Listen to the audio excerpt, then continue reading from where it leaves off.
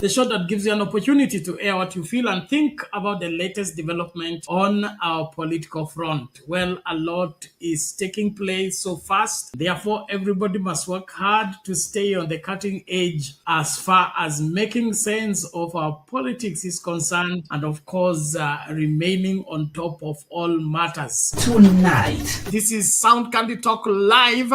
72 people have cast their vote already, and only 42 have liked the video. Justified. So from the look of things, the majority of Kenyans think the government need to up their. Glad to report we are back on the main channel as well, and therefore we are asking everybody to join from wherever you are. Sound Candy Talk Live YouTube channel, and we are also live on X as well as extended to Facebook.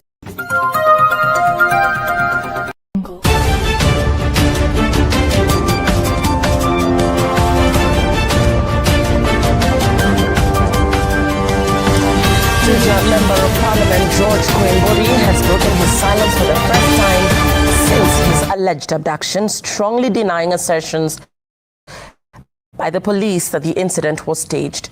Speaking from his hospital bed at Karen Hospital, where he's currently receiving treatment, the MP recounted his experience and expressed deep gratitude to those who intervened and helped save his life. As Citizen TV's Ben Kirui reports, Koimburi's statement comes amid public debate over the circumstances surrounding his disappearance, with police maintaining that the event was orchestrated, a claim the legislature has now firmly dismissed as false and insensitive. Leo kiwa tarehe 7 mwezi wa 6 mwaka 2025. In his first public statement since his reported abduction, Juja Member of Parliament George Koimburi has detailed the events of May 25th, 2025, when he claims he was forcibly taken by unknown assailants outside a church in Mugudha, Kiambu County, holding a bouquet of flowers. Koimburi said the ordeal began as he was leaving a Sunday church service when he was confronted, roughed up, and bundled into a waiting vehicle. His wife, Ann Koimburi, was reportedly injured during the scuffle that ensued. Nimekuwa na wiki mbili ambazo ni ngumu sana katika maisha yangu, ambazo sitasahau.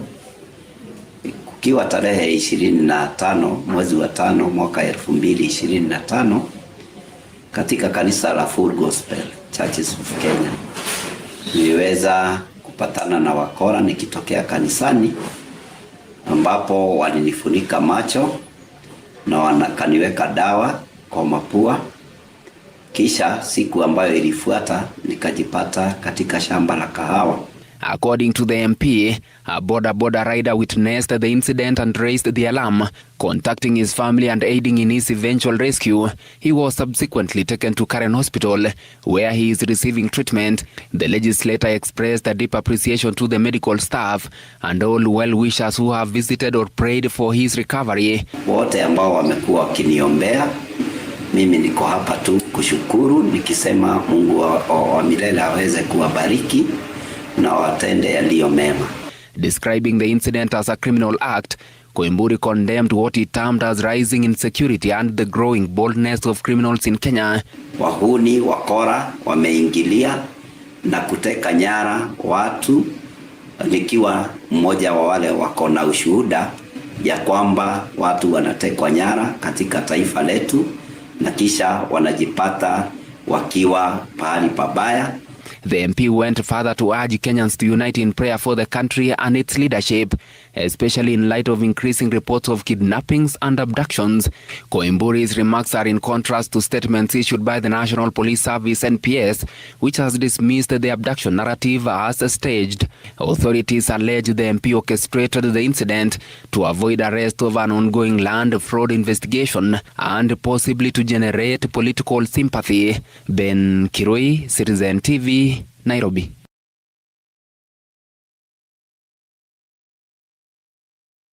Kenya Kwanza politicians led by Deputy President Kithure Kindiki have pushed back against mounting criticism from the opposition, spearheaded by former Deputy President Rigathi Gachagua, over the origins of funds in the nationwide empowerment programs. Government leaders, many seen as close allies of President William Ruto, have been distributing millions of shillings in various regions, raising questions about the source of these funds. On Saturday, President Ruto disbursed a total of 9 million shillings across 3 separate empowerment events, while Deputy President Kindiki contributed 4 million shillings. Melita Oletenges reports.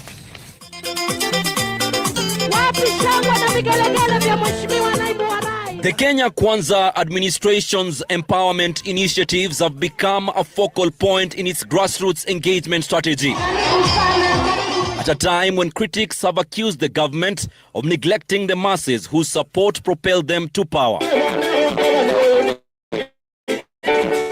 Significant sums amounting to millions of shillings have been handed out at these events, prompting the opposition to demand transparency regarding the origin of the money.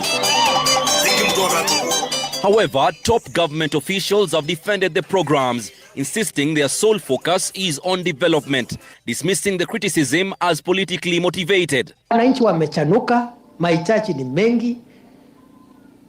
Ile maneno inahitajika kazi kubwa na kazi ngumu. Sio kazi ya watu wavivu, watu ovyo, watu ya ukabila hapo na watu wa kulalalala na kungojea wasifiwe wapigiwe makofi. Wale wapinzani ambaye hawana maana wanasema wamama waendelee kuteseka. Nyinyi mnawaambia shetani afanye nini? Ashindwe sio? Kenya Kwanza leaders have questioned the source of funds used by the opposition and the lack of similar empowerment drives. Siasa ya chuki, siasa ya uchochezi, siasa ya kupiganisha watu, siasa ya kusema watu wakichangiwa pesa iko makosa imefanyika. Tunashikanisha Wakenya pamoja na pia tunawasaidia kwa biashara yao, ndio wakuwe na pesa ya kuendesha shughuli ya maisha ya familia yao. Wale wengine ya okora ambao wanazunguka wakigawanya nchi. As government critics continue to push the one-term narrative, Deputy President Kindiki has dismissed these claims, asserting that the administration's track record will ultimately speak for itself. Na utitisha sisi na term, sijui term gapi, nani ataserve term gapi. So what? It's not important how long somebody serves. What is important is what someone does when they are in office. Nyinyi hapa kila wakati tukipiga kura yetu inaenda namna hii, tunaenda pande ile nyingine.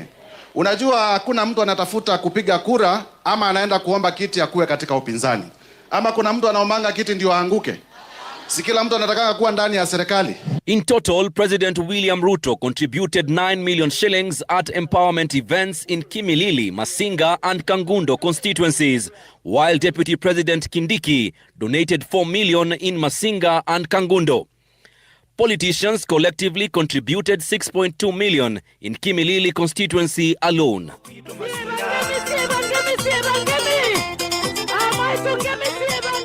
Melita Oletenges, Citizen TV.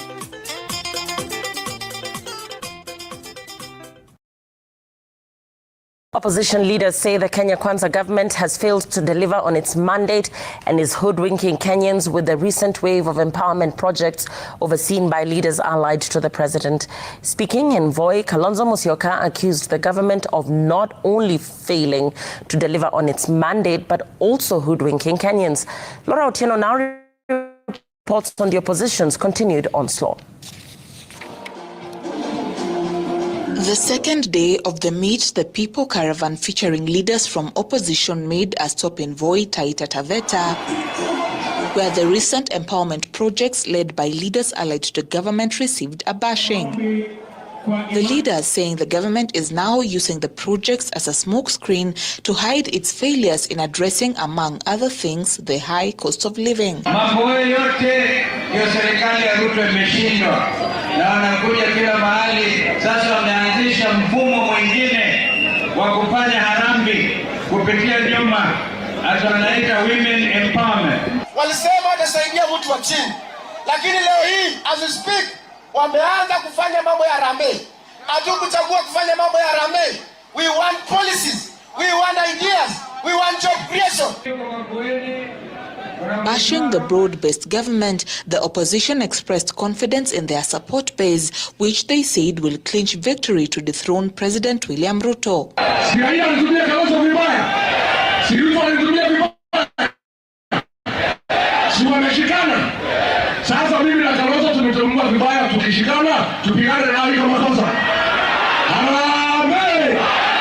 Tukitaka tukombolewe na turejeshe mali ya Kenya, ni lazima William Ruto aende one time.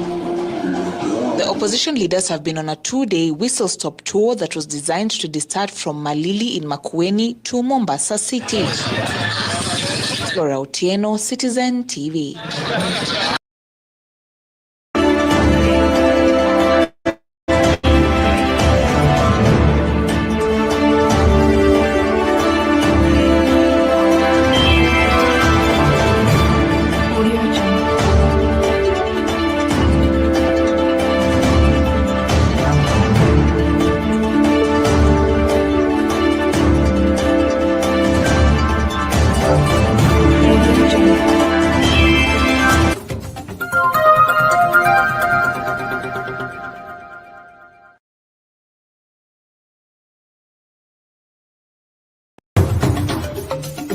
Tunaingia vijijini, mijini na hata jijini kukuletea taarifa mchana kutwa. Usiku tunaketi kitako, tunadadavua tukichanganua taarifa na makala muhimu yanayokuhusu wewe na familia yako. Ungana na Bernard Ngozi kwenye Open Forum Political Show kuanzia saa 4 usiku hadi dakika zake kila siku ya wiki kwenye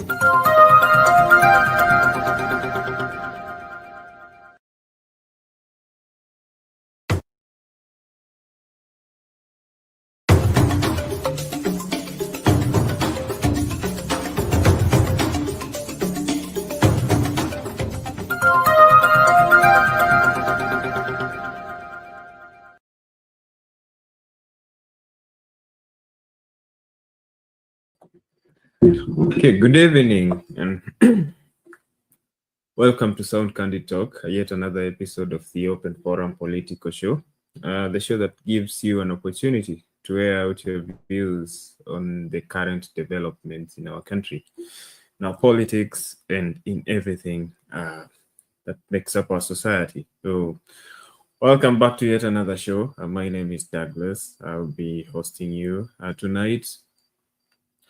And last time we were here, we talked about President Ruto's visit to the mountain, back to the mountain. It's been 6 months, an impeachment and more. He's generally been avoiding the mountain, but he's back. Today was touchdown at Sagana State Lodge. Tonight he hosted a band of journalists for media conversation on what has been happening, and we had an opportunity to hear from him on some of the pertinent questions that we've had all along. So I'll be talking about that, and in yet the news that we'll be talking about tonight is one CDF Kariri. I haven't been here since he last spoke alongside the NIS boss. And they told people to stop using the slogan, Ruto must go. But are they right to do so? Are they being used? Is President Ruto now using the military to intimidate the citizens of the nation, the Republic of Kenya? We are going to talk about that, even as Kalonzo and Eugene Wamalwa, who are now the official opposition, weigh in on the matter and slam the CDF. That is the Commander Defense Forces of Kenya. And in other news, last time we talked about Maraga's presidential bid. He officially, declared this presidential bid come 2027. The youth and generally a faction of Kenyans have been asking him to vie. He's the kind of leader that they want him to lead them come the next general election, the next term.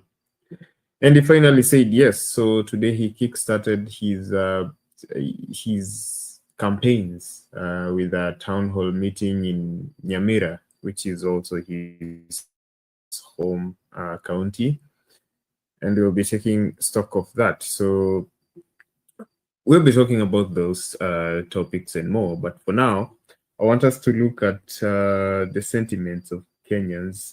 We'll begin with President Ruto's visit to Mount Kenya. As I've already told you, today he was at Sagana. He arrived at Sagana State Lodge, and he just had a few moments with the residents of the mountain. So let's just hear from them what they think ahead of that. Even as I wait for you people to come and join me in the show so that we have this conversation together. My name is Douglas. Welcome to the show.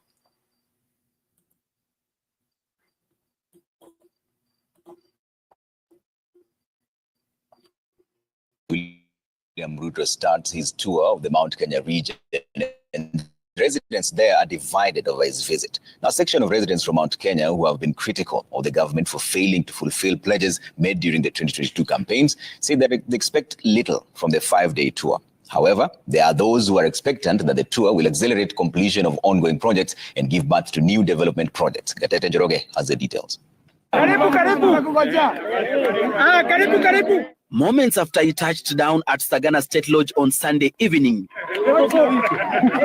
at hand to receive President William Ruto were local leaders and a handful of residents. A 5-day visit in the region already eliciting reactions from residents who came out close to a man to support his presidential bid back in 2022. From unfulfilled promises, stalled projects, and the fallout between the head of state and former deputy president Rigathi Gachagua, making the mountain restless. Hatujui ni project gani anakuja kulaunch, hatujui ni project gani anakuja kufungua, kwa maana zile project zote alituelezea hakuna hata moja inaendelea, hata hakuna moja inaenda kufanya kazi. Sasa tunaona watu wanakuwa mobilized, siku ya kesho wapelekwe ndio waweze kupiga makofi. Rais anakuja na ahadi zingine, ama ni zile ambazo aliahidi watu wa Mount Kenya ya kwamba hizo barabara zitamaliziwa. Mahali kwingi tukaona matrakta zimekunja, zimehama. Concerns that government in its efforts to ensure the visit is not interrupted by murmurs deployed top officials from the region to inspect ongoing projects. For the better part of Monday, cabinet secretaries, principal secretaries toured markets, hospitals, stadiums in the region to assess progress. Tumetumwa na His Excellency the President of the Republic of Kenya, Dr. William Ruto, tukuje tuangalie progress, tuangalie pahali hospitali imefika, to compile report na tumpeleke. He's coming to progress development in our region, and the people of this region should celebrate and should be very proud that the head of state is in this region. But the visit by top government officials in some areas was not received with open arms, as residents want the government to focus on unfulfilled promises. This is one of the sites or projects that have been identified for launching. In fact, in terms of groundbreaking, it's a big market that is coming up here. Kuna ahadi alituahidia kuwa atatupatia milioni 100 ya kutengeneza barabara. Hakuna hata cent tulipata na hakuna kitu kimefanywa. Kisha kuna soko ya Kagio. Anasema anakuja kufungua. Hiyo soko isatengenezwa. Sasa sinjui anakuja kufungua itengenezwe nini nyingine.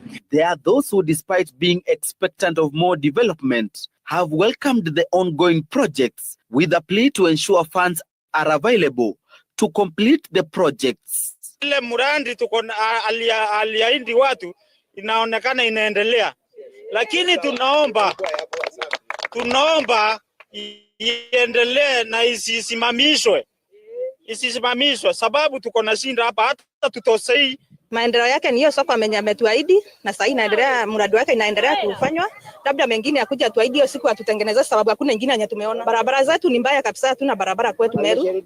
Hakuna barabara, hakuna maji yenyewe alituahidi atatutorea hapa ya Mbututia, hatuna. Gatete Njoroge, Citizen TV, Nairobi.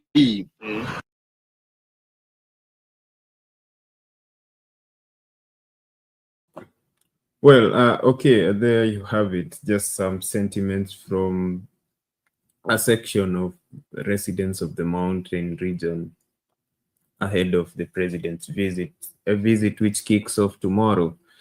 And there are lots of expectations on what is going to launch. Is it going to launch old projects? Is he going to bring new projects? What is he coming to do? What does he have for the people?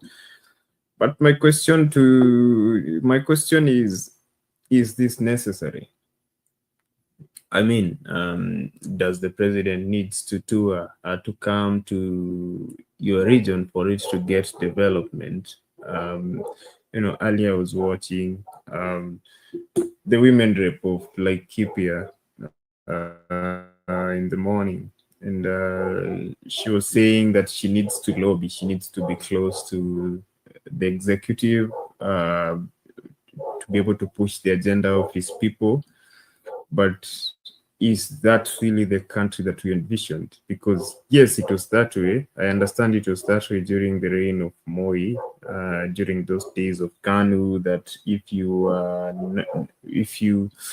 for your people to get development and services, then you had to be in proximity with the government of the day. But isn't the new Katiba and devolution, and so wasn't it supposed to do away with that so that regions develop as per the law? Anyway, I want to hear that from you. What do you have to say? But his arch rival, former DP, ex-DP Rigathi Gachagua has been on his tail. He's finally coming to his region, and yesterday he told his people to not show up for the rallies, to ask a lot of money. Today he says he just had some jabs to throw at Ruto ahead of his tour. So let's also take a look at these as we move on with the show. So let's have a look at this. Meanwhile, former Deputy President Rigathi Gachagua now claims that President William Ruto has not commissioned any projects in the entire Mount Kenya region in his 2.5 years in office, saying that the head of state has only been riding on projects launched by retired President Uhuru Kenyatta, which he says have stalled. Gachagua, who was speaking in Wangige in Kabete constituency in Kiambu County, said that he will ensure President Ruto is a one-term president. Si umesikia rais anakuja hapa? Anakuja anakuja kufanya nini? Sisi tunataka kumwambia William Ruto, wewe unakuja hapa Mlima Kenya, ukuwe mtu ya kuongea ukweli.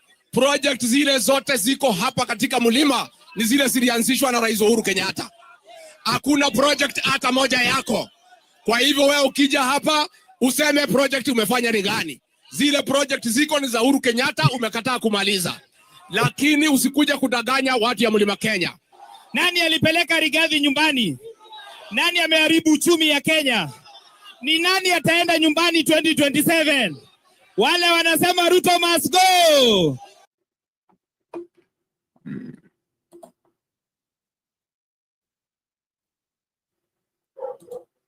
Okay,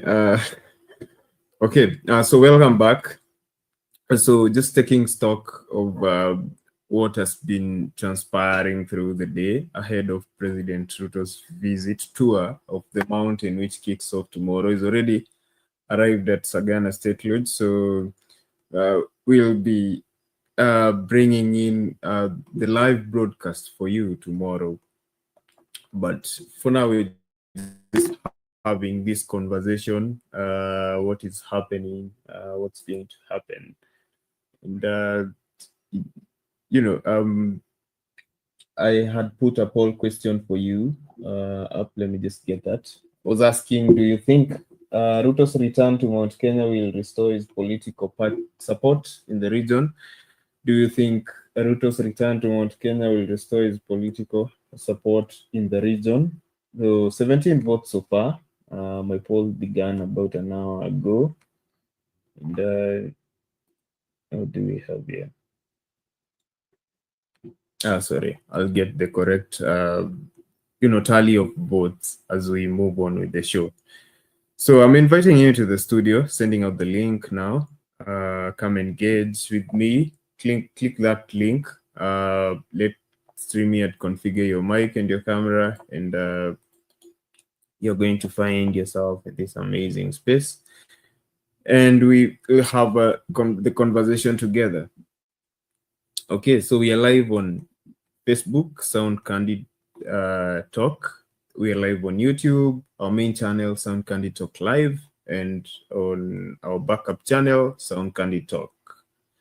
So the backup channel has a blue logo. The main channel has a white logo. I think that's easier to recall. You're going to see that as immediately, you type that on your search on your search bar on YouTube.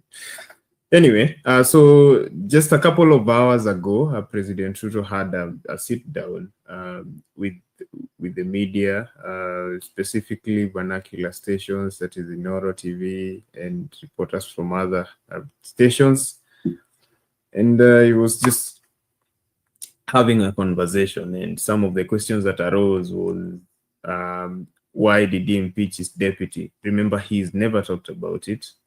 He's never explained why. It just happened, and he moved on like nothing happened. Gachagua has been a bitter man, but on the other hand, he's been, very popular, especially in the mountain region. But today, Ruto has come out to explain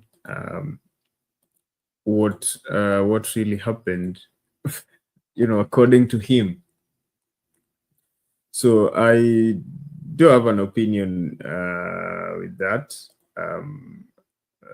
Sorry, I don't have an opinion with that.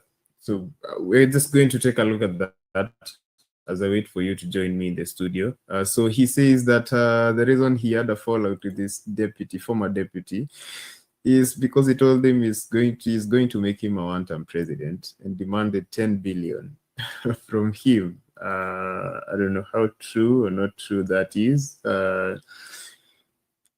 You will tell me how you discern it. What do you think? I've sent out the link right now, but in the meantime, we're just going to look at that interview.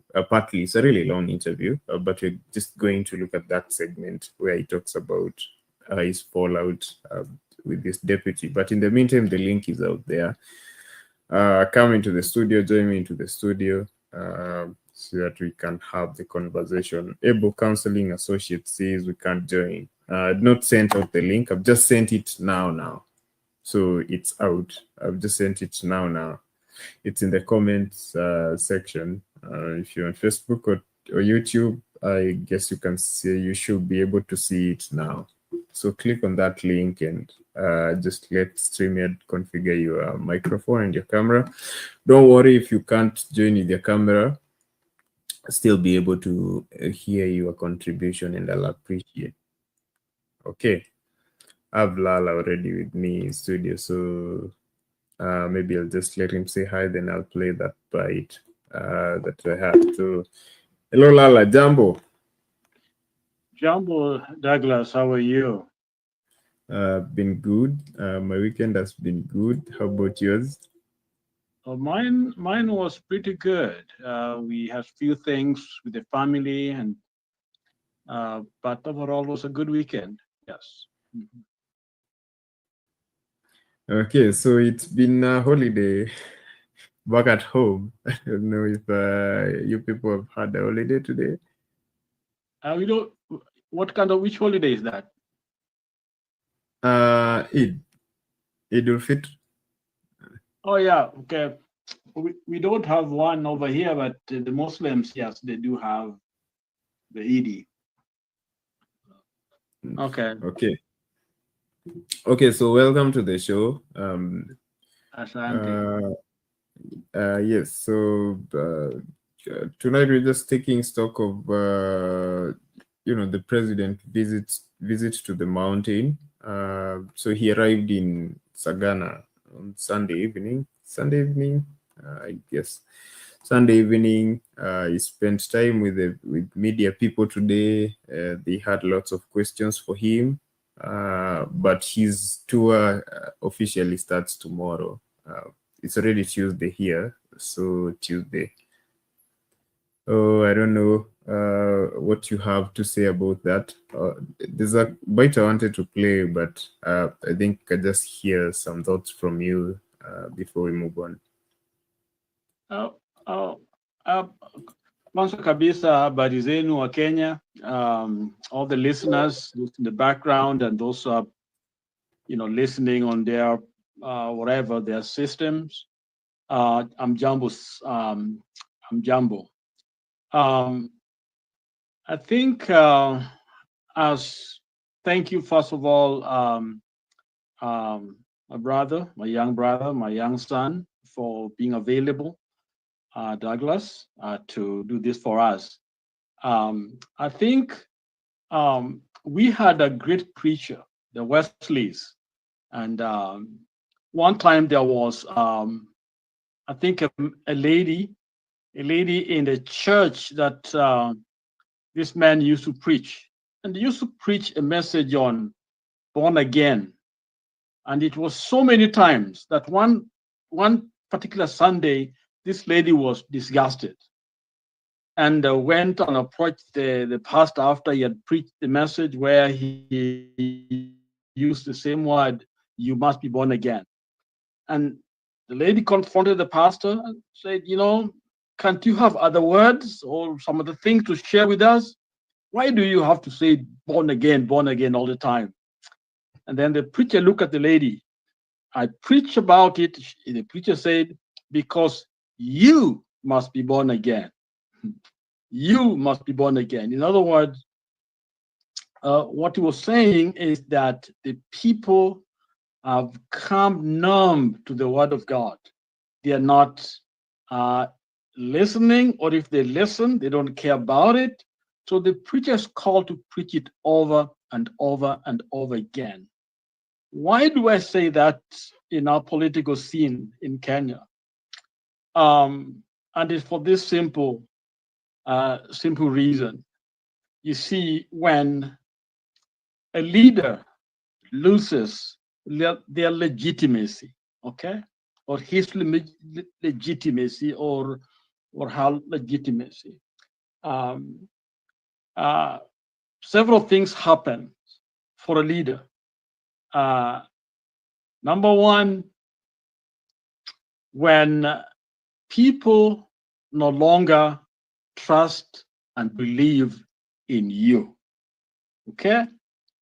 These are facts, People don't believe in you and your governance, in your regime. They have lost that trust in you. That's number one. When I lose, number two, they no longer believe they have the right to be ruled, that the authorities or the leaders is justified. So in their mind, they don't expect anything from you because they don't respect you and they don't want you. They don't believe in your authority. And that's what they believe. Because they believe you are incompetent, you're corrupt, you're tyrannical, therefore you've lost their trust. Okay, when you try to force yourself. And so why am I saying this? Ruto and his team know very well that some of us lost him, okay? So coming to different parts of Kenya, especially now in the central, people really are not expecting anything. Okay. So what can he do? And what he can do is to come and do nothing. That's all he can do. Okay.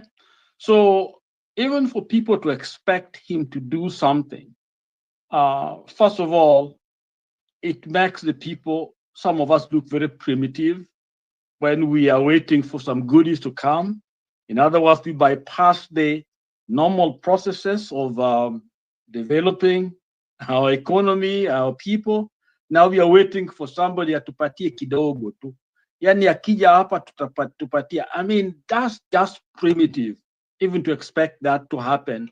Umeona watu wanakazungumza hapo, atatufanyia nini? It's like a leader comes, it's like an a goodies to bring.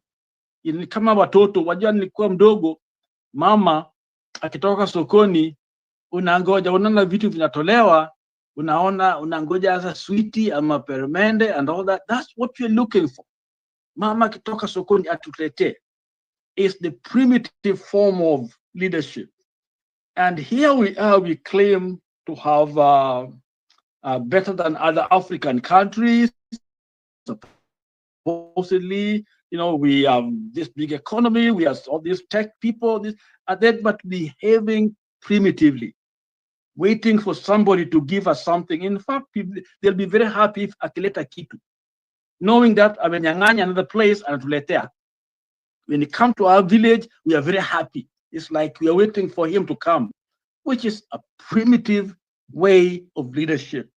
And I pray that our young people will not fall to such kind of tactics, such kind of primitive ways of leadership. So to me, Ruto has brought nothing. If it comes to talk about ideas to learn from people, like any leader is every right to go to any part of the country. But at this time, to play politics on people, it is so sad. And I blame our people that I think I heard somebody talk about using Moi tactics, because he's the one with the bag and a letter goodies and a kuja nazo. In other words, we don't need parliament, we don't need all these other things because he's a judge, he's justice. What he wants, goes. If you are a thief and your clients, you're fine. Okay. So you've seen that happen quite a bit in our system. When you are bad, according to the president, it means you are also a criminal. Okay. And Kenyans are okay with it. So even though we talk about Ruto all the time, we need to talk about ourselves. Why do we accept this when we have the education? It seems to me that those old leaders who never went to school, or they had a very semi-education, half-baked education, who had a lot of more common sense than some of us, because we have been blessed with schools. We are supposed to have travel everywhere around the globe, use a lot of money to benchmark and see how things are done in those countries. And then we come and do something like this. I mean, it is shameful. This is not the way to develop and how to grow. So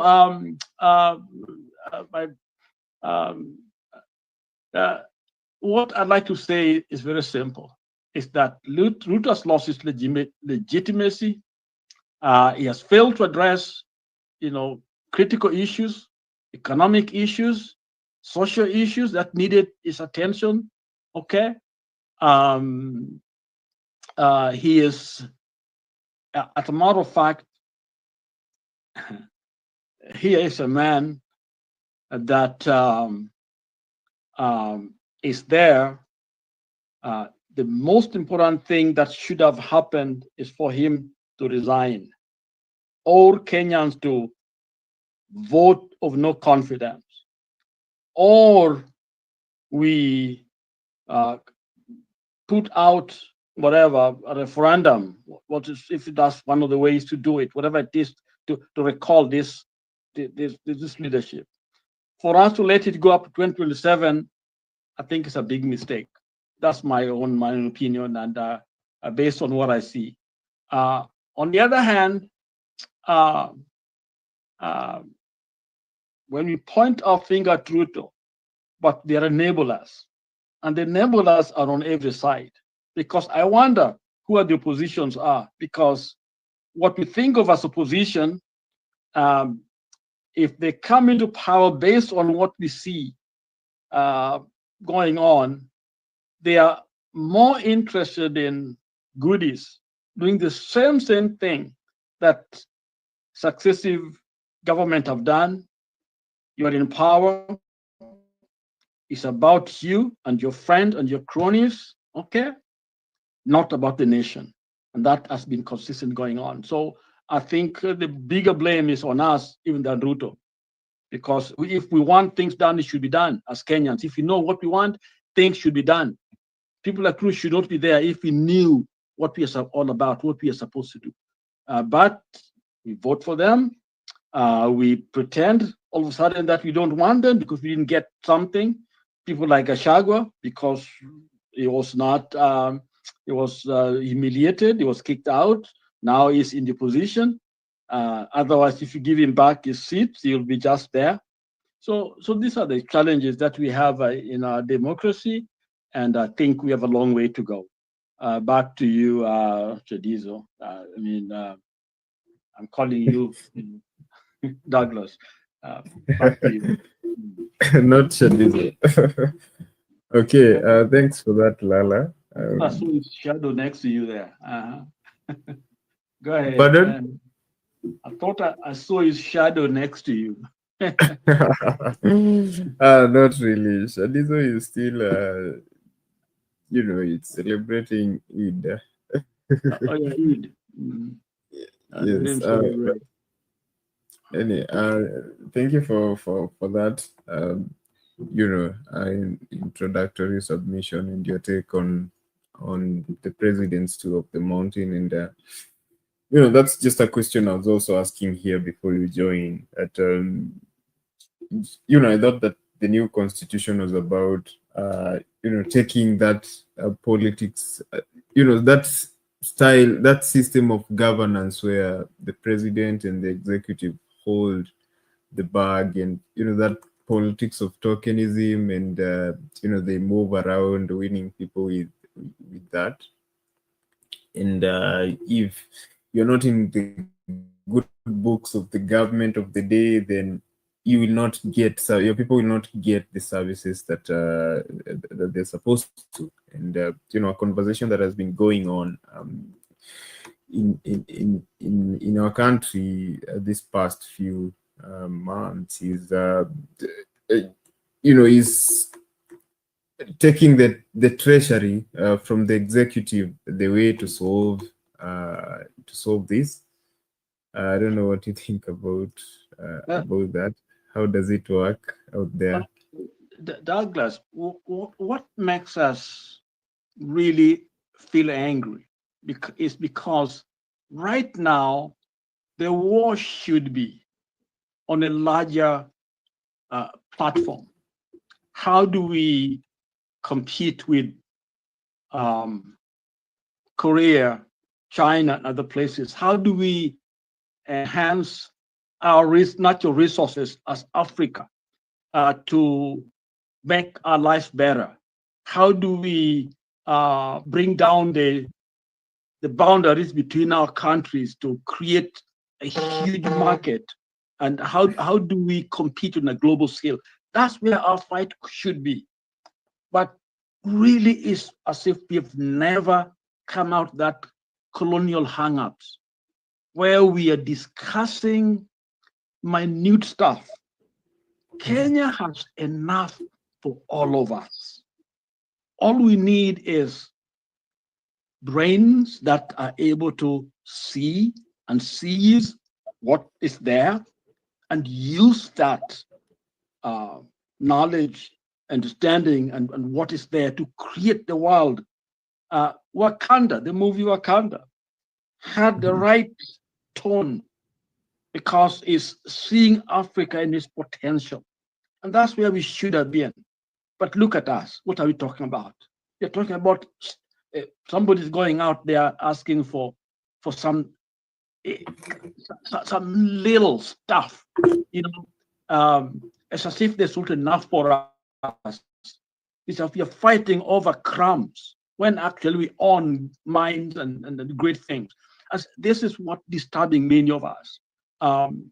Somebody go out to steal an election, and even when things is lost legitimacy, he can't do honorable thing and say, you know what, Kenya's bigger than me.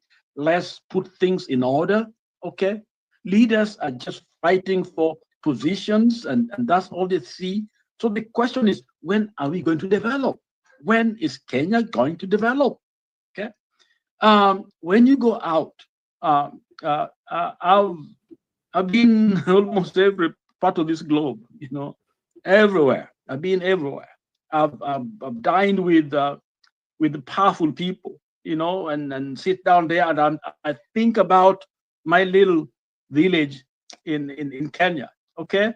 And I'm wondering, when are we going to use those wonderful resources? And people know that when they talk to you as a Kenyan, it's almost like they're salivating on the fact that you come from there, the beautiful land, the opportunities that are available in Africa, and different things that are there. They see it. But for us, we are fighting wars. We are focusing on wrong things, when actually we should be helping our young people to be able to focus on the real battle. Look at the ways that we have in here. Look at M-Pesa, the technology and all that our young people are able to bring up, But you see, who benefits? It's the Googles when they hire them. It's the Boeing and others. There are a lot of Kenyans doing great jobs out here. If you'd get those and bring them back to Kenya, give them the support that they need, I'm telling you, there's nothing we cannot do in that country. And we have everything. I live in the north, where you know very well that certain time of the year, you're in winter. There's nothing you can do. Things are shut down. Okay, the land is not as productive. You have to put some manure for it to be able to produce. Okay, and yet we sit on the sun. Imagine the energy that we are wasting. We sit on the rivers, getting into the ocean. There are a lot of things we can do with it, irrigation and all that. And our people live like birds. You see, take a train from Nairobi to Mombasa or to Western Kenya, and look to the window and see those are our brothers and sisters in those little, huts, grass thatched and makutis and all that, and people just have maybe one shirt and one shoes if someone don't have shoes, and if they eat a meal, what's the difference between that person and a bird? Okay, what's the difference? That's not different, and the majority are there. And it's just few of us who have been privileged, who have gone to school, who are able to buy this and build this and build that. A very small percentage. So majority of our people are still trapped in those, areas, in those rural areas, and in our slums, but no future. Yet here we are.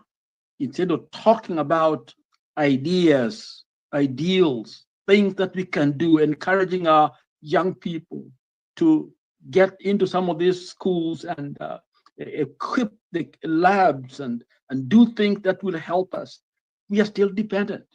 In fact, I would say that the poorer people are more productive than even some of us, because at least they go there and dig and eat food.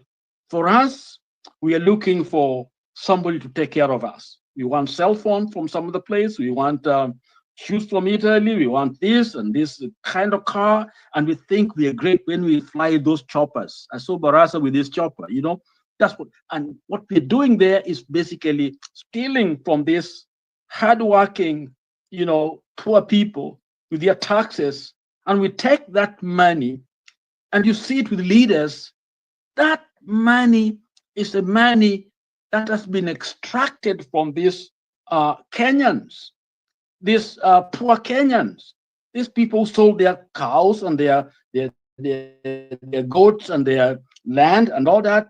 You wonder where that money goes to? It goes in the pocket of these politicians. And these politicians take that money where? To America, to Europe. They go buy some of this, big cars and all these things. That is the taxpayers' money. So we are basically feeding these vampires. And these vampires are there to ship that resources out to the country. So the enemy is our elite. Some of us were educated because we are not bringing anything home. We are extracting from our home, and people are getting poorer and poorer and poorer. That is the condition that we face with. And we are not doing enough to be able to change that mindset so that we can be able to reverse and allow our people to be able to use what they have to build their lives and to build their economies so that Kenya can be a respected country. We are not. Because Ruto's going to Central. What is he going to do there? So spend to take from us in that money, that flight or whatever, those movements and all that, that is taxpayers' money. And so that's why I'm mad. I'm very angry. Back to you, Douglas.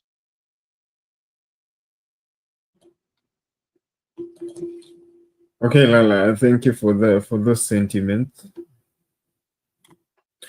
Okay, and I think in other news, the president today he had a media roundtable with vernacular radio stations and led by Noro TV, and one of the questions that popped up was why he impeached his deputy. That is something that he has avoided.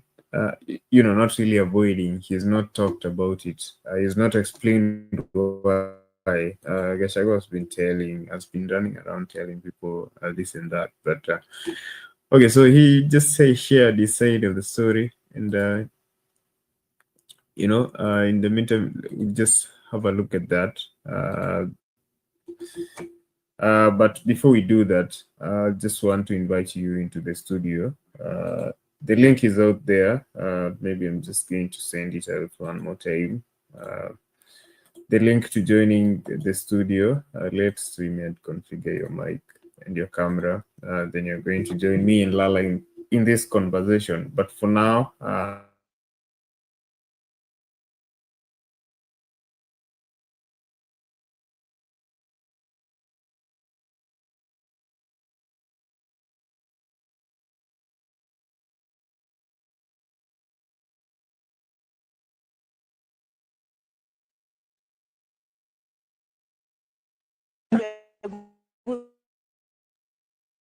za Wamunyoro na Wamunyoro, hiyo ndio mambo ambayo sasa tunataka kuuliza hapo. Sasa ndo umeguza mlima. Wakati ulikuwa hapa na watu walikupenda sana, ulimchagua Bwana Rigathi Gachagua akawa naibu wako, mkaingia katika uongozi. Sasa wakati tukiendelea na kazi tukaona, sijui ni jambo lipi ambalo lilikupa msukumo ama ni lipi lililosababisha akang'atuliwa kutoka kwa kiti cha unaibu wa rais. Ni jambo ambalo lilikera watu wengi sana wa mlima, sababu alisema umemng'atua mtu wetu, na hata ukawaletea bwana profesa na wakasema sisi mtu wetu alikuwa Rigathi. Ni jambo lipi ambalo lilisukuma kabisa Rigathi akang'atuliwa kutoka kitini cha unaibu? Hiyo ni swali ambayo itajibiwa na watu wengi, kwa sababu wenye kumtoa Rigathi ofisini, mimi hakuna mahali nimeweka sahihi atolewe.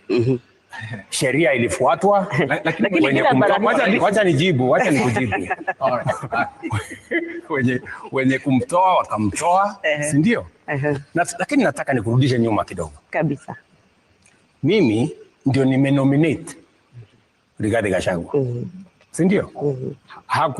Hakupigiwa kura ati ndio mimi ni nominate. I nominated him kwa sababu katiba ya Kenya sehemu ya 148 inasema rais ndiye ana nominate. Si ndio? Mimi ndio nimemnominate. Na nimemnominate kwa kura yangu moja. Si ndio? Na mimi nataka nikueleze. Hata wakati mimi nimemnominate Bwana Gachagua, niliuliza kwa sababu nilikuwa na wabunge wengi, viongozi wa kutoka Mlimani. Tuliketi chini na wao. Nikawaambia, jameni, mimi nimefanya kazi na Mheshimiwa Uhuru Kenyatta miaka 10. Nimefanya kazi kabla ya hiyo. Nimekuwa rafiki ya watu wa Mlimani. Na wameniamini, wanataka kunipatia kura zao. Nataka nyinyi kama viongozi wa kutoka Mlimani, wabunge wa sasa, mmoja wenu ama mmoja wa viongozi wa kutoka Mlima awe naibu wangu wakati tunaenda kwa uchaguzi. Nasikia Nyokabi? Nasikia. So nikawaachia nafasi, nikamwambia haya, mnipatie mtu. Wakazungumza pale kwa ofisi yangu Karen pale nikiwa naibu wa rais. Karibu mpaka saa 10 toka asubuhi. Mwisho wakaniambia tumeshindwa. So tufanye namna gani? Nikamwambia hapana, hamwezi kushindwa. Wakaniambia kwa sababu tumeshindwa tunaweza kupiga kura. Nikamwambia pigeni kura. Wakapiga kura. Nasikia? Si unataka ukweli? Kabisa. Ikapigwa kura. Huyo Profesa Kindiki akapata kura 27. Ule rafiki yangu Rigathi akapata kura 5. Unasikia? Sasa wakati hawa viongozi wameniletea majibu, nikawaambia wacha nifikirie kama vile tutakavyoenda. Mwisho nikawapasuade, nikawaambia sikizeni. Mimi nalaumiwa Mlimani kwamba mimi nimeshikana na viongozi wachanga, viongozi vijana. Sijui Ndindi Nyoro, sijui Kimani Ichung'wah, sijui nani, hawa vijana wadogo wadogo. Na hata huyo profesa ako katika kiwango hiyo. Kawaambia ili tusionekane kwa watu wa Mlima, pengine nimechukua vijana, wacha nichukue huyu mzee karibu wa rika yangu, pengine mzee kidogo kuniliko, shingo upande. Wakaniambia wewe ndio kuamua. Sawa. Mimi nikaamua, tukaenda pamoja na ndugu yangu Rigathi. Hiyo ilikuwa ni miezi 3 kabla ya uchaguzi. Si ndivyo? Baada ya uchaguzi sisi tukaanza kazi. Mambo matatu yalitokea. Ya kwanza, shida. Kesi. Kila siku kwa kesi. Itumbi amesema sijui ameandika nini. Sasa tukafanya kesi. Kaita Itumbi. Deputy President ameketi hapo, mimi hapa. Wewe Deputy President anasema umefanya. Haya, tunamaliza kesi. Next, baada ya wiki moja, Faruk PA, mtu mdogo, amefanya. Haya, naita Faruk, nafanya kesi. Tukamaliza hiyo. Kidogo Ndindi Nyoro ameitisha mkutano sijui Kiharu, amepanga wabunge wengi. Mbona amepanga wabunge? Mbona naita Ndindi Nyoro. Tumeketi chini. Kesi. Haya, kuisha hiyo, Kimani Ichung'wah sijui amesema.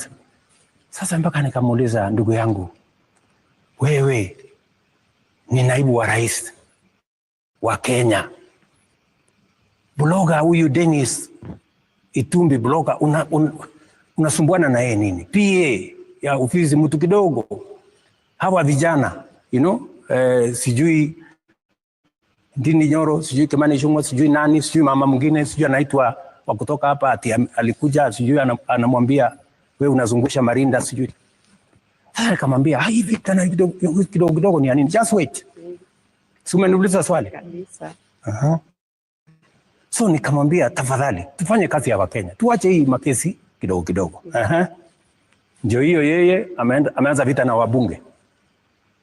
Hawa wabunge wenye kumuondoa bunge, vita na wabunge, nyinyi wabunge, kabla ya Disemba, msiponipigia magoti mtaenda nyumbani. Wabunge ndio hawa. Wabunge ni wanasiasa. Sasa wabunge wakasema Disemba tutaenda nyumbani tusipokupigia magoti. Okay. Kabla Disemba na sisi tutakushughulikia. Nasikia? Vita mwenyewe wameanzisha na wabunge. Ya tatu. Naibu wa rais kazi yake kubwa ni kumsaidia rais. Mimi nikiwa naibu wa rais wa Uhuru Kenyatta, you people in the media, you are witnesses. Mtu mwenye kwenda TV kutetea program ya equipment ya hospitali, program ya electrification, program ya barabara ya serikali, ilikuwa ni mimi. I went to more TV stations many more times than even the president himself. Kwa sababu ni kazi ya naibu wa rais kuprofile kazi ya serikali. Na wauliza nyinyi, KTN, Citizen, NTV, mulimuona Rigathi ameenda kuongea barabara siku moja, sitima siku moja, program ya UHC one day? What? For 2 years, he never stepped in any station kusema program ya, wacha hata station, hata in public, kuongea mambo ya serikali. Sawa, mimi nikamueleza, my brother, you know, manifesto tumeandika housing, manifesto tumeandika universal health coverage, manifesto tumeandika tutasort out mambo ya walimu, manifesto tumeandika, na manifesto si gazeti. Mheshimiwa Rais, yes, wait, manifesto si gazeti. Nikamwambia, we made a commitment to the people of Kenya on housing, on universal health coverage, on making sure that we have a proper CBC model. Sasa kama huwezi kutetea, kama huwezi, na wewe nimekupatia mamlaka, hakuna kitu tumepitisha kwa cabinet ambayo haijaenda kwa ofisi ya deputy president kama chairman wa committee za cabinet. How are we going to run this government? Wacha nimalizie. So I just want you to understand, because ni vizuri watu wa Kenya wanielewe. So wabunge wakaanza vita kwa sababu wameambiwa wasipopiga magoti, nasikia, wataenda nyumbani. So ikafika mahali hapo, sasa nikaelezana na huyu bwana, sasa my friend, please punguza vita na hawa watu wote. Sasa ikanifikia mimi. Mimi sasa, unajua, mimi naweza kukufanya one term president. Usipofanya hii, usipofanya hii, usipofanya hii, nahitaji bilioni 10. Wewe unajua bilioni 10, Bwana Waweru? Labda zilikuwa za nini rais? Bilioni 10 ndio niende niongee na watu ya Mlimani, you know, ni kupangie siasa, sijui nifanye nini. Mimi nikaona hapa, nikamwambia I will not do it. Wacha nimalize. So nikamwambia hii haiwezekani. Na kama ni kuwa one term ni sawa, hakuna problem. Kama wewe ndio kuamua nani atakuwa one term, nani atakuwa sijui how many terms, nilikuwa nafikiri ni wananchi wa Kenya na Mungu. Kama ni wewe, sasa amua vile unataka. Nasikia, my friends. So wabunge wakaanza vita. And hata wabunge marafiki wa Rigathi watakuambia, mara 2 niliita wabunge, nikamwambia, sikizeni, hatukuchaguliwa kuja kupigana, tulichaguliwa kuja kufanyia Wakenya kazi. Wachana na mambo ya impeachment. Mara ngapi? Mara 2. Mara ya tatu nilikuwa nimeenda UN. Nikaitisha mkutano kwa sababu nilikuwa nimeona wameanza tena maneno ya impeachment. Nikaitisha mkutano, nikawaambia wabunge kujeni tufanye mkutano. Wabunge wakakataa kuja mkutano, wakasema wewe umetuzoea. Ulitukataza mara ya kwanza, ukatukataza mara ya pili, sasa utaamua. Either tutaendelea na tukuulizi, atuulizi kura yako. Kura yako haihitajiki bunge. Sisi tutafanya vile tunavyojua tutafanya. Hiyo ingine wachana na sisi. They never came for the meeting. My friends, I tried. In fact, kama ni kuokoa, nilimsaidia wakati wa bunge, wa ile bunge ya mbeleni. Wakati walimkataa, mimi ndio nilimkubali. Wakati wamejaribu kumfanya impeachment ya kwanza, mimi ndio nimezuia. Impeachment ya pili, mimi ndio nimezuia. Sasa mimi nataka niwaulize nyinyi. Kwani Wakenya walinichagua mimi niende nifanyie kazi mtu mmoja ama nifanye kazi ya Wakenya wote? Mheshimiwa Rais. So, I mean, tafadhali mambo ya hiyo tufunge hiyo chapter. Wacha swali moja tu labda, sababu ulikuwa naibu wa rais. Kwa sababu wacha niwaambie. Kenya hii tuko na mambo ya viongozi. Lakini tuko na mambo ya wananchi. Mambo ya viongozi wananchi wataamua. Hakuna haja ya mimi kubishana na Rigathi ama wabunge wengine kwa sababu mambo yetu sisi wote itaamuliwa na sitamuliwa na wananchi. So sisi wote tujipange. You know, ile imefanyika unfortunately. Lakini sasa nyinyi kama wananchi wa Kenya ndio baadaye wataamua huyu William Ruto tulipatia kazi. Amefanya, hajafanya. Kama amefanya, watajua vile ya kufanya. Kama hajafanya, they know what to do. Mambo ni rahisi hivyo, lakini tusishinde tukipishana mambo ya viongozi. Kama tunaongea mambo ya viongozi miaka nenda miaka rudi, this press conference, that press conference, maneno ya wananchi tutaongea lini? Wakenya wenyewe mimi nimekuja Mount Kenya president kuongea mambo ya wananchi. Mambo ya viongozi wananchi watatuamua. Mheshimiwa, hata hivyo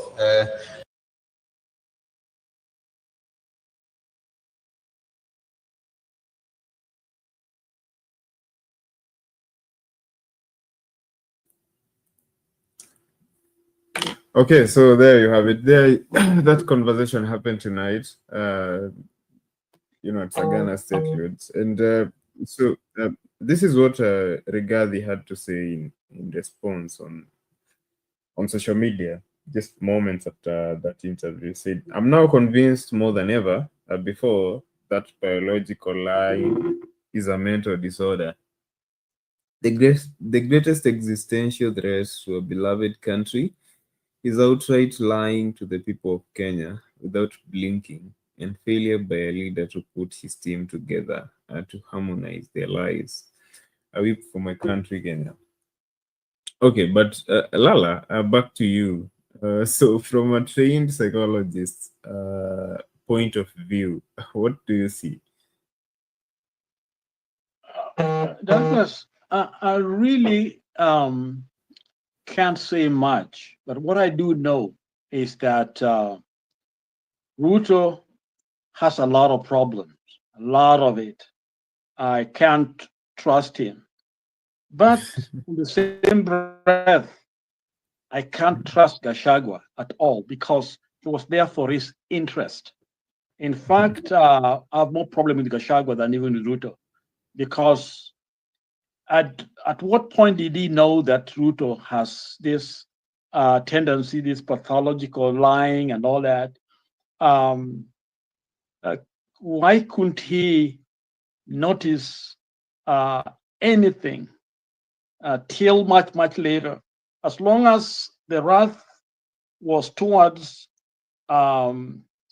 people he didn't like, as long as the economy was not the focus of certain areas or the entire nation, as long as he was in power, able to tell the people what they're not supposed to do. So to me, I think he was basically building his own system rather than the government. because he did not. His term in office was very pathetic. As a matter of fact, I think it was good that they get him out. So to me, I think the two of them are embarrassment to the country, and of course, I also still have to put the blame on us, Wananchi, because we knew there's nothing. Ruto did not come from the moon somewhere. Ruto as a history, and that history has been known all along. Gachagua has a history, and also we know his history too. So even when they are talking, we're just watching and listening, and they are not convincing any of us. Well, they had the issue between the two of them, but the people who suffer are us, because it's our funds, it's our taxpayers, it is our country, it's the stagnation of our development, which threatens our future, and that's the result of this kind of leadership. And that's why I think the bigger blame is on us as Wananchi for not standing strong enough to be able to tell these two people that they didn't deserve to be where they are. So that's what I can say. The details, I'm sure they have the details are there. I mean, the meetings are there. So whether it's lying or not lying, I don't know. But both of the two gentlemen are no good for the nation. Back to you. Okay, thanks, Lala, for that. But you know, I continue to invite you into the studio. The link is still out there. Welcome to the show and engage with us. You know, tell us what are your views concerning this new development. The president is already touched down in Mount Kenya. He's at Sagana State Lodge. Tonight she had a conversation with media, and just lots of questions there centered around development, his former deputy, J.B. Muturi, and all that stuff. He had a lot to say.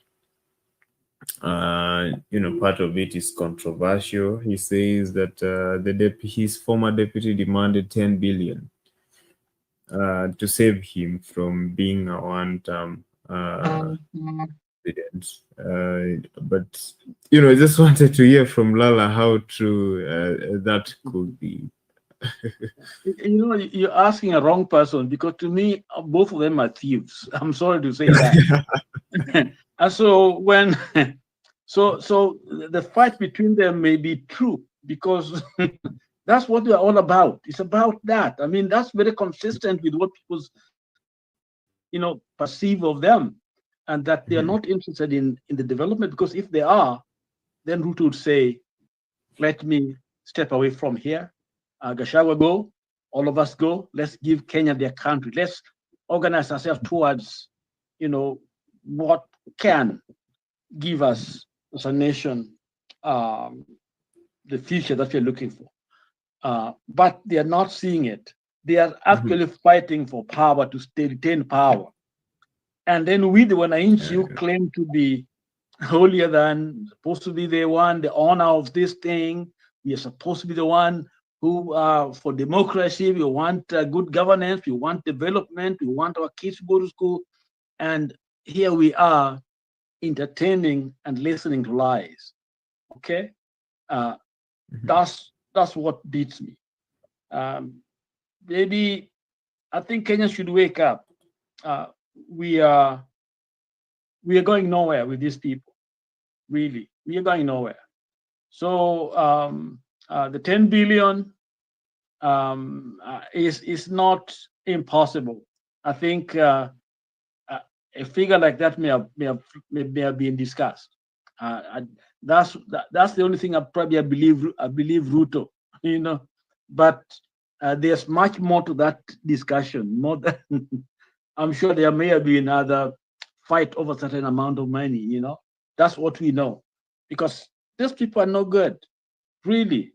Because if they're men of honor and we claim to be in a stage where we want to take on the world, and we can't even see a need to step aside, I mean, to me, that beats me. Any country, anywhere, the logical thing would have been less form another government. In fact, the government should have resigned, especially parliamentary system would have been resigned a long time ago. A very simple thing, not even a big thing like this. This, to me, I think is very treasonous. You know, these people should, some of them will be jailed. But what are they doing now? They're trying to stay in power. Now tell me, what can whatever regardless presidency look like if Ruto one is looking like this? And as I say that he lost legitimacy, it means that what we are dealing with is a decline of everything. Things, we may see some development, but those would happen actually with or without these guys, because we are a nation. But what I know is that when a leader loses legitimacy, the economy, the social fabric of the nation, the moral ethics and all that, everything starts declining. And this is, I'm afraid, this is what we are dealing with. Till we step in. 2027 will not do it. Kenyans must do it. Because 2027, the same people will get back in because they got the money, because we love money, or they dish out the money. And for us, we'll be doing the same talks here. The two of them are talking, two thieves, and then we are cheering on one side or the other. One is on the other side, on the other side. This guy should have been out, all of them. That's what I believe in. Back to you. I think someone has joined us. I don't. Msimamo iko hapo. Nzuri kumwona ndugu yangu. Pole sana. Najua alifiliwa, lakini sijamwona tangu afiliwe. Pole sana ndugu yangu. Karibu. Back to you, Douglas. Yes, thank you, Lala. And right now kuna Msimamo in studio. Maybe Msimamo will tell us hi and where he has been. Msimamo, jambo. Safi sana ndugu wangu hapo Douglas. Na mzee wetu hapo Lala. Lakini pia vile wale wengine wote ambao wanafuatilia haswa kipindi. Kule comment na kwingine kote kule duniani. Nipo. Ni shughuli za hapa na pale, lakini nipo sana tu. Na nashukuru.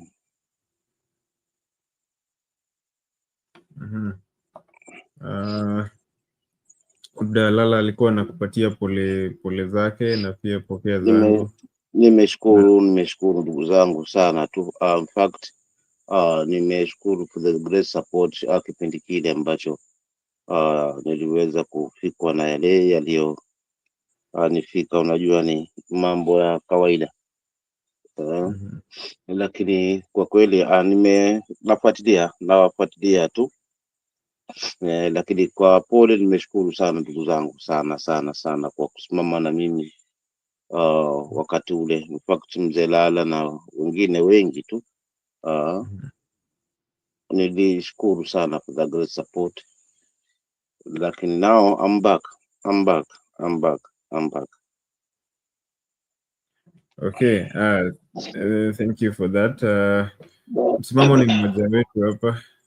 Alikuwa amepata msiba, lakini anasema sasa amerudi, amemaliza. Karibu kwenye show, Msimamo. Nimeshukuru kaka yangu Douglas. Nilikuwa nafuatilia haya mnayozungumza hapa, na mimi vile pia nimeyafuatilia, nikawa na maswali chungu tele, kwa sababu haswa pale nilipofikia, haswa masuala mazima alipoulizwa huyu ndugu yetu rais wa nchi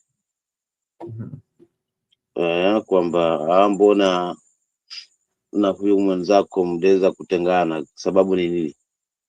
So hilo swali na sikulielewa, maana hakulijibu.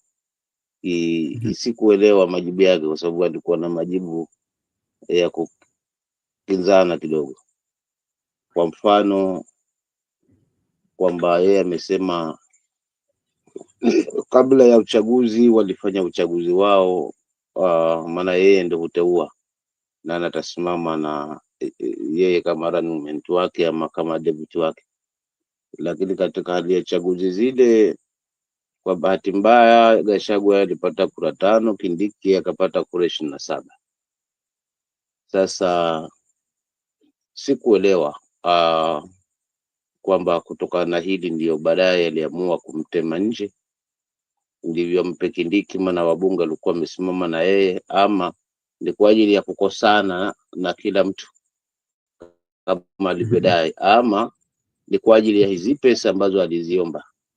So nikashindwa na kuelewa sababu mwafaka ya kuweza mwimpeach. Tena baadaye anasema si yeye aliyeweka sign, lakini ukitazama yeye naye ana yake kwamba alimtetea huyu bwana si mara moja si mara mbili kutaka kuwa impeached, lakini mwisho wa siku yeye ndo alikuwa mtetezi. So katika hii hali yani nikashindwa kabisa ni nini haswa sababu mwafaka iliyomwacha yeye amteme Gachagua. Je, ni kwa ajili ya kwamba wabunge waliweza kumkataa yeye ndo akamshikilia kwa kuweza kumnusuru licha kwamba alipata kura 5, ama ni kwa ajili ya kukosana na kina Faruk na wengine na wabunge, ama ni kwa ajili ya hizi pesa alizozidai? So to me hapa nikachanganyikiwa. Then lingine pia nalo lilokuwa limenipa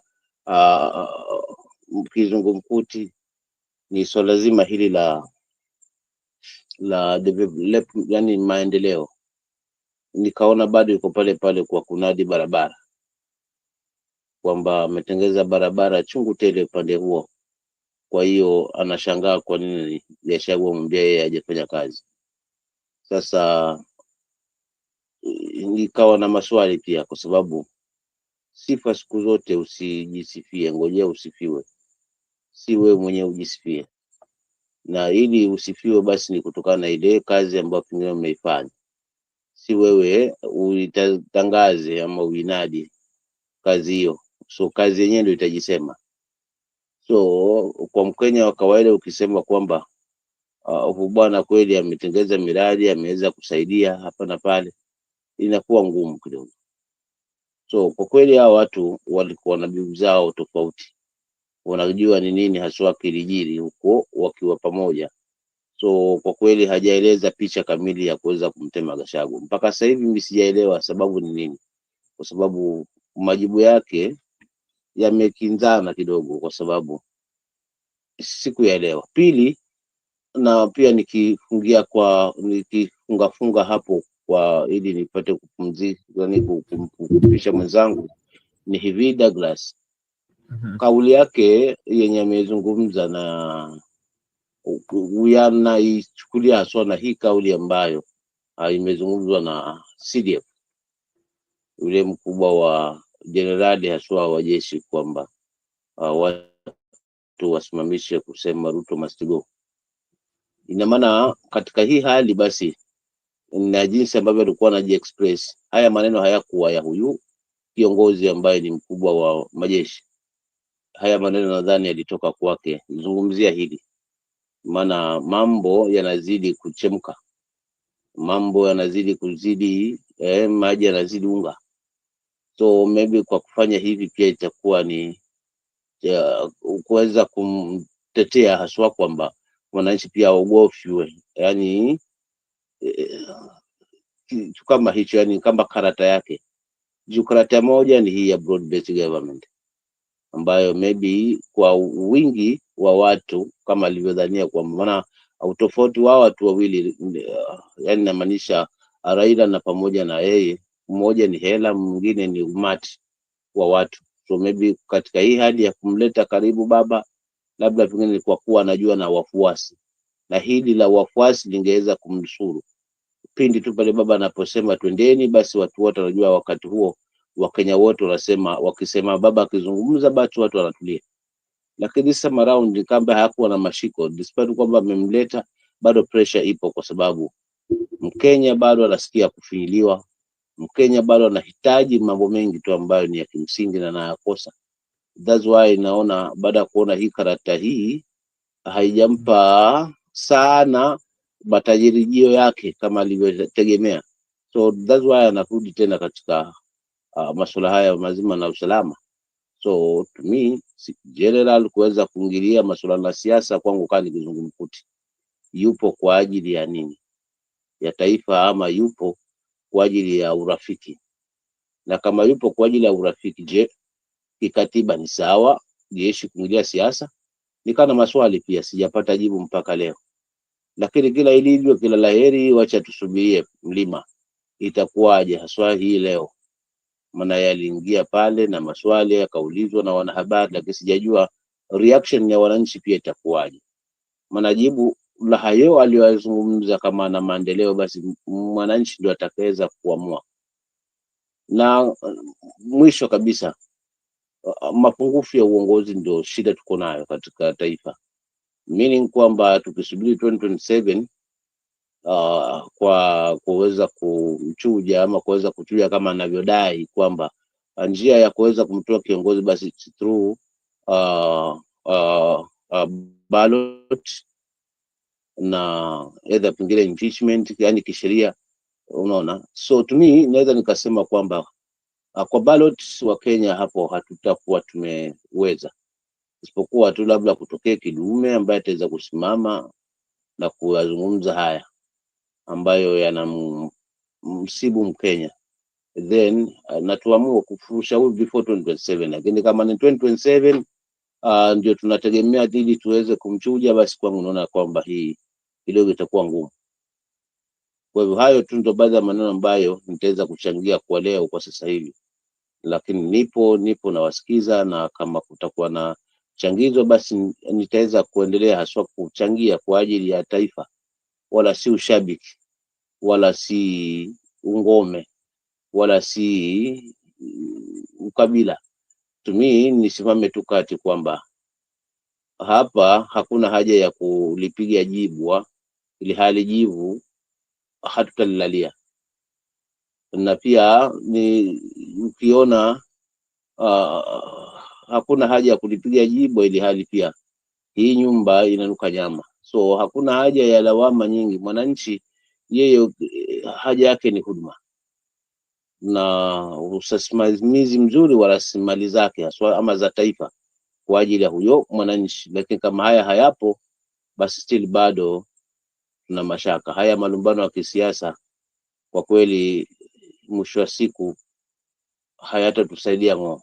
Kwa hiyo nitaachia pale kaka Douglas na nipumzike kiasi, nipate tama la maji, basi nipo. Asante.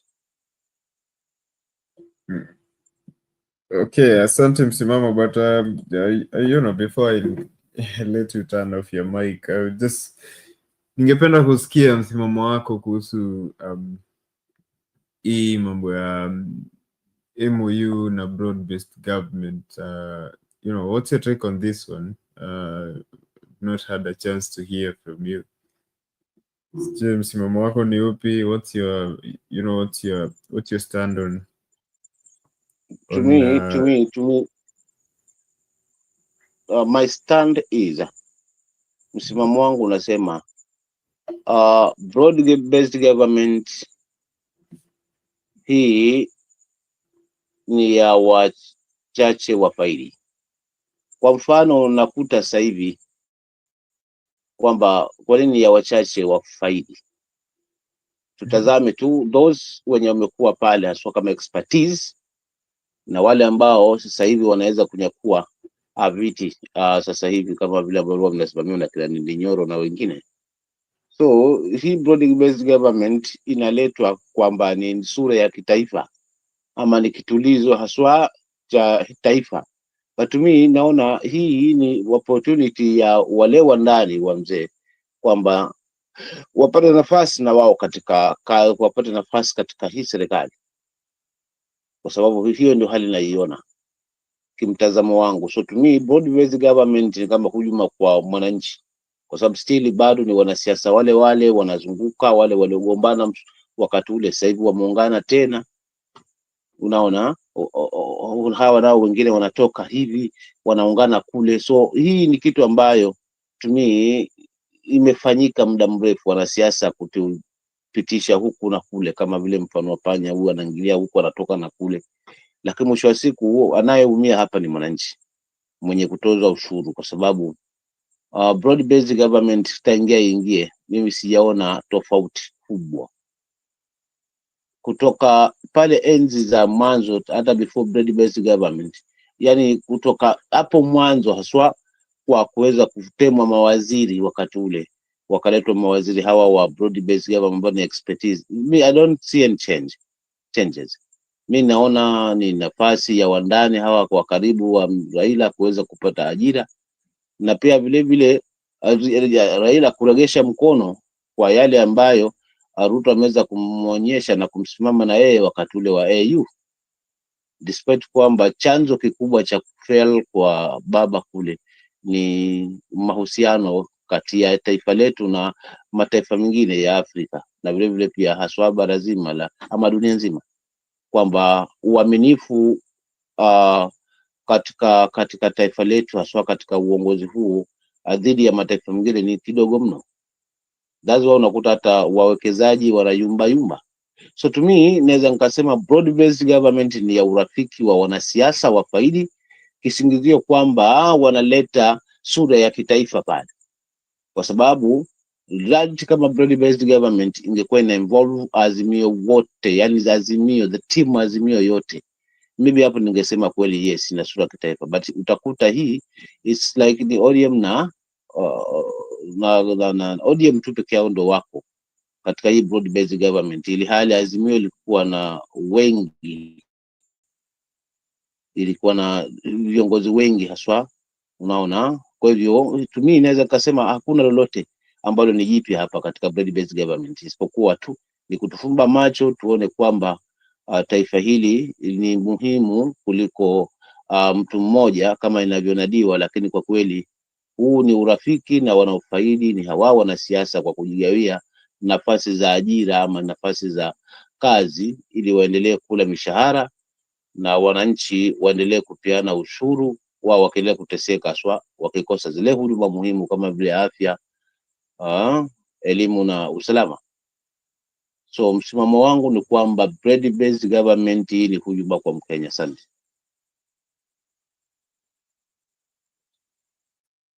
Okay, asante msimamo kwa huo msimamo wako kuhusu swala la broad based government.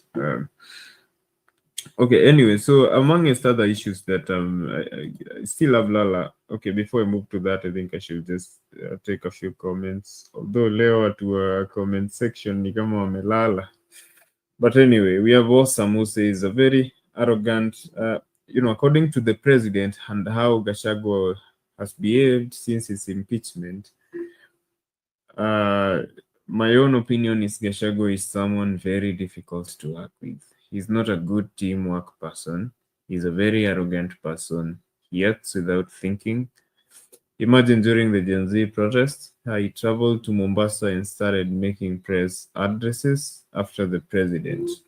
He thought an opportunity had come to get into power through the back door. Anyway,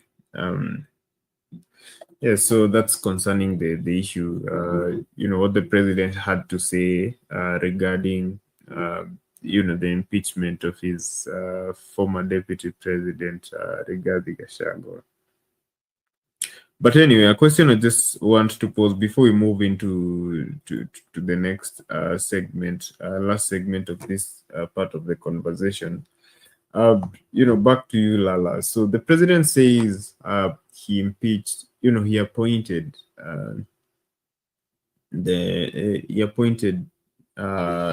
Rigathi as deputy, justifying if we could move, a little quick on that. I just wanted to get some clarification, because I've always thought that the president and deputy president win the seat on a joint ticket, and what's the framework according to the constitution? He says he appointed him, so he can ditch him whenever if he feels displeased. But the original thought, I thought that the constitution was about avoiding that case, that sort of scenario. In the past, the vice president was at the mercy of the president, and if you look back, Moi had I don't know what, over 5 vice presidents. The founding father, Jomo Kenyatta, the same. He was merely the president's appointee. So the president says that he appointed Rigathi. Is that how it's supposed to work? Lala, Msimamo, whoever has a thought on that one before we move on.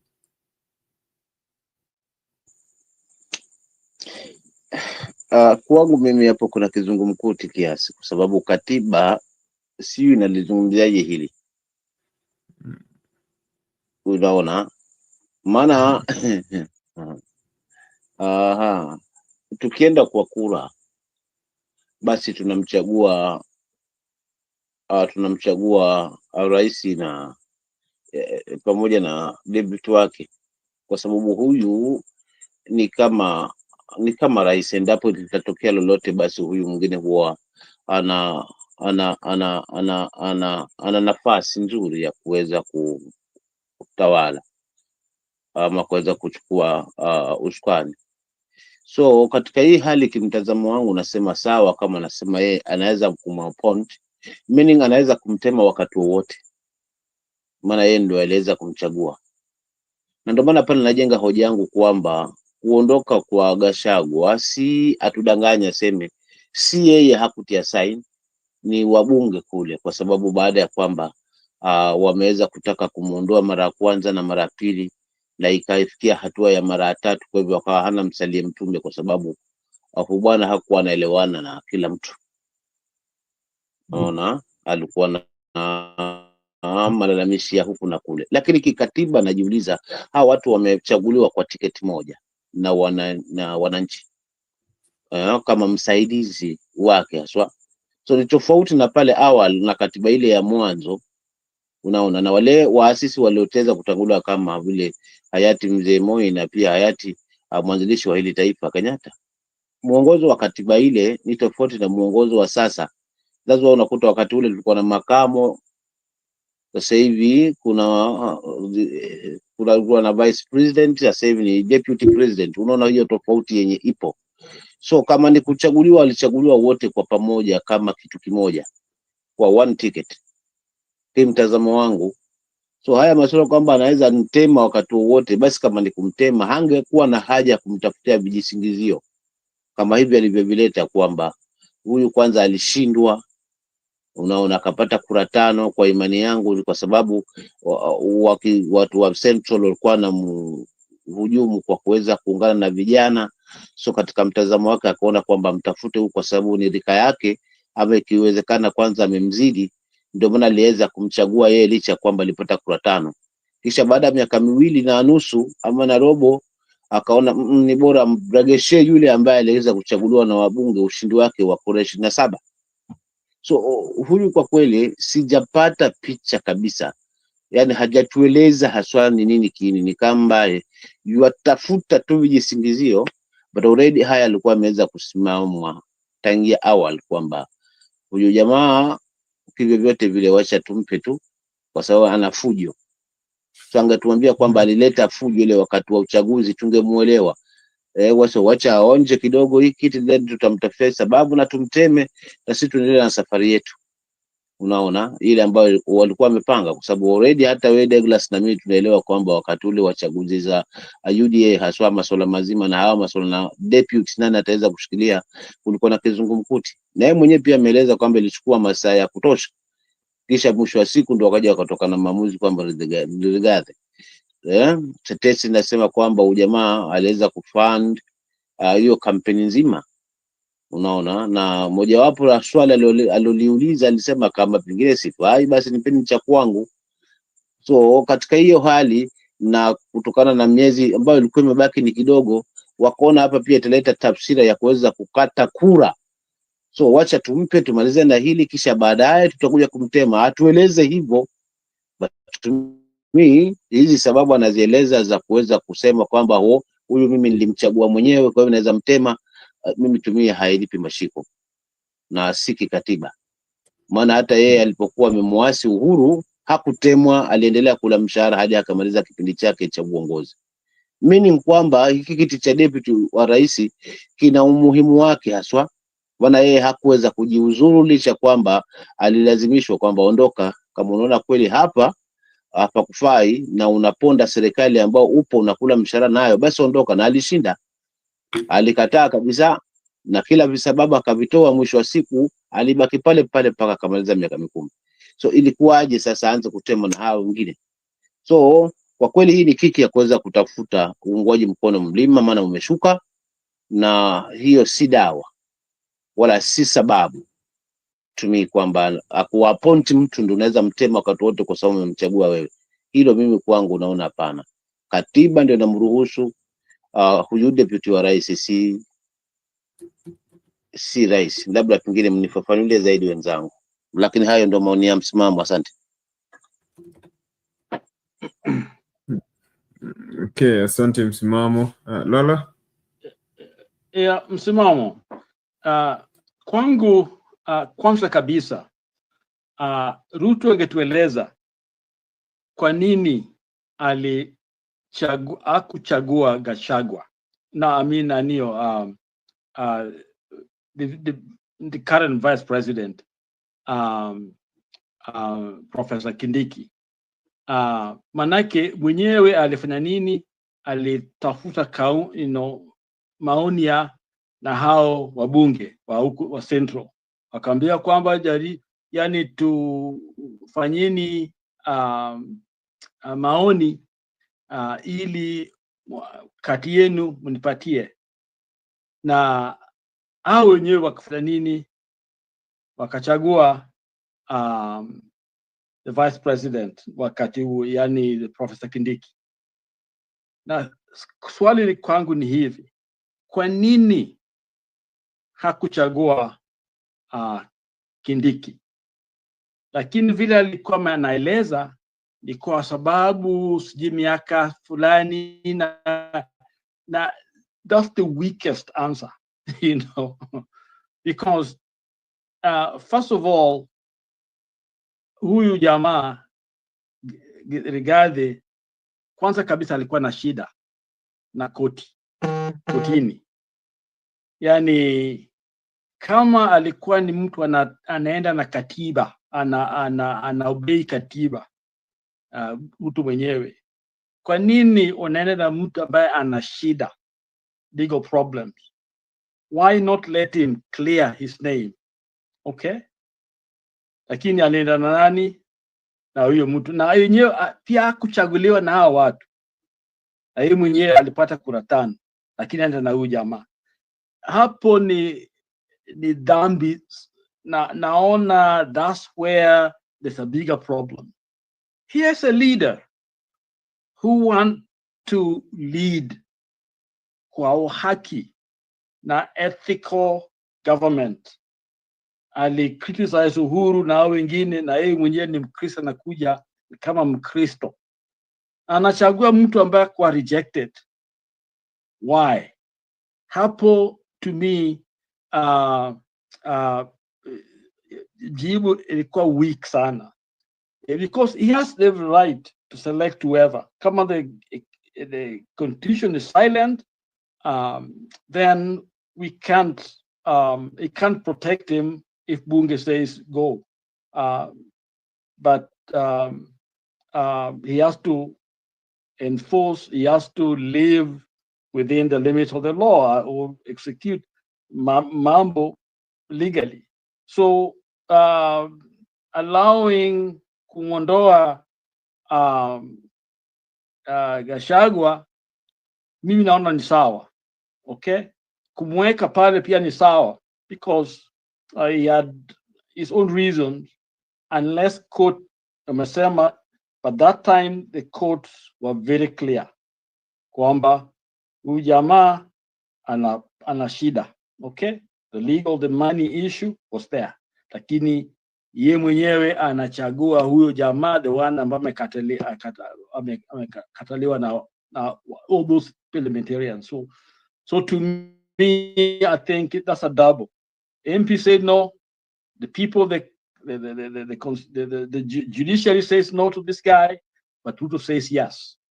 So even those of us who are fighting, those who are fighting for Gachagua, he has his right and all that.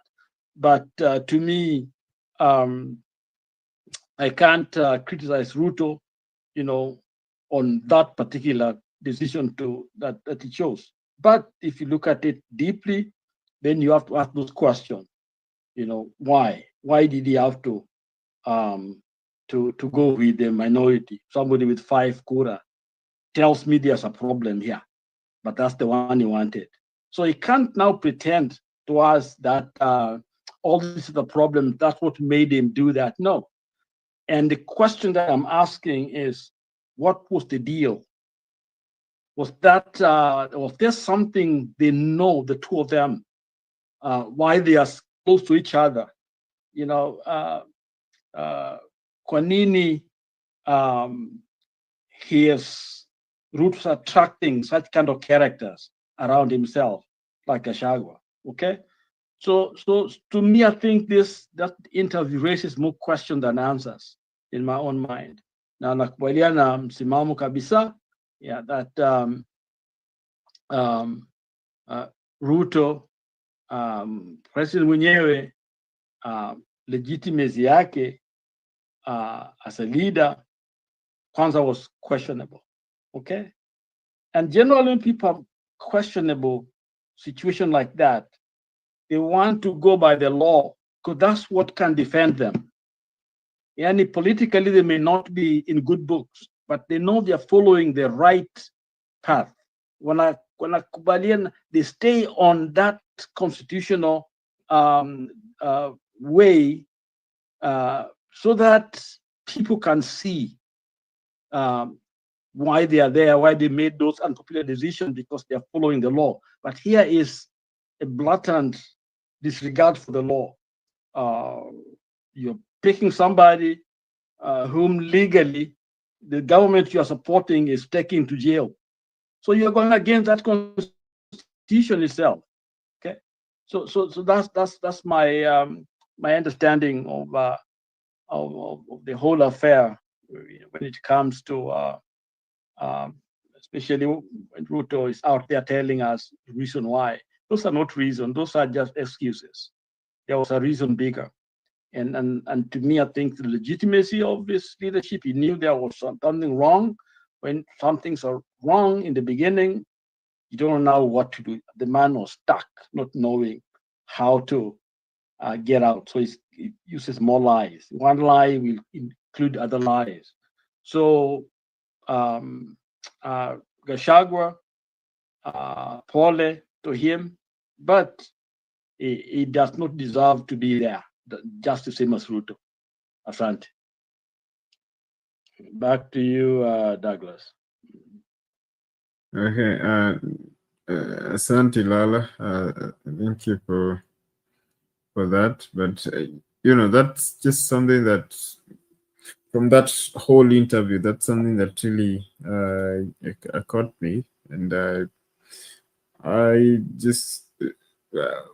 But anyway, here's what the Constitution says about the president and his deputy. From a quick search, says, so according to the Constitution of Kenya 2010, both the president and the deputy president are elected as a pair through a direct election by the people. The deputy president is not an appointee of the president. Article 136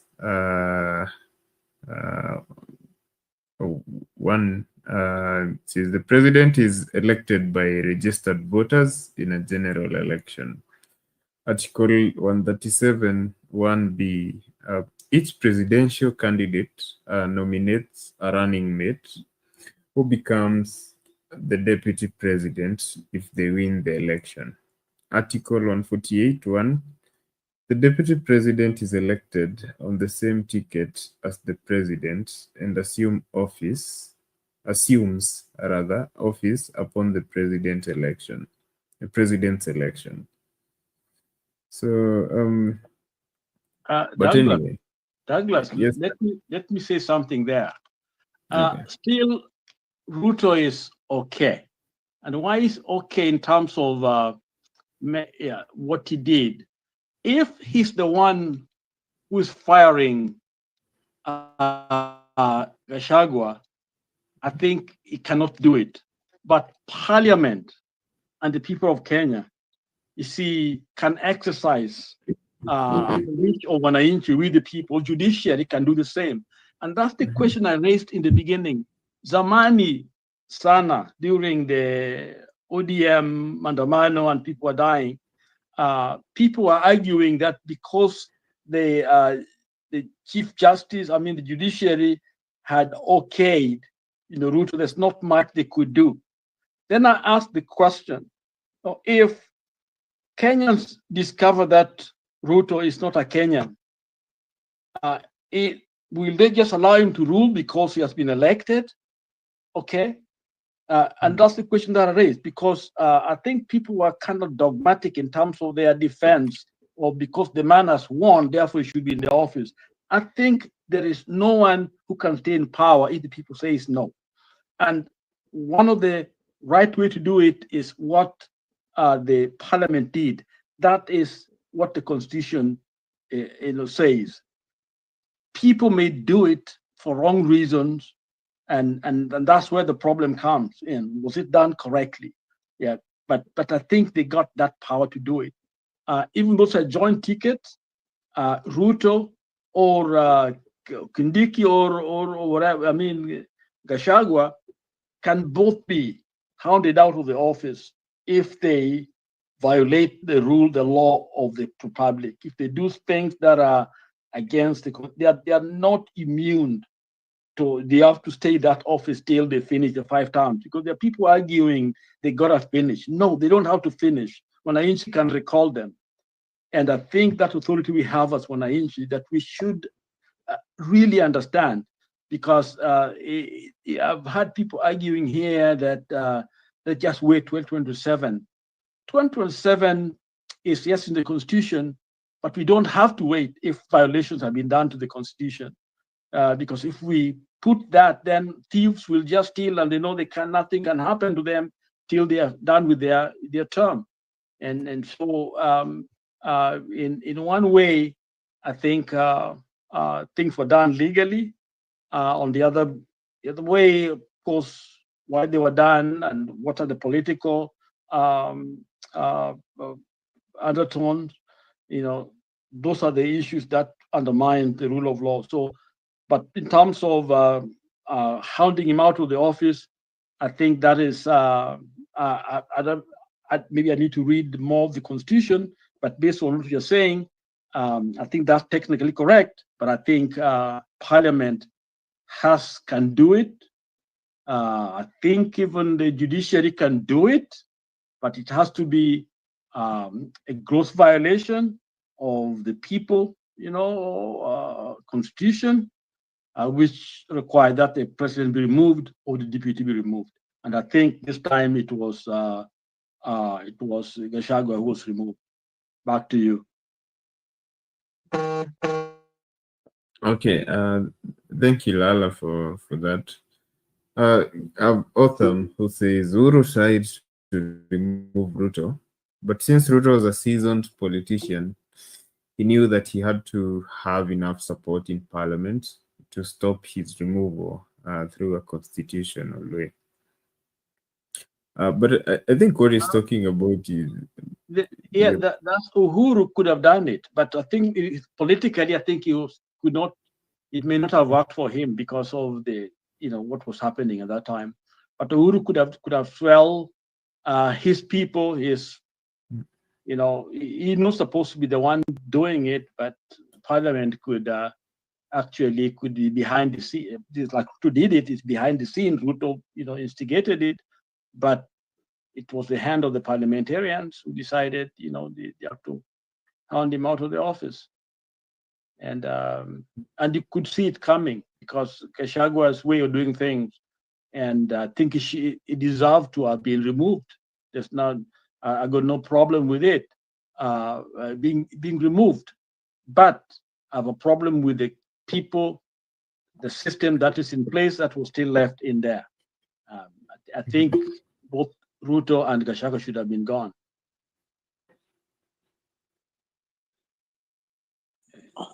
Okay, labda niongezee kitu hapo kidogo, labda kabla nitimuliwe hapo niongezee kitu hapo. Mzee wetu Lala ameachia. Unajua, nadhani hilo analozungumza Lala, Reverend Lala, ni kwamba Ruto alibaki kwa sababu alikuwa na wabunge ambao wanamsupport kuweza kumlinda kutokuwa impeached. Gachagua nafikiri hilo ndo kubwa lilomwacha, na ndio mwanya pekee yake ambao aliweza kukosa na ndio silaha pekee yake aliweza kuikosa ili kuweza kumtetea pale bungeni. Lakini kisingizio ni bunge, kwamba bunge ndio liliamua, na ni kweli bunge lilikuwa na uwezo wa kuweza kumimpeach, sawa. Lakini hebu tuangalia hii kauli anayozungumza yeye kwamba mahusiano yao yalikuwa na maswali. Kwanza, hakushinda chaguzi pale walipokuwa wanajipanga kuweza kugombania hii nafasi ya uongozi wa taifa. Ushaona, hapa ndo najenga hoja yangu kwamba ni bunge ama ni msukumo kutoka kwake, na definitely jibu ameliweka wazi kwamba yeye pia anahusika kimpande fulani, kwa sababu mara anasingizia bunge, lakini ukiangalia matamshi yake kwamba yani maelewano yao na watu ambao walikuwa wanamzunguka yalikuwa kidogo, na pia alikuwa ni mtu wa vitimbi, ni mtu wa chuki, ni mtu wa hasira, mtu wa gombana huyu na huyu huku. So sasa kutokana na hili linaonyesha picha wazi kwamba hawa wabunge waliambiwa sasa hiyo ndio nafasi mnaweza mkaitumia kuweza kumtema nje. Na kwa kweli Gachagua nafikiri hilo pia lilizungumzia yeye mwenyewe kwamba ni kwa sababu alikuwa amepanda gari ya watu, hakwenda kule na gari yake.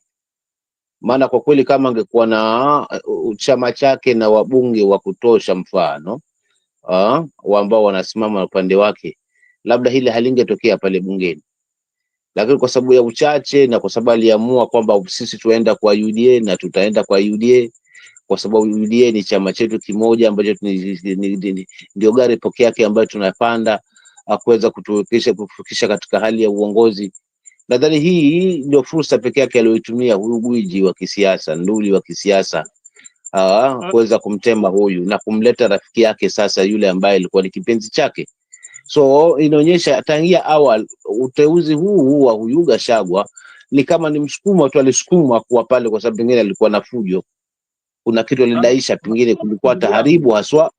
Yes, ndugu yangu, yani nakupata. Tuseme kweli kabisa, we knew kwamba Gachagua bankrolled ni pesa.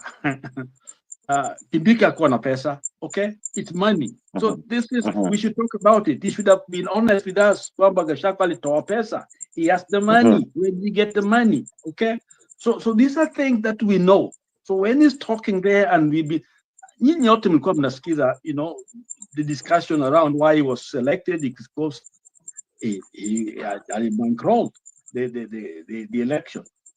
And so when we talk about the 10 billion, whatever the case may be, that's the money thing. Ni hao watu wanapigania hizo pesa zao. We don't know how they got that money. Okay, so this is the corruption. This is the the heart of it all. So let's talk about the truth here, because the truth is what will set us free. Kabisa. When we know it was money. It was money. Kabisa. Unaona, so tangia awali mapenzi yake kwa huyu bwana hayakuwepo. Huyu aliingia ile basi kwamba kwa sababu siku zilikuwa miezi ilikuwa imebaki mitatu watu waelekee kwenye uchaguzi, labda pengine kwa kuweza kuvutana ndani ya chama dhidi ya nani atakuwa deputy wa rais.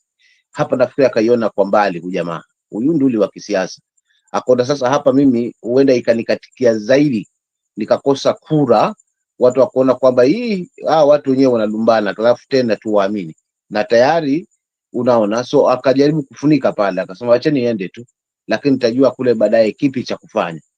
Na kwa kweli kile kipi cha kufanya ni hii, kwamba aliona kwamba huyu jamaa hatakuwa na wafuasi, hawa watu wa UDA wote watakuwa ni wangu, na ndio maana aliwakimbilia kabisa kuwatia katika kiganja hii parliament ya 13 parliament. Ndio maana alikimbia akaitia kwenye kiganja haraka sana, kwamba endapo masuala yatajitokeza basi itakuwa ni haraka sana haswa kuweza kupitisha vitu ambavyo ni vya ajabu kama kuondolewa kwa Gachagua, kwa sababu kimtazamo wangu si kuona sababu ya kuondolewa huyu jamaa, maana wamechaguliwa kwa tiketi moja na wananchi, ndio alimnominate, lakini kabla ya kumnominate hakukuwa amemnominate kwa sababu yuko rais tayari.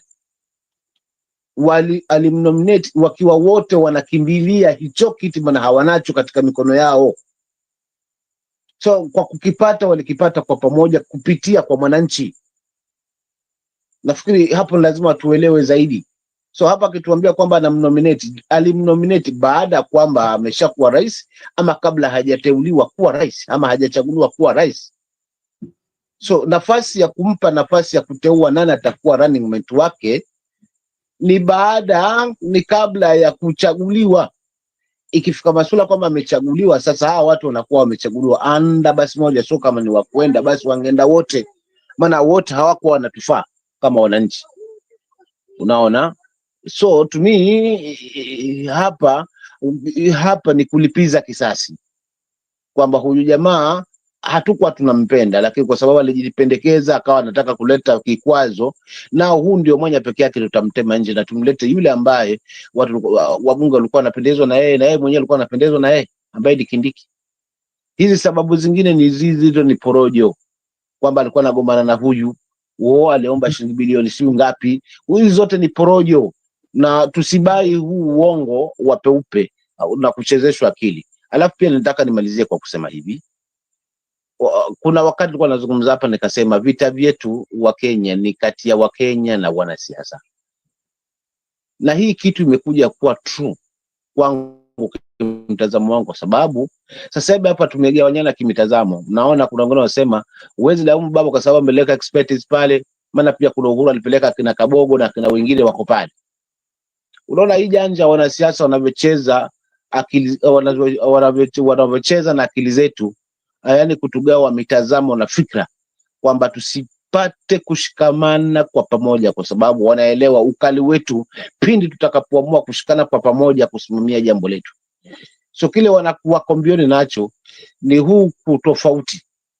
Uhuru atasema haya, Ruto atasema haya, Raila aseme yale, Kalonzo aseme yale, Juja aseme yale, Martha aseme yale, unaona. Lakini mwisho wa siku hao watu wanakuambia sisi hatuna uhasama wa kisiasa, lakini hatuna uhasama kabisa, yani hatuna vita. Na kweli hawana chuki hawa jamaa, maana wanaogomba na sasa hivi mwakani wataungana watengeneze mrengo, watengeneze basi yao ya kuweza kubaki katika power. So vita vyetu ni dhidi ya hawa wanasiasa wanaocheza na akili zetu, na ndio maana tunakosa kupata fursa ya viongozi ambao wataweza kulisimamia hili taifa bila kufikiria kitu kingine zaidi ya taifa na wananchi. Tunaishia kupata hawa wajanja wanaokula kupitia kwa wanaojilimbikizia mali kupitia kwa kisingizio cha uongozi, lakini mwisho wa siku anayeumia ni mwananchi wao, familia zao na familia za marafiki wale ambao wameapa kazi kwa sababu ya kuweza kuwa wanao mbavuni kwao. ama kuwa watu wao wa karibu kuweza hao wachache wanaofaidi wasitufanye kwamba sisi nasi tunafaidi kwa sababu tuna watu wetu wameshapewa maposition, kuna watu wetu wameshapewa kazi, huyu akashatwa na hii yote. Hao wote ni wanasiasa. Mwisho wa siku mimi na Mzee Lala na Douglas bado tunabaki pale pale, despite kwamba kila mtu ana mtazamo wake na upande wake anauona uko sawa kisiasa. So vita vyetu ni kati ya hawa wanasiasa, especially mimi nilikuwa nasema the old political class, hawa ambao wamedominate hii ngazi ya siasa kwa muda. Umemsikia yeye mwenyewe tu akisema kwamba hawa vijana wadogo wadogo walikuwa na wafundisha na wapanga panga kisiasa na wapanga panga.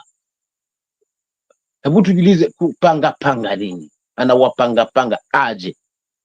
Nao katika huo mtazamo mwingine ananua hiyo narrative kabisa, anaichukua kabisa katika moyo wake na nafsi yake, akisahau kwamba huu ni mtego wa wanasiasa haswa.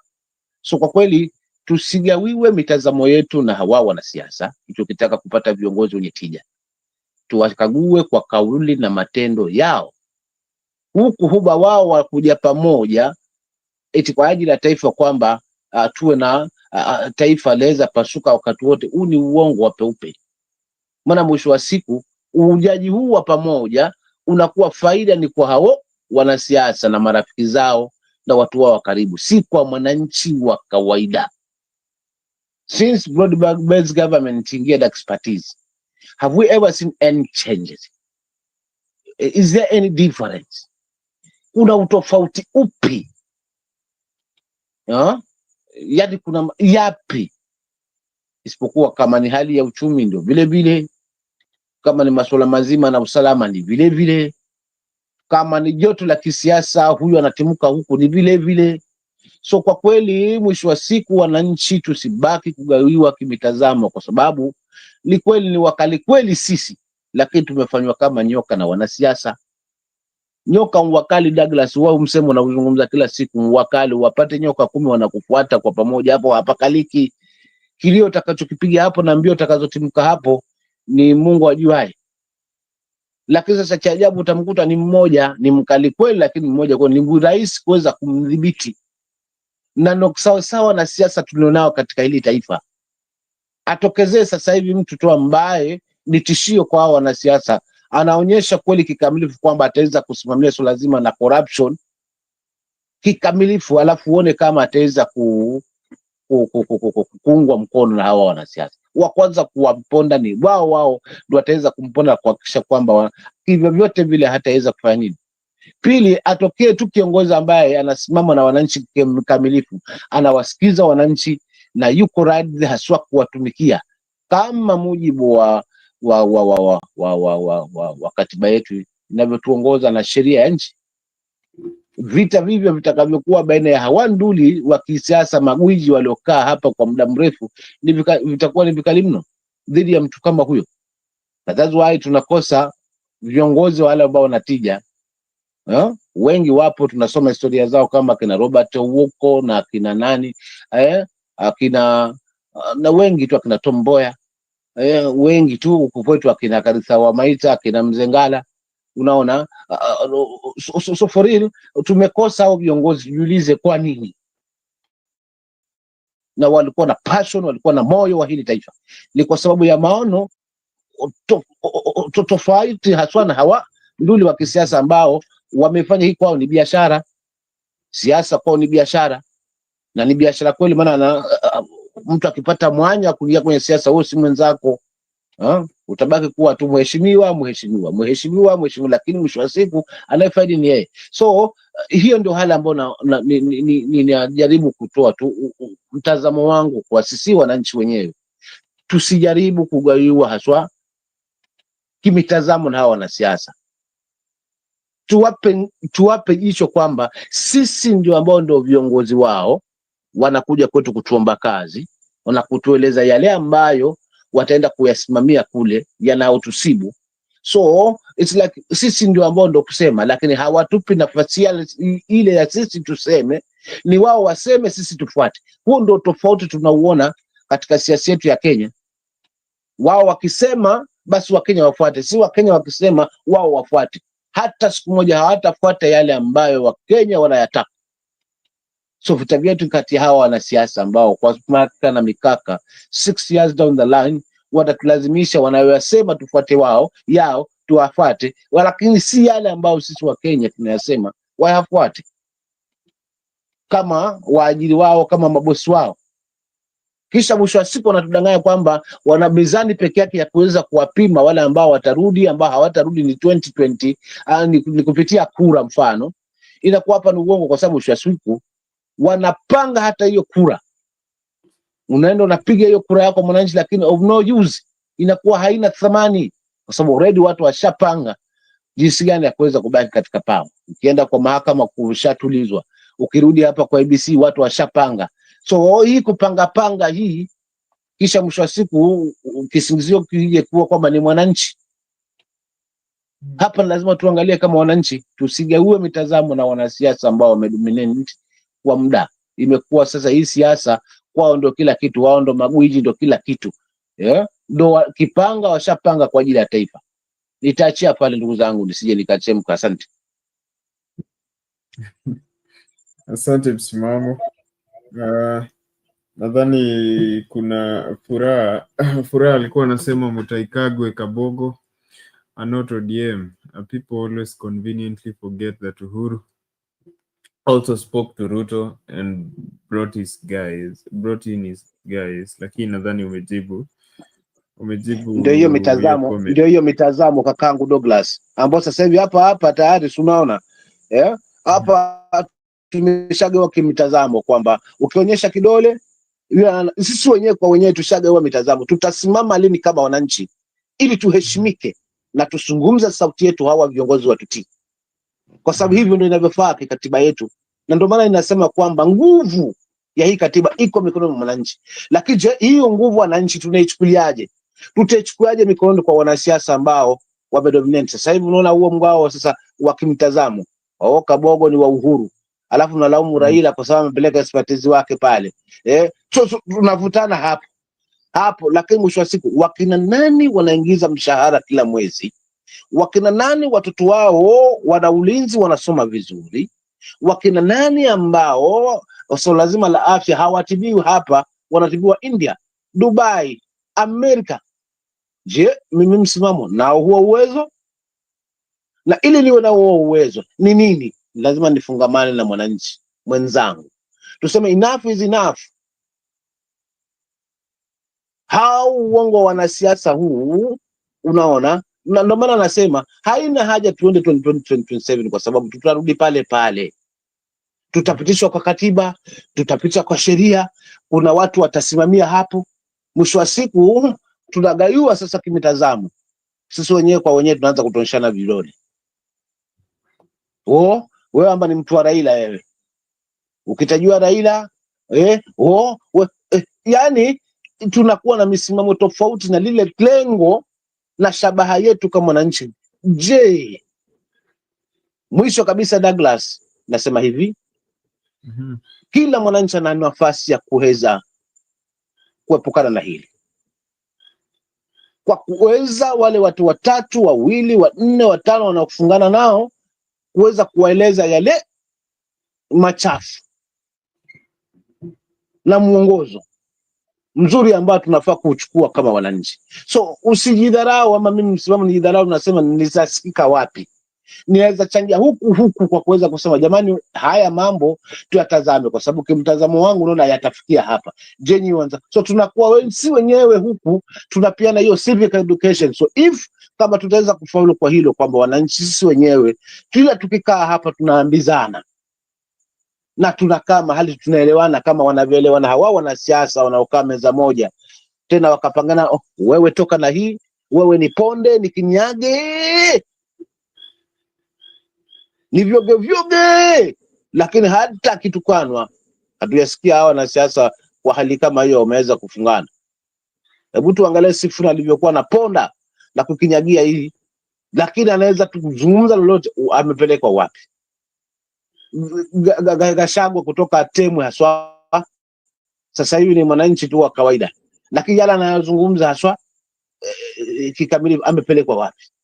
Maana ndio maana nasema hawa watu wanacheza na akili zetu, walitusoma akili zetu na mitazamo yetu. Wakenya tu ambassadors, tuwe walimu si wenyewe, tujifundishe si wenyewe. Wewe mwananchi, chukua tu nafasi hiyo kuweza kumweza mwananchi mwenzako yale ambayo yanatija. Kwa kufanya hivyo, hii civic education ikiingia kwa sisi wananchi, itakuwa rahisi. Tukisema sasa twendeni kwa maandamano, maana ni haki katiba, tutakwenda. Tukisema twendeni kwa impeachment na kuwalazimisha wabunge wapitishe hii impeachment kwa sababu tumechoka, watapitisha kwa sababu hao wabunge tumewachagua sisi. Lakini tukienda hivi, basi wengine watabidi washike mshiko wa mbunge ambao umetoka juu huko, na alafu wengine kama tunakuwa na makundi mawili tofauti, wanaopinga ni hii hali hii. Tuachie wao wanasiasa wapingane, lakini sisi wananchi tubaki katika moja tu, kwamba tunahitaji uongozi bora zaidi. Na ili utue na uongozi bora, basi lazima tufungamane na tushikane pamoja, tuseme tumechoka. Na kama tumechoka, tusisubiri 2027 kabisa. Tusidanganye 2027, kwa sababu hiyo tume inatengenezwa sasa hivi ya ABC hatujajua imewekwa pale kwa mpango gani. Kama ni urafiki kama huu tulionyeshwa na general wa KDF kuzungumzia masuala ya siasa, masuala ya rushwa, masigo na hata hiyo ABC huende ikawa akisema Douglas wewe ndio umepita, hata kama mimi msimamo ndio nimepita, mimi ABC ikisema imesema. Nikikimbia kwa mahakama kiniambia ni kweli ni Douglas amepita, nitaenda wapi? Na najua kweli msimamo ndio umepita.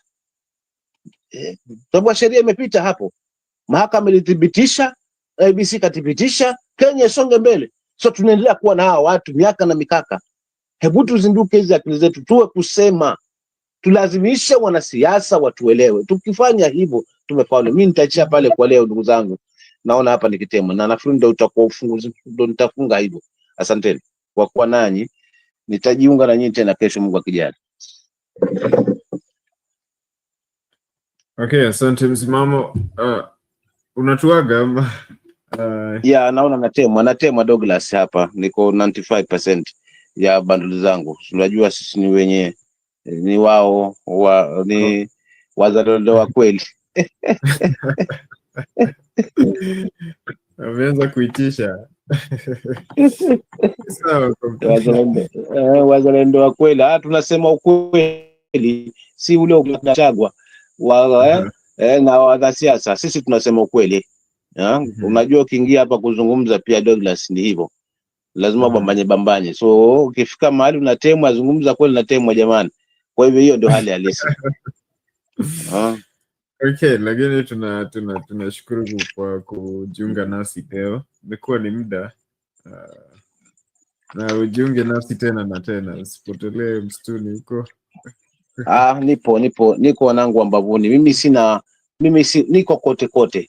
Unaweza nipata kule kwingine, uweza pata kule, lakini lengo langu linalonipeleka kote kuhakikisha bado nasimama katika msimamo wangu. Sibadilishi msimamo wangu mimi. Msimamo wangu ni uongozi bora. Na huu uongozi bora huu, mimi peke yangu siwezi, lazima nimshirikishe Douglas, nimshirikishe na Mzee Lala, japo kila mtu ana mtazamo wake. Lakini mwisho wa siku na imani katika haya mazungumzo 1 2, nikichukua la Douglas, nikichukua la Mzee Lala na nikileta la langu pale, tutakuwa na msimamo mmoja. Wananchi wanapendezwa kusikiza sana hizi challenge. Na imani hata viongozi wanafuatilia hizi challenge. So tunafundisha both. Hapa mambo tunazungumza hapa yakimguza kiongozi, lazima utaona kuna mabadiliko mengine yanakuja na mingine. So hii kitu tusijaribu kuleta siasa hapa. Ndio maana mimi msimamo niko tuna msimamo wangu ule kwamba sijapendezwa hii ingie, na bado nitaipinga hata ilete expertise kutoka wapi, but still hii ni nguo ya viraka tu. Ni kweli na stiri mwili, lakini je, ukiangalia shape yake ya hiyo nguo inakuwa haina thamani kama vile ambavyo umenunua dukani ikiwa mpya. So kweli viraka umebandika, vimekustiri uchi, lakini sura na shape ya hiyo nguo inabadilika. So ni kama hii serikali kubandika hii, lete hivi, vyote ni viraka. Sawa, vitasaidia kuficha huo uchi, lakini je, mtazamo sasa wa hiyo serikali nzima utakuwaje? Nitaacha hiyo ni fumbo tu la leo, kwamba nguo ya viraka inastiri tu, lakini hubadilisha hiyo shape ya hiyo nguo. Kwa hivyo inakuwa na sura nyingine tofauti na vile ambavyo umenunua wakati haina viraka, ni mpya. So sasa hivi ukibandika viraka ndio itakuwa nguo, lakini je, mtazamo wake wa hiyo nguo kisura unaiona inapendeza ama haipendezi? Ni hapo sasa nitaachia hapo, mtanipa jibu kesho, Mungu akijali. Asante. Yeah, asante msimamo. And yes, they are dropped out. But I still have Lala, although I want to take the conduct. Tukijaliwa ndugu yangu msimamo, asante. Ningependa I think let me speak in English to yes. answer Awesome. I think Awesome I think stated that thinking of a change between now and 27 is almost some kind of a coup. It has to be violent. No, it doesn't have to be. It doesn't have to be. I think we can be constitutional and we can bring changes. It happens everywhere. Whether it's all the countries that we know of, if a government has got corruption, the government collapses, and if it's a parliamentarian, you hear the president appoints another, or another prime minister, or the country go for general election. It is supposed to be an inbuilt within the constitution, within the system, where automatically there are certain things that trigger certain reaction. But for us to think only in terms of violence and people dying, that's why we have a problem.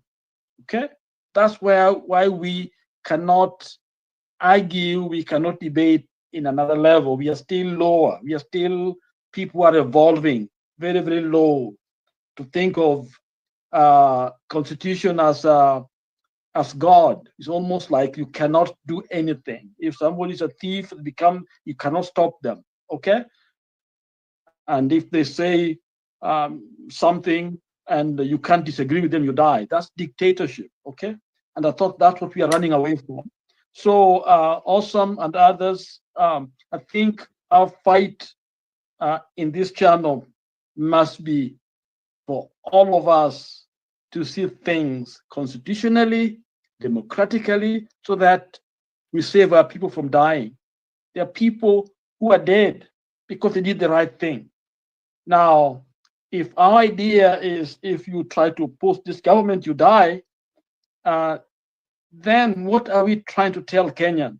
Okay, what are we building? What are we fighting for? And it's sad that even within our fight, for this right, we miss that critical point. And I think it would be even better to bring this government down, not with guns, but simply when Ainchi is saying, this is not what we envision in our voting. This is not what we voted for. This is what we don't want. Okay, but it's like we can't say that.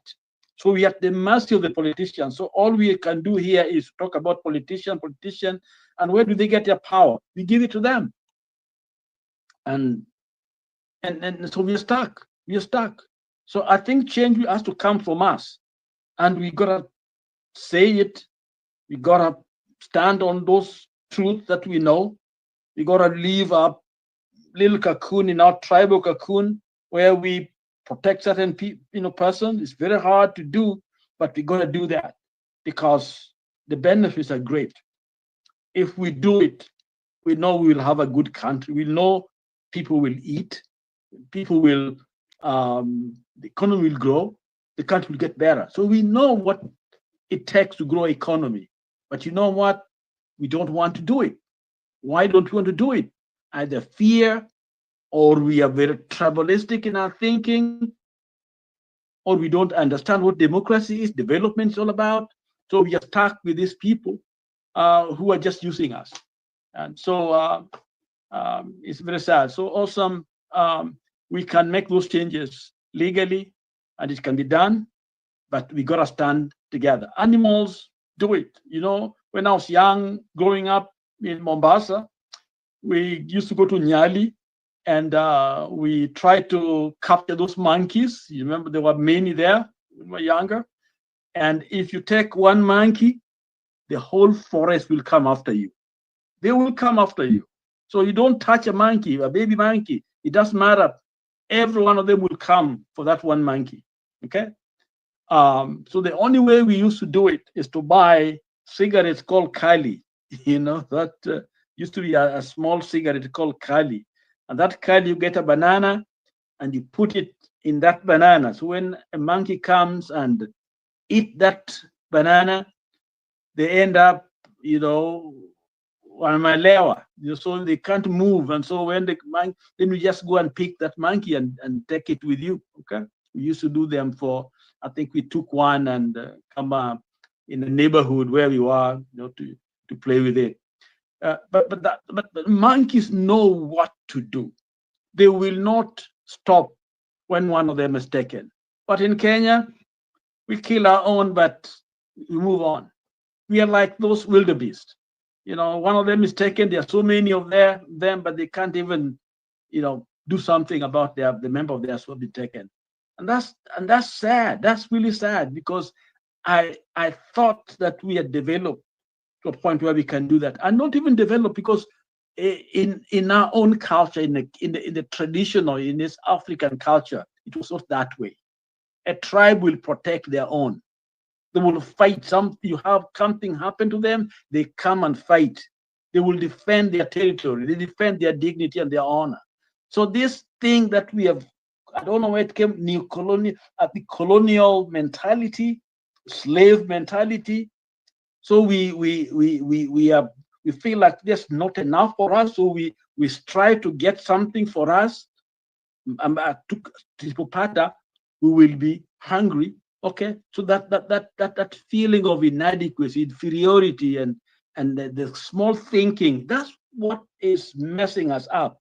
So that we debate or we engage each other on that lower denominator, the point where, and actually this is what the West, others, Chinese and others like. Because as long as we're fighting among ourselves, they come in and extract, you know, what we have. And that's what is keeping the West rich and this country is rich. And I shared with you here the last year, I was in Vegas, and one room was costing off $100,000 one night, a room. And that money, where is this coming from? Those are the Congo. They're coming from coffee and tea and all these other things that we sell. You know, we go there, take it out there. They decide how the pricing, what the London auction, the New York auction. So you don't even know the price of what you have. They decide for you what the price you're selling it to. But when they bring their things here to us, they already have their prices. So you cannot control yourself. So all you're left is to fight between you and each other. If you're stealing from each other, they love that. Our enemies love that. So for us to go out here, put on a suit and walking in the West because we stolen some money from the treasury and go buy a belt. I don't know. I think it's more common who was bragging with his shoes and all. I mean, it looks so silly. It looks so dumb, you know. And these are the things that bringing our dignity, you know, kind of down, you know, lowering a sense of who we are. You see, at independence, they thought, first of all, the West was scared because Africa was becoming independent, okay? Because they thought we are going to get what belonged to us, we're going to reclaim our stuff. But you know what they did? They came in and actually just took over. So what we do is we work for them, we do things for them and send it to them, and they enjoy it. And let me give you an example. For a long time, this is I think in the 90s, in the 80s, that is, in the 80s, okay. The tourism industry, you know, in Kenya. Most of the key players, and still, I think still it is, I think it's still the non-Kenyans. They are more of, European. Okay, they run the show. Okay. What used to happen is you walk in the street of Germany there, Switzerland, and all those places, and you see this advertisement. You used to see those advertisements, and telling you how much it would cost to come to Mombasa in Kenya for 2 weeks and back to Europe, and the price was almost the airfare that you and I used to go to Europe and back. For the European, that's enough for them to have a 2-week vacation in a top hotel in Kenya. So what were they doing? What they're doing is they have come to Kenya, they set their businesses. When you pay your money in Europe, that money never see Kenya. All they do is pay the little to kind of keep you in Africa. So Kenya was not benefiting from that tourist dollar or the pounds, sterling pounds, whatever that time, and euros. The money was staying in Europe. Okay, and Africans, here is our animals, here is our parks, here is our resources. They are simply using us for their own interest. So who owns the tourism industry, those animals? We are just taking care of them for them, and they give us very little. And this has been one of the ways these guys have been able to exploit us. Now we are aware of Traore, what the man has been able to do to kick out those French, and all of a sudden, uranium prices, now they can set the price. It was, I think, 75 cents or 70 something cents a pound. That's what they were getting in Burkina Faso. But then when Traore kicked them out, the French out, is now selling the same for 200 euros. It is mind-boggling. The man is able to pay some of the debts just based on that simple exercise he did. Kick them out, get your product, go and sell it out. There's a country finally called Cuba. Cuba had problems. Of course, we know Russians was their major trading partners, but they were having issues with Russia. You know what they did? They decided to sell their cigars by themselves, okay? Not using these multinational companies. They decided to set those cigar bars all over the world. And that's where they got their foreign currency to keep them. Or else Cuba would have been gone long time ago, okay? Because of the embargo when it comes to trade. So there are a lot of things that we can be able to do. But what are we doing now? And we know anybody who is got good information, who has gone to school, who understand critical thinking, know exactly we are playing with fire, okay?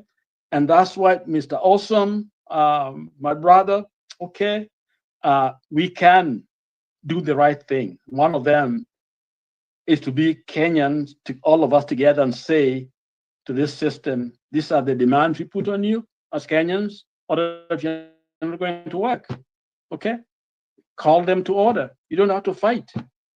But because we love money, we love to, we are still that small mind, small brain, we still see our brothers as our enemies instead of standing together and demanding for justice and truth, and our kids to have equal share.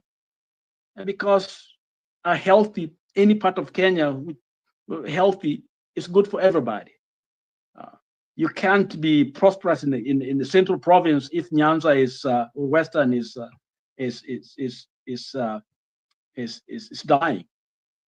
If all of you are doing together, that's when you get market from other parts of the country. So it is in your interest to develop the entire nation, not to steal from other places or to look at a president coming to your village and then you feel like tutapata nini, utakuwa na development. That's not development. Ruto's job is supposed to be Nairobi, coordinating. I had a man talking of wameenda kuangalia ama kukagua, where those developments are. Those are things that should be automatic. If these are processes, he should have known those in his office, because there are people, he has got agents, governments, and machinery that work. He should be receiving that. We live in a different life. So to hear somebody want to go somewhere to see the development, not to bring development, is very primitive. Paul, back to you, Douglas. Okay, thank you, Lala, for that. We might have different views, but at the end of the day, we all agree that unity is, is of utmost, utmost urgency. We need unity amongst ourselves, and last year just proved what unity can do. If we pull all our energy, the energy that we spend fighting each other, if we pull it together, we saw what we can possibly achieve. But just to add on what Lala has been saying, I think Msimamo spoke very, very important points before he dropped out, and the moment you begin to defend Mtuetu, that's where divisions begin, because they want you to think that way. They want you to recognize yourself as a so and so. This is the person we rally behind, and I think that's the kind of politics we are trying to sweep down. And it's just making that point that at the end of the day, those guys are not enemies. At the end of the day, they hang out in the same places.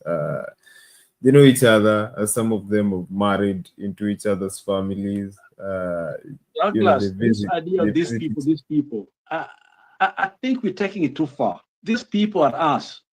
That's the sad part. That's the sad part, because if they are these people, then why don't we stop them? Why can't we stop them?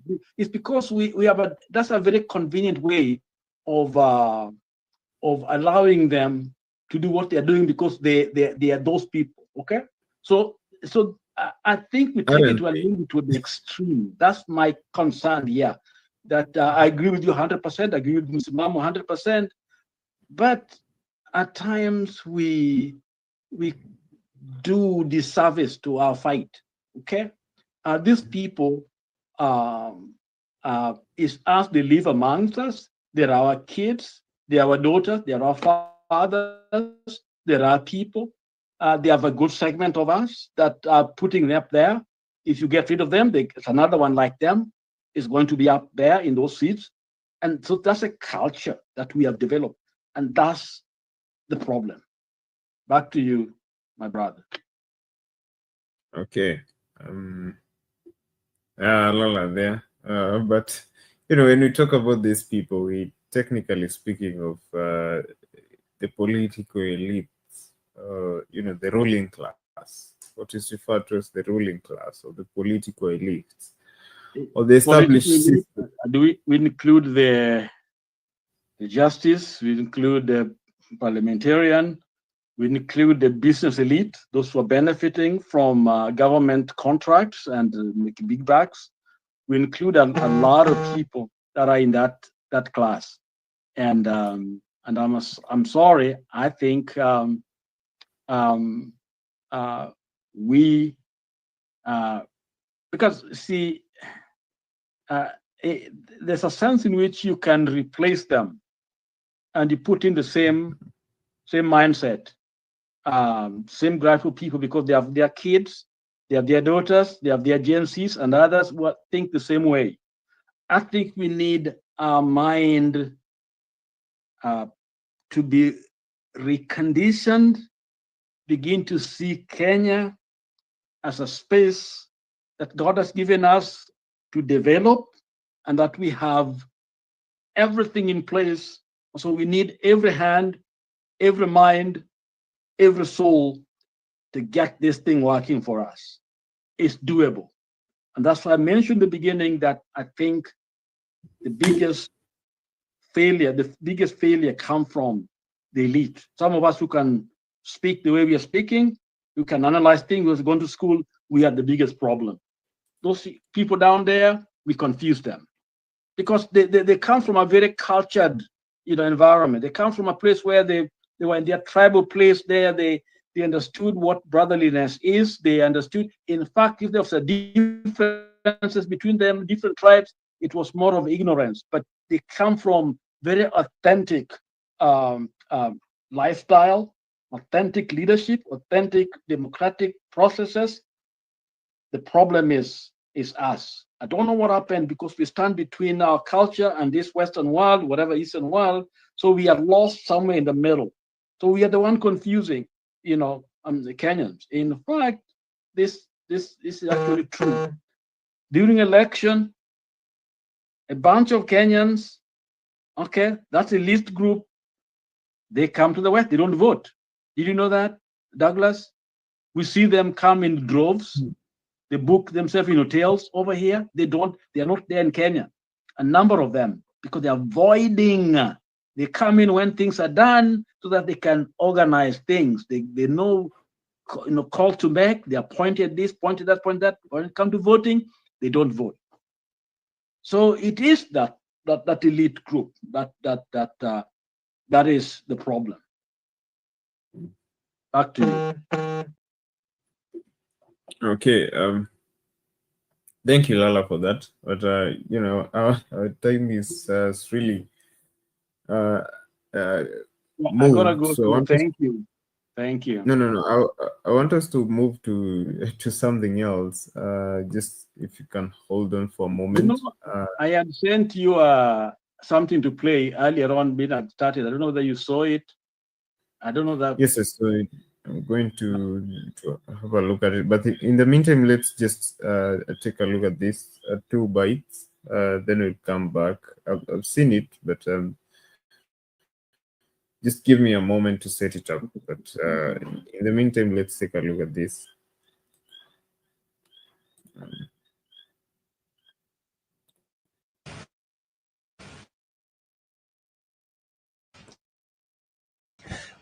Bwana Muturi nilimkazi kama mkuu wa sheria.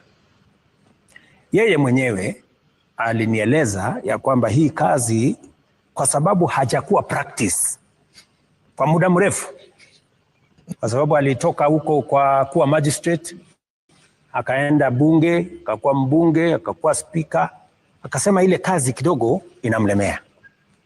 Yeah? So nikakaa kidogo, nikaona kweli amelemewa na ile kazi, lakini makosa pengine ni yangu, nilimsindikizia, I persuaded him, nikamwambia no, it's okay, fanya tu hii kazi, nafikiri haitakulemea. Lakini kwa muda nikaona kweli imemlemea, so nikasema okay, wacha nimbadilishie kazi. Nikampatia kazi ya waziri, lakini hata wewe unajua sasa hapo katikati akagoma kuja katika baraza la mawaziri. Sasa mimi nataka nikuulize wewe, ni mimi nimemfuta kazi ama ni yeye alijivuta kazi? Sasa wewe ni waziri, baraza la mawaziri umeigomea. What am I supposed to do? Lakini Mheshimiwa Rais, iwapo aliyekuwa speaker ama aliyekuwa mwanasheria mkuu alitoa ripoti baada ya matamshi yako ya kusema kwamba yeye hakuwa competent, akatoa ripoti ya kuonyesha yale mambo ambayo aliweza kuyaafikia wakati alipokuwa ofisini. Sijui kama unakubaliana na hiyo ripoti. Hilo ni jambo la kwanza. Na jambo la pili, kutokana na yale ambayo yalifanyika around JB Muturi, the former CS, inasema nini kuhusiana na wale viongozi, ama ni jinsi gani unaweza kuweka viongozi kwa mizani wakati ambapo unateua mtu na nitarejelea lile swala la Gachagua wakati ambapo ulisema kwamba mlipokuwa Karen sio viongozi wengi ambao walikuwa wanamtaka. Kwa hivyo inasema nini kuhusiana na jinsi ambavyo unaekelea mizani viongozi ambao unafanya nao kazi, na wananchi watasubiri hadi lini? Na la mwisho, Mheshimiwa Rais, miaka 2.5 baada ya kuingia katika ofisi, ungali bado unapeana ahadi. Wakenya wangoje ahadi hadi siku gani? Umemaliza? Bado yapo mengine. Okay. Kwanza, I am a person who believes in giving people a second chance. Even though many leaders did not favor my friend Gachagua, I still gave him a chance. Yeah, because I'm a strong believer that when you are friends, you don't just dismiss friends. It applies to J.B. Muturi. Even when it was difficult for him to perform as an attorney general, and it's not even me. Ask any government department. Any government department. They had many difficulties. But because he was my friend, we worked together, we campaigned together, I was willing to give him a second chance. You know? So if you are saying that I should not have given Rigathi a chance and I should not have given JB a chance, that is you, that's not me. I believe differently. And I believe people given a chance, there are many people who have given another chance and they've done very well. You know, they have acquitted themselves. Sometimes maybe people are misjudged. And I want to see how, until it becomes impossible to work with the people who are in your team, you must give them a chance. So I gave my good friend Justin a chance, a second chance, but in the process, he dismissed himself. And I have, what did you expect me to do? I give somebody a chance, he starts to do whatever he's doing. So I think let's move on. Let us, and you know, it's not the end of the road. JB Muturi has a very good pension as a former speaker. So hawezi kuumia sana ataenda kuhangaika, ako na kazi nyingi, ako na pension, anaweza kusonga mbele. Tunaweza labda tuone wakati ambao Opposition leaders led by Wiper leader Kalonzo Musyoka and DAP Eugene Wamalwa have continued to criticize Chief of Defense Forces General Charles Kariri over his recent remarks warning Kenyans leading the Ruto Must Go campaign. Speaking in Nyamira County, the leaders urged military personnel to stay out of politics. They also called for police officers currently in the multinational security support mission in Haiti to be recalled immediately. Willie Lusige has the details.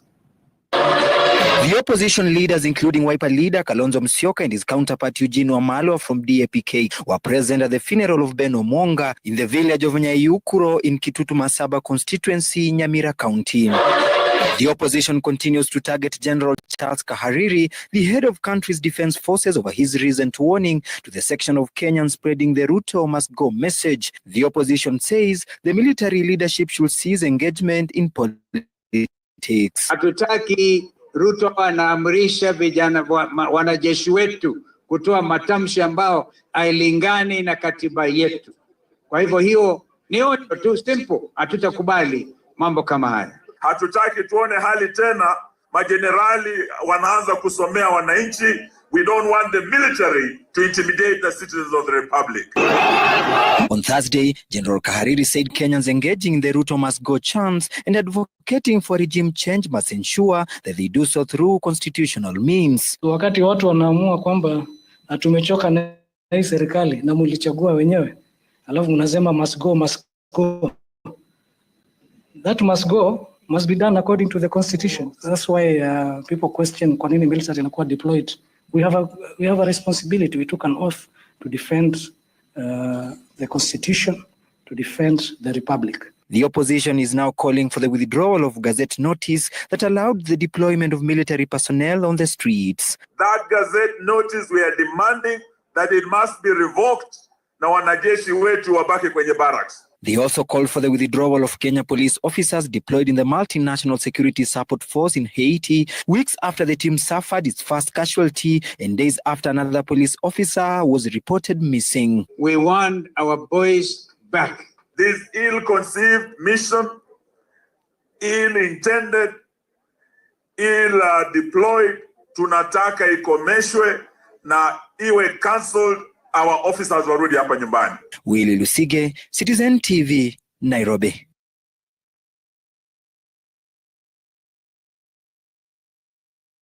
Politicians are banned from the... Sorry for that. Okay. Anyway, so there you have just run two stories there.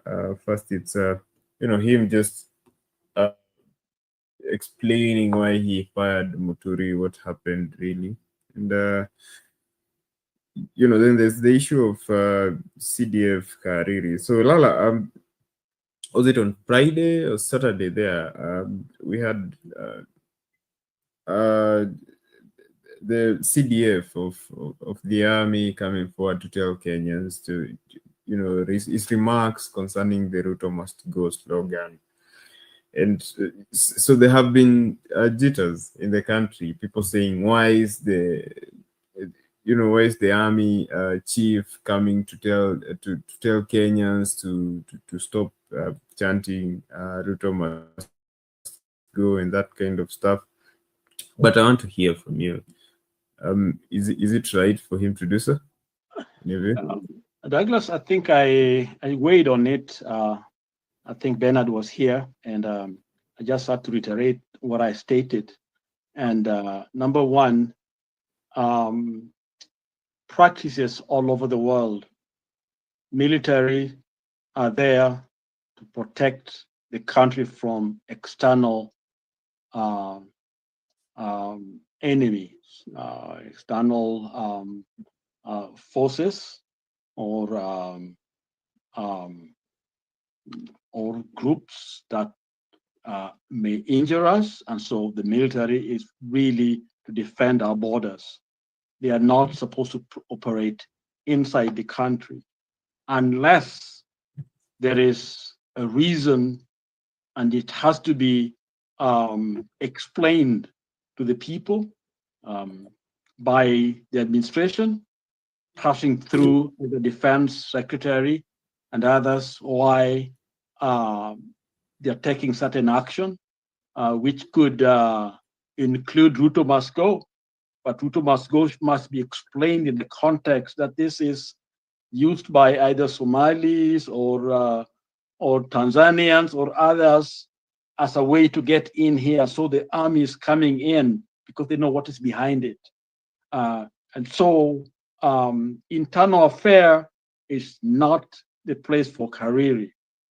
He's stepped outside his bond, his area, and is operating in a very dangerous space.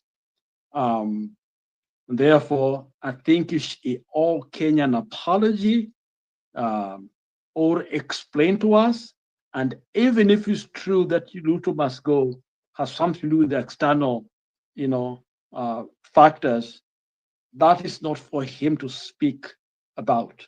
It has to be somebody in the political arena, maybe a secretary or somebody like that, to explain to us. His role is purely to defend us from enemies that are outside of our borders. The security chief also, his role is to advise the president and perhaps the defense secretary on how these threats are impacting the lives of the people. And then action should be taken by political leaders to help us understand what is really going on. So I don't really understand why this man went out there to speak. And this is why I mentioned something like some of us who have gone to school, either we have said bye-bye to our brains or there are other forces that are behind some of these things that make somebody like Hariri sound ridiculous, alarmist.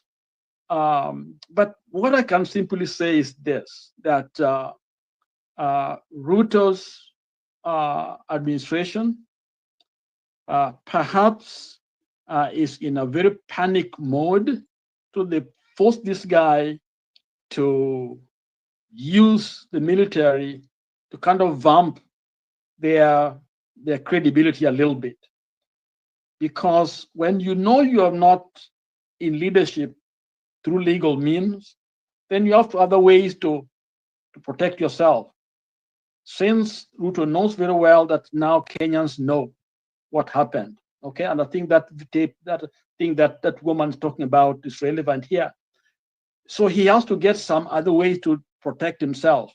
So the only force that he has left, because for Wananchi have known the truth, now the only force is the military, so that the military can give him a little bit of a boost so that he can talk to us with some kind of power, because that is how he thinks he can be able to maintain his leadership, the next few months, which is a big mistake because it's unconstitutional, but he thinks Kenyans will just accept because his power comes from military and they can't say anything because the military is behind him. Because for a long time, the debate had been, where's the military when things are getting bad, okay?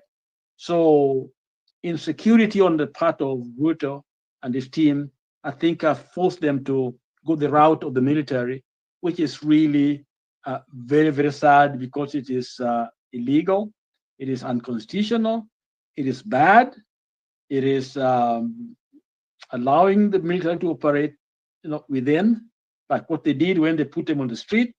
So it's just bad for Ruto. Back to you. Okay.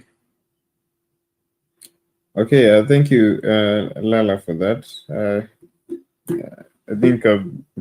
I think you had this discussion before with Bernard, but I think I just wanted us to go through it.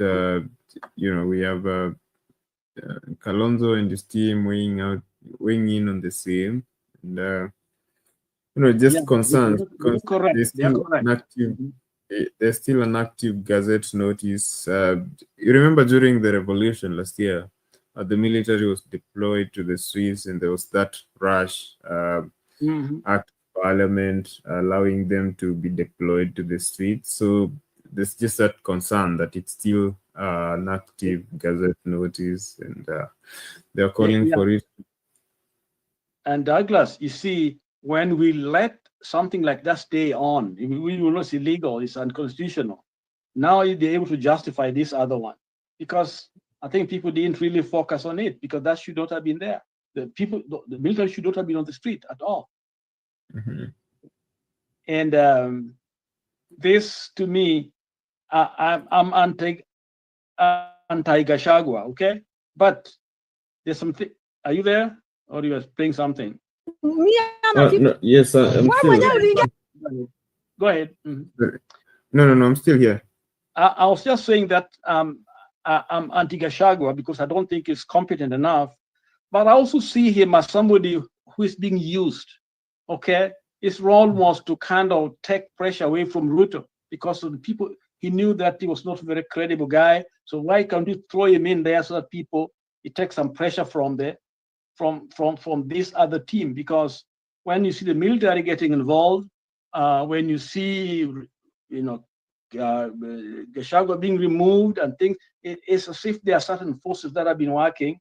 But so this man was just used, and now is because they knew his inadequacy, so people will not really be behind him when he's kicked out. So it may be the genius of Ruto in terms of putting Gachagua there, so that is unceremoniously removed, so that he gets where he wants to go. So that's a speculation that somebody can easily suggest that had taken place. Back to you.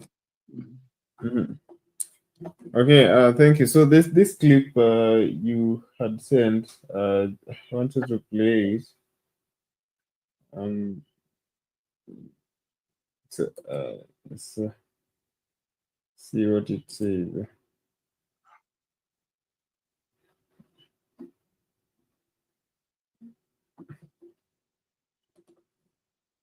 So, where's the sound? Wenda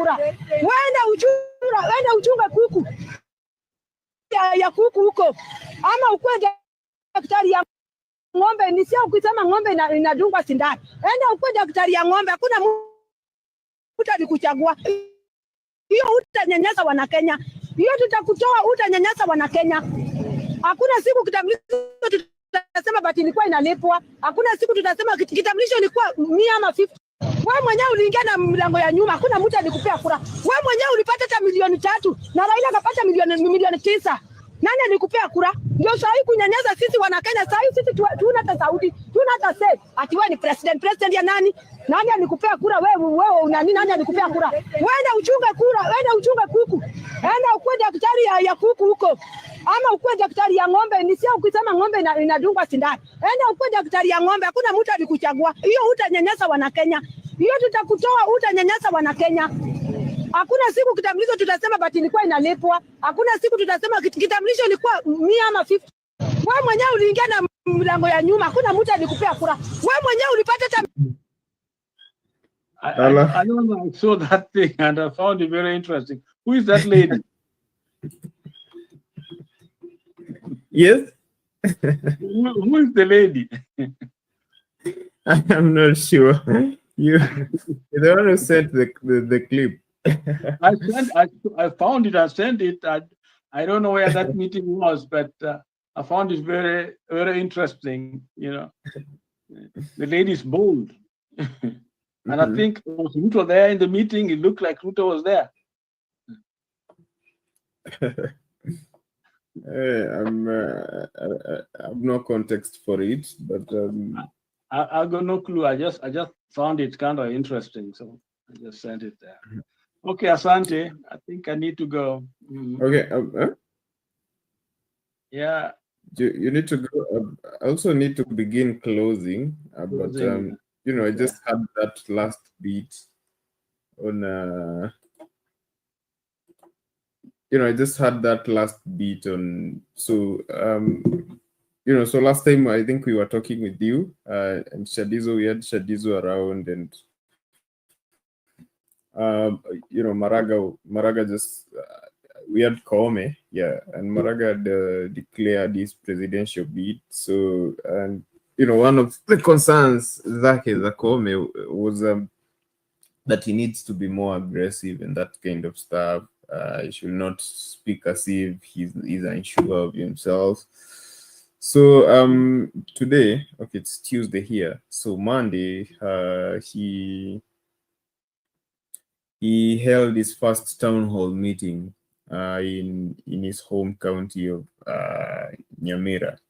So I just wanted to look at that briefly since we need to begin closing. But we just wanted us to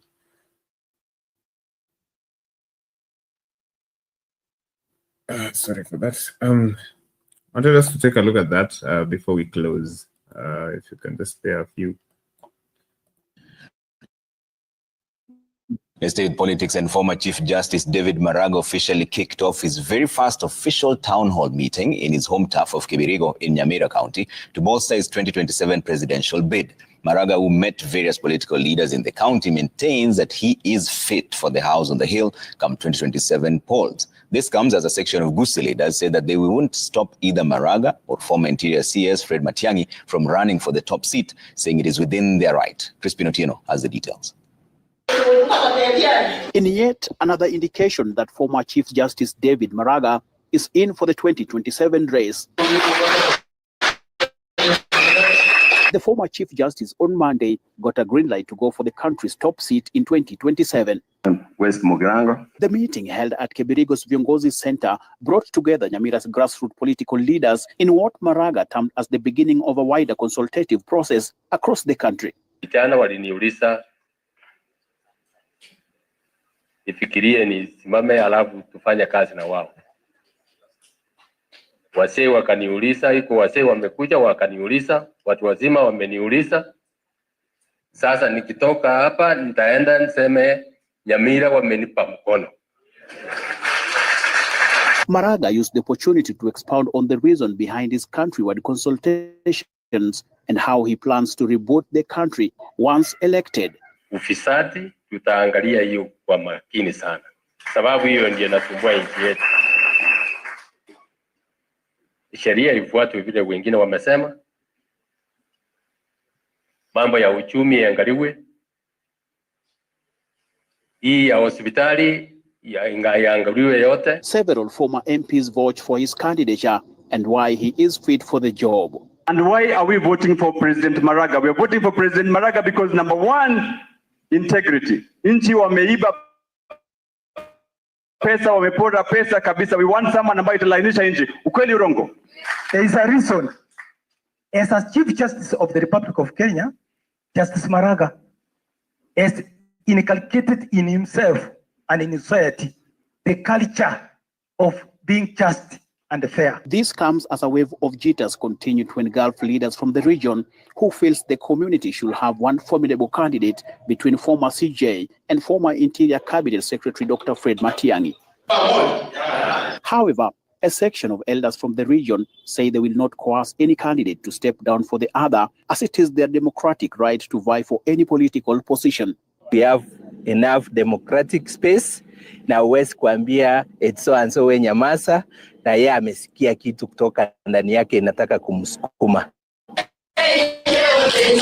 Maraga's town hall meeting is now heading to the coastal region, then western, after which he shall be in the Mount Kenya region. Crispin Otieno for Citizen TV.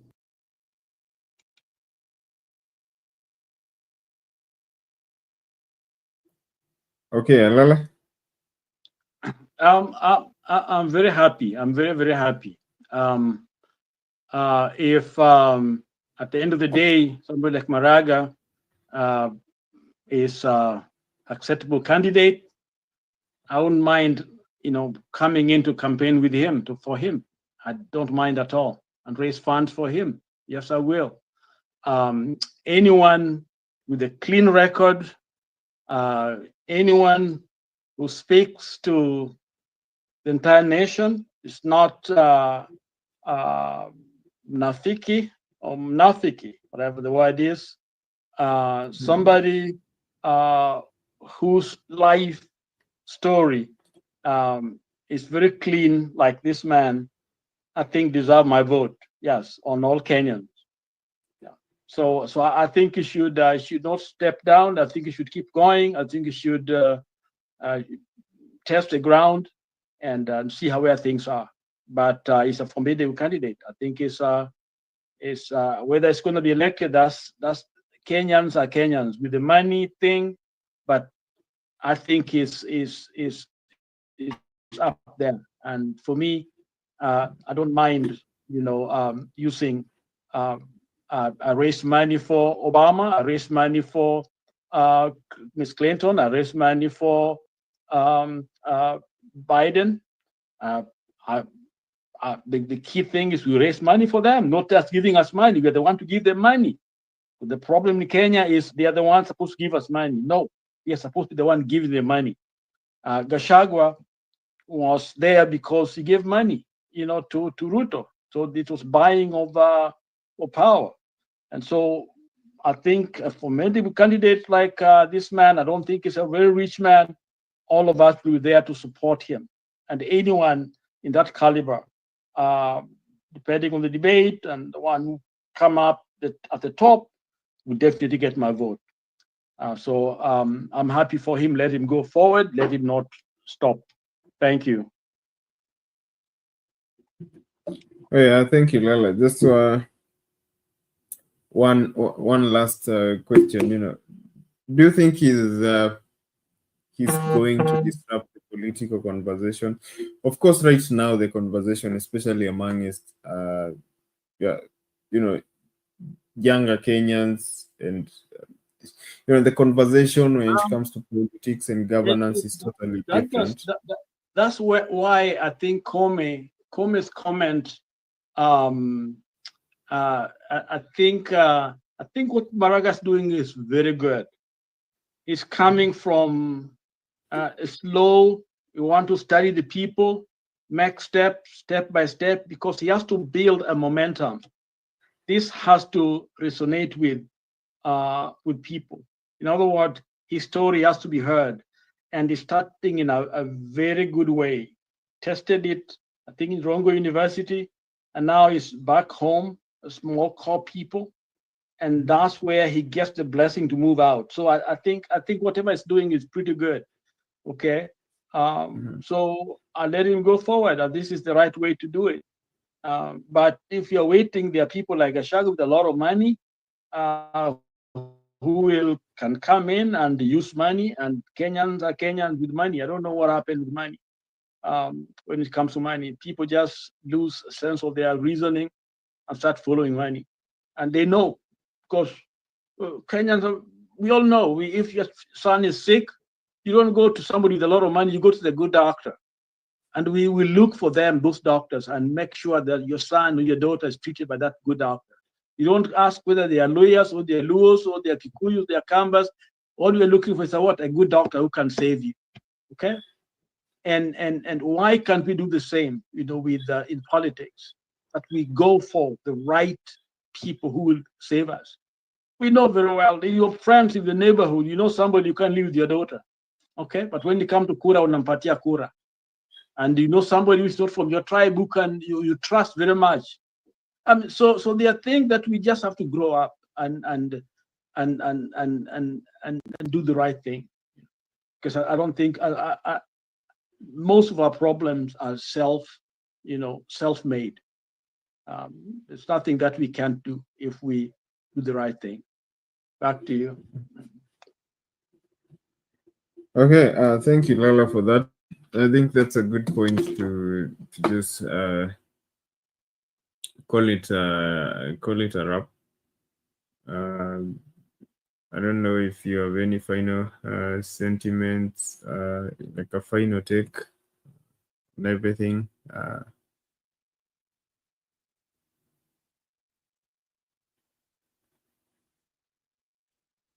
Lala? Hello, what do you say? I know. I'm taking your final sentiments. Okay, I think let me address one more question, and that is awesome. Moi's advice, I don't know how to take it, because when you're in power for a long time, it's about power, not about people. And I think he had a lot of people. There's good things he did, but discouraging people not to run because they already have their system set up in a particular way is wrong. I think we should nurture leadership. We should encourage the right kind of people to run out, to run for these seats. Okay, and generally in the West, here in the U.S., a lot of times it's not the people who want to run, but people visit them and tell them, we see some qualities in you, and we think this would be one way to help their community. And they think about it, and they come. So it is a people-driven. People see those qualities. But in Kenya, is when you have the money. So I pray that as Kenyans, we should look deeper, because if we choose wrong people, then actually what we are doing, we are actually disfranchising even the top person there, because he'll have people around him who can be bought. We've seen that in the county assemblies where these MCAs are like just bought, and they don't care about the counties. It's about their pockets. And so the little money that are gone to the counties, it's not been used very well.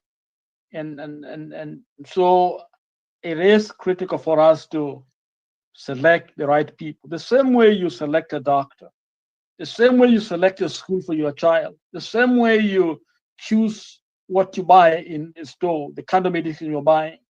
Use that diligence, look that mindset, and you know what, we will save our nation. But if we allow somebody who gives us 1,000 Kenyan shillings, we vote for them, we know very well they are not the right people, we are digging our own graves. Otherwise, thank you all, and thank you for staying with us on this channel, and thank you, Douglas and Bernard, and all you, wherever you are, and all the members of this group, plus others who listen today. Thank you very much, and let's all come and let's share our ideas and contributions so that we have a robust debate, and out of multiple of counsel, there is always grace and development. Thank you.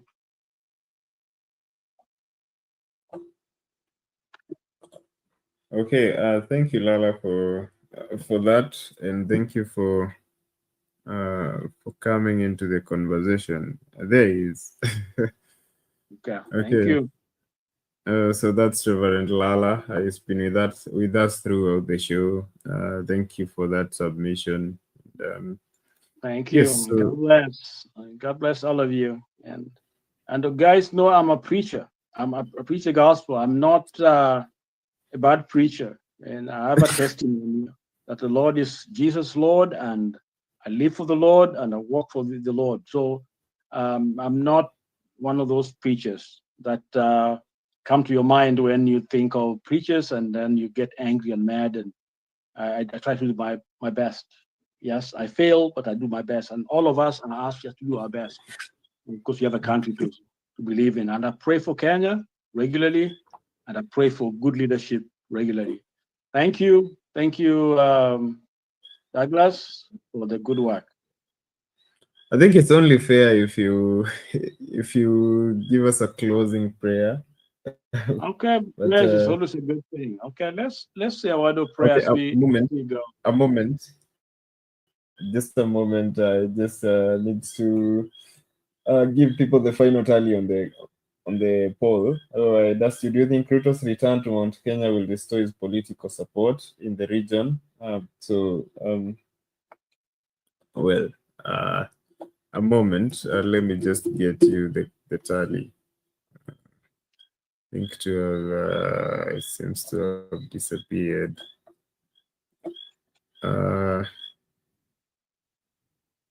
Sorry for the echoes. So at the end of the poll, 18% of you said yes, is going to get back that political support.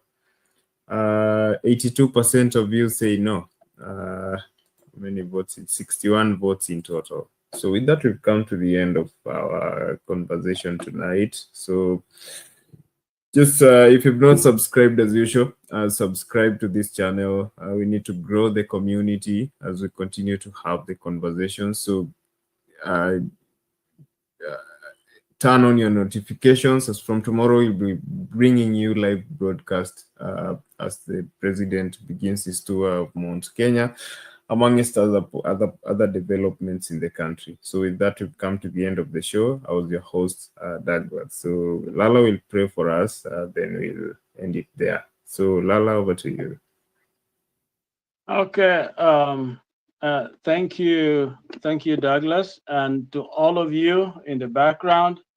I'm a preacher, and yesterday my sermon came from the book of Matthew, the 17th chapter, and it's about transfiguration of Christ.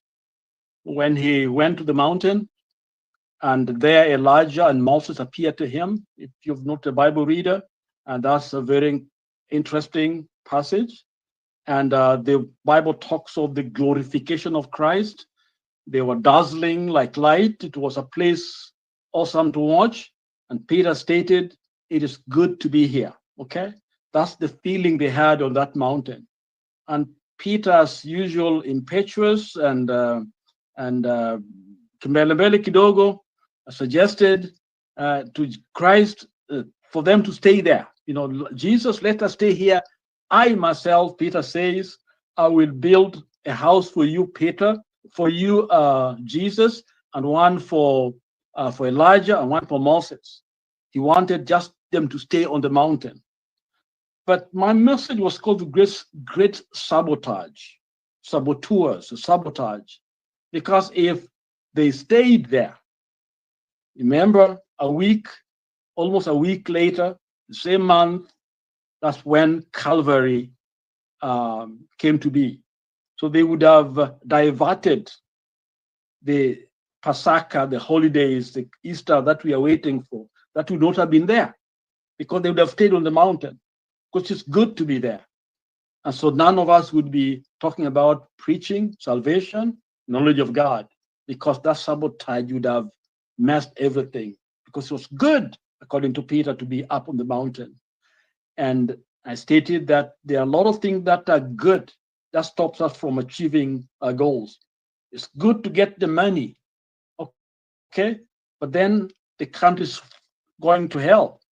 The economy is dying. The people this country disintegrating because of people who make the choices because they got some good stuff. They've been given jobs, they're cut, and they don't realize that there's another mountain. There's another place for us to go. So I think if we can't all realize that the work is at the feet of the mountain, that we must leave that excitement, those things that we get, those blessings that we have, those blessings are for us to go back to the feet of the mountain to do the work of ministry, to do the political work, to do economic work, to do legal work, whatever it is that God has called us to do.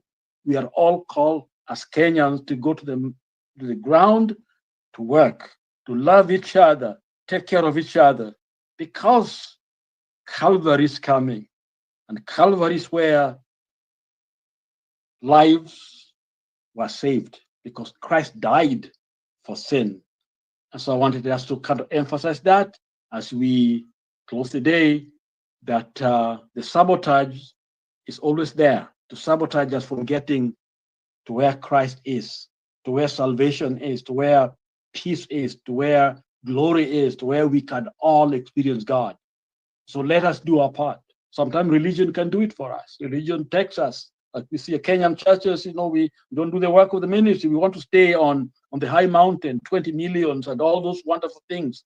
No, we are not called to stay there. We are called to come down and face the Goliath and the challenges in our time. So let's pray that God will help us to come down and do what is required as we prepare for Easter. Let's pray. Father, we thank you tonight or in the morning in Kenya and around the globe. We thank you, Father, for all of us that you've called, given us this name to be called Kenyans.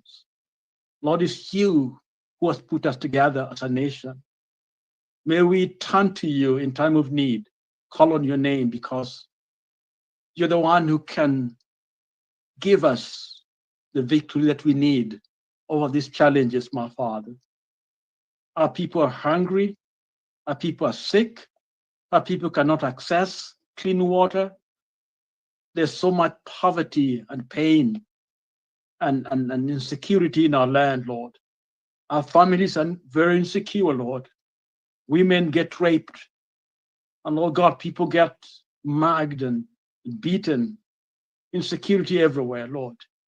Lord, there are things we cannot do on our own, but you can. So, Father, we pray for your grace and help us to know what we ought to do. Humble ourselves, give us the brave heart, so Father God, that we can be able to face the Goliath here in the ground and do the right thing, because you are behind the right thing. Lord, we love you. Thank you for Douglas for leading us today. Thank you for Bernard and other members of the panel. Those that are unwell, Father, you touch them. We pray for our leaders in the country, that Father, you open their eyes to know that there's a God in heaven who requires each one must account for what we've done. We require to know that you're there to hear us when we call on you. We love you, we honor you, we thank you. Give us a good day. For Christ we pray. Amen. Okay. Asante ndugu yangu Baraka. Okay, I thank you, Lala, for that. And good night to you too, and good night, everybody, and good morning for those of us who are back at home. See you on the other side. Bye-bye.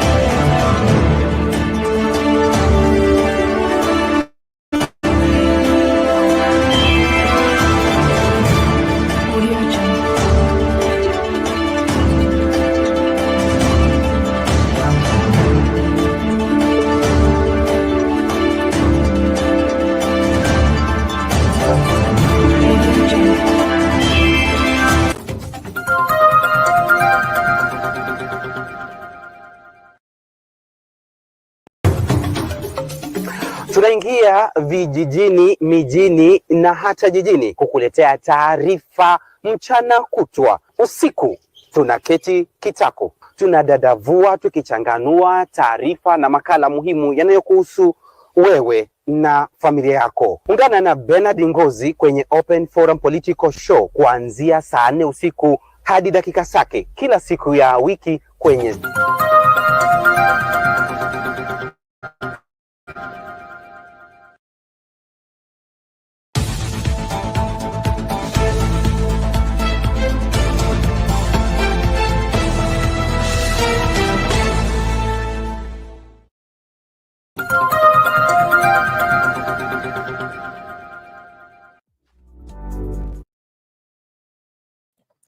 Good day, ladies and gentlemen. Welcome back for another amazing episode and amazing moment. Kama dawa, if you're getting me loud and clear, please say to hello on the comment section and I'll be good. I'm your host tonight, Shagizo, and I welcome you to the show tonight so that we can have a great conversation or tonight opening for a political open forum show. So I want to welcome you everyone. Feel free, feel welcome, feel at home, because every day we normally say Sound Candy Talk is the place to be and is the place where you are free to share your opinion and you are free to share your own conversation. Please, I ask you to join. For those who are still joining up, the link to join up with the show is on the comment section so that we can have the conversation together.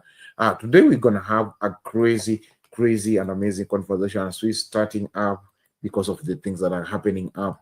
But what I want to urge you is, or what I want to welcome you is, feel free, feel humble, feel being part and parcel of this, because everyone is considered the Kenyan. Na Kenya ana maoni na ana uhuru wa kuchangia kwa yale ambayo yanajiri na yale ambayo yametokea. So leo hii nawakaribisha nyote kwa moyo mkunjufu. Njioni tuweze kuzungumza, njioni tuweze kudadavua kiundani, njioni tuweze kungamua kindani na kuweza kujua ni yapi ambayo yamejiri, ni yapi ambayo yametokea. Maana leo yametokea mengi, tukianza naye kwanza ambayo yametokea, yamezidi kutokea kwamba maswali ya IEBC, na kana na hayo tutakuwa tunaangazia tunataka kuzuru kwa rais sehemu ya Mlima Kenya, ambapo bado anakuwa na vishasha na mbwembwe mingi, ila natumai mambo yataweza kujiweka wazi. Tumeona mengi yametembea mtandaoni wakisingizia kwamba watu wa Central mara ni wanafiki, wanajifanya kwamba hawako na rais, kumbe ilhali wapo na rais. Basi njoo subiri mapema iwezekana, tuko tu hapa kwa muda mchache kisha tuweza kungatuka ili tuende tupumzike, tungoje kesho kujenga taifa tena kesho pale popote tukuzia. Na wasi wote karibisha mtu, usitazame peke yako. Studioni tuko wengi na tuko na wengine ambao wanajiunga. Na kama umejiunga na sisi uko kwa comment section, tafadhali comment kwa comment section hello, itakuwa ya manufaa sana. Na karibisha nyote kwa moyo mkunjufu. Kweni na furaha na tuweze kuunganika pamoja, tuweze kuzungumza pamoja. Sina la ziada, lakini nitapeleka moja kwa moja kwa mada ya leo. Na kabla napeleka kwa mada ya leo, wacha niwasomee tu leo. Sitaguzia mengi, lakini unajua mengi yametokea, mambo yametokea siku mzima. mingi sitaangalia, but leo naomba tuangalie kwa mada ya siku, na mada ya siku ambayo tunafunguliwa kitengo, na kile kinatufungulia kitengo ni masuala ya Martha Karua na swala la IEBC na swala la NADCO. Martha Karua anasema kwamba wale walikisema NADCO hairuhusiwi na kuweza kuwa na mwakilishi pale, lakini leo hii anataka hiyo ripoti ya NADCO. Hiyo ni swala ambalo linakosa majibu na linakuwa na maswali mengi ya kuumiza watu kichwa, lakini naona Bernard amejaja studioni, tutakuwa naweza kuzungumza na yeye na pia na wengine wote ambao wanajaja studioni.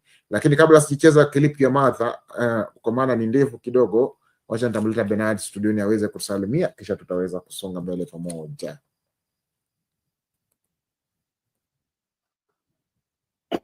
Bernard, hali gani?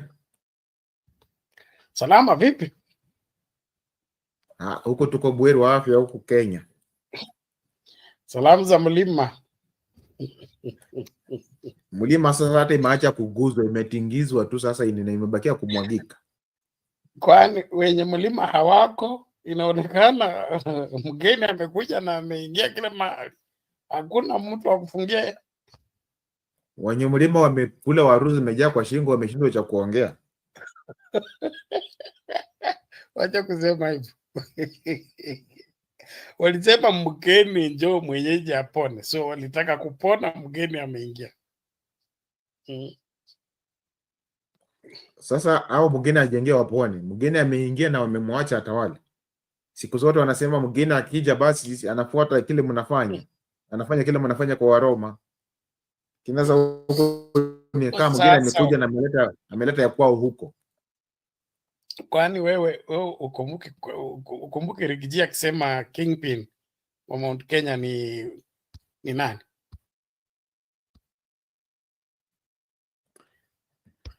Haya, unajua hayo yanajiri tu hivi punde karibuni, tutajua nifanya Kingpin na nimerudi.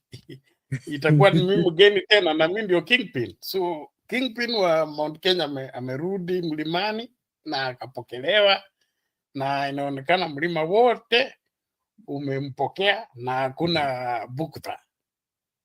Wale waliosema Wajaluo ni wajinga kwenda kupokea Ruto akienda Kodele, sasa sijui wako wapi leo, kwa sababu ningependa wanieleze. Pia wamepoteza akili, walisema huku hakuna akili kwa sababu crowds walitokezea kwenda kupokea Ruto. So hizi crowds zote tunaona mlimani zimetoka wapi na ni kipi kimebadilika? Ama ni kweli kwamba Ruto bado ndio Kingpin wa mlimani na hakuna wa kupinga? Tungamuliwe hayo.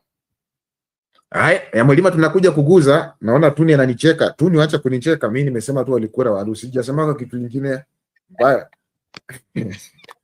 Haya basi, nakaribisha nyote kwa show, njooni tuweze kudadavua masuala mezidi mengi, lakini wacha tuanze na Martha. Martha atufungulie kiwanja. Martha Karua na shamra zake na maneno zake mengi na mambo mengi ambayo yamejiri, lakini tuacha Martha tuanzishie, kisha tuweze kusonga pamoja na stories. Ama tuanze na mlima kwanza? Wacheni kwanza tuanze na mlima. Utasema tuanze na mlima. Juu tumeanza story ya mlima, wacha tu tuiguze kidogo ndio tuendelee pamoja. Leo rais amezuru mlima Kenya na alianza safari yake hivi. Wacha tuanze safari ya rais mlima Kenya. Language interpreter. Let's begin in Mount Kenya region, where President William Ruto today received a rousing reception on his first day of the week-long tour of the region, with thousands of residents from Laikipia and Nyeri attending roadside rallies and functions addressed by the president. And as Emmanuel Tor now reports, some of Gachagwa's allies, including Nyeri Governor Mutahi Kahiga, seemed to warm up to the government, promising to work together.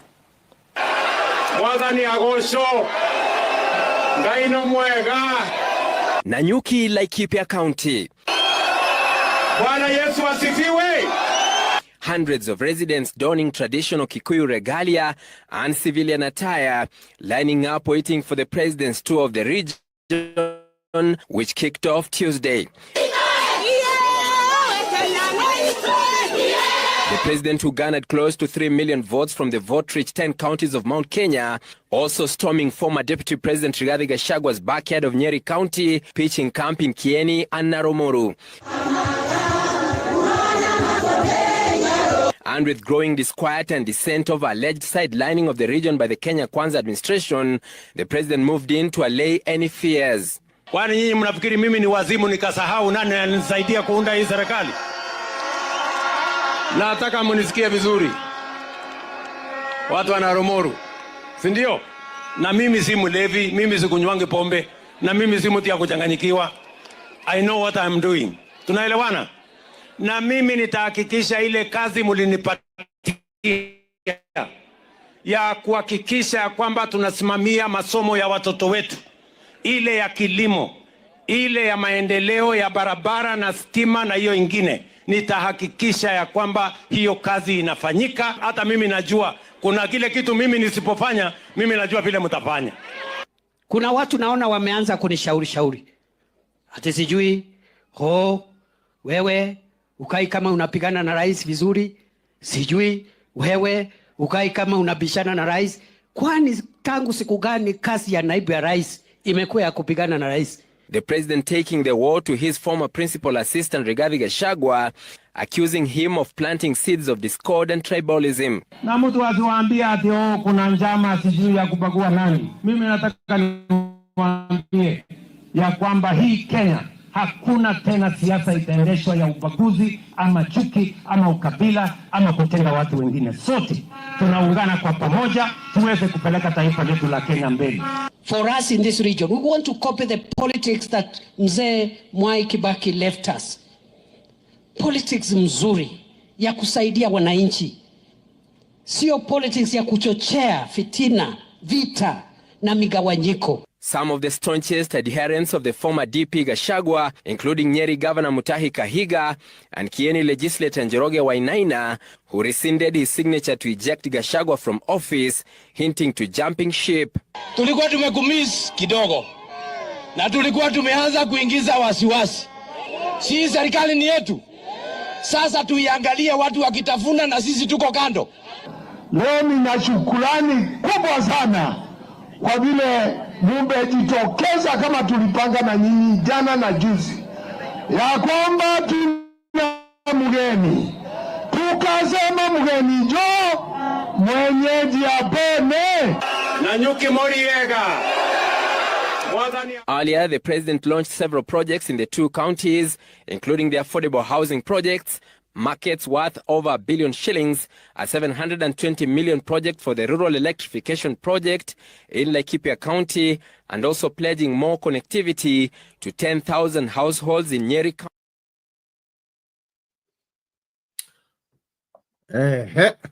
Ndayo mambo Wakenya muliega Muliega muno.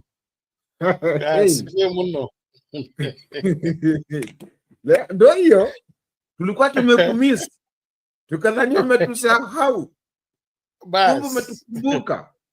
Alafu naye anajibu kwani mimi ni mwendazimu ndo niweze kuacha, na nyinyi ndo mnajenga hii serikali. Serikali yenu mnataka kuachia nani? Pia nanyi mtafune. Aputini anasema is paid crowds. That is very good payment.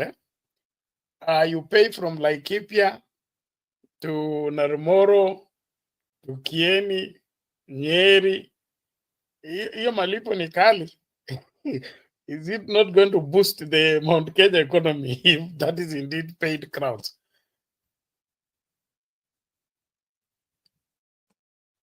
But the bottom line is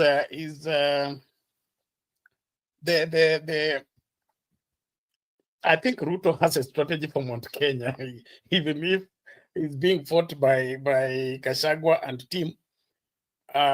He seemed to know what to do to get Mount Kenya. I know that there will be naysayers, but from the look of things, I don't think Mount Kenya has a problem with Ruto. From all those indications and the body language of the people and things like that, they don't have a problem with Ruto. the one and only problem has and will always be Raila Odinga. And so, like somebody said, if Raila Odinga will be on the ballot and William Ruto will be on the ballot, Mount Kenya will choose William Ruto over Raila Odinga. So the really thing here, mimi naona mlima bado inapenda Ruto.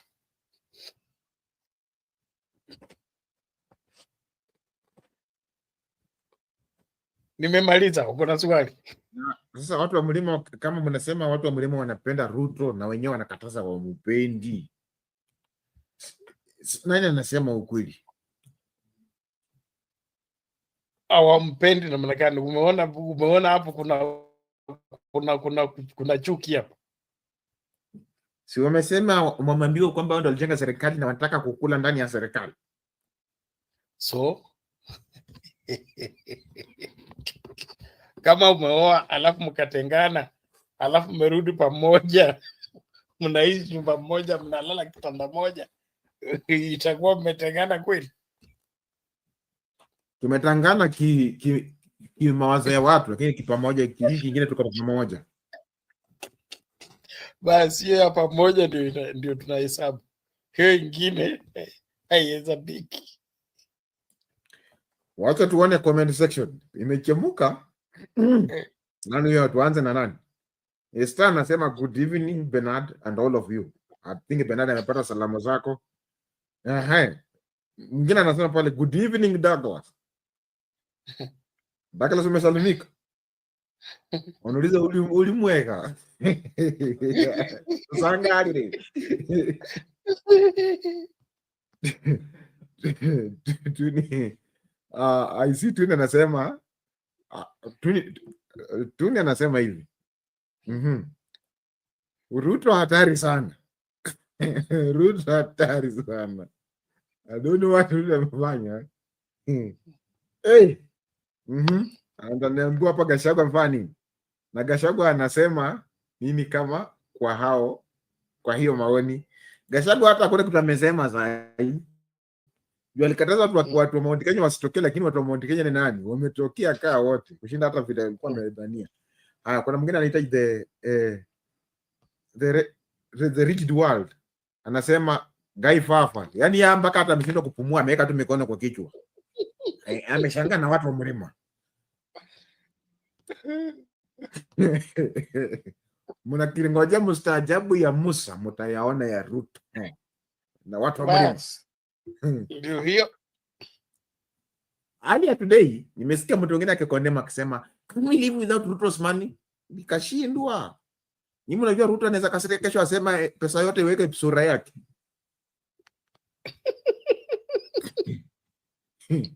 Ndio muone vile mtateseka.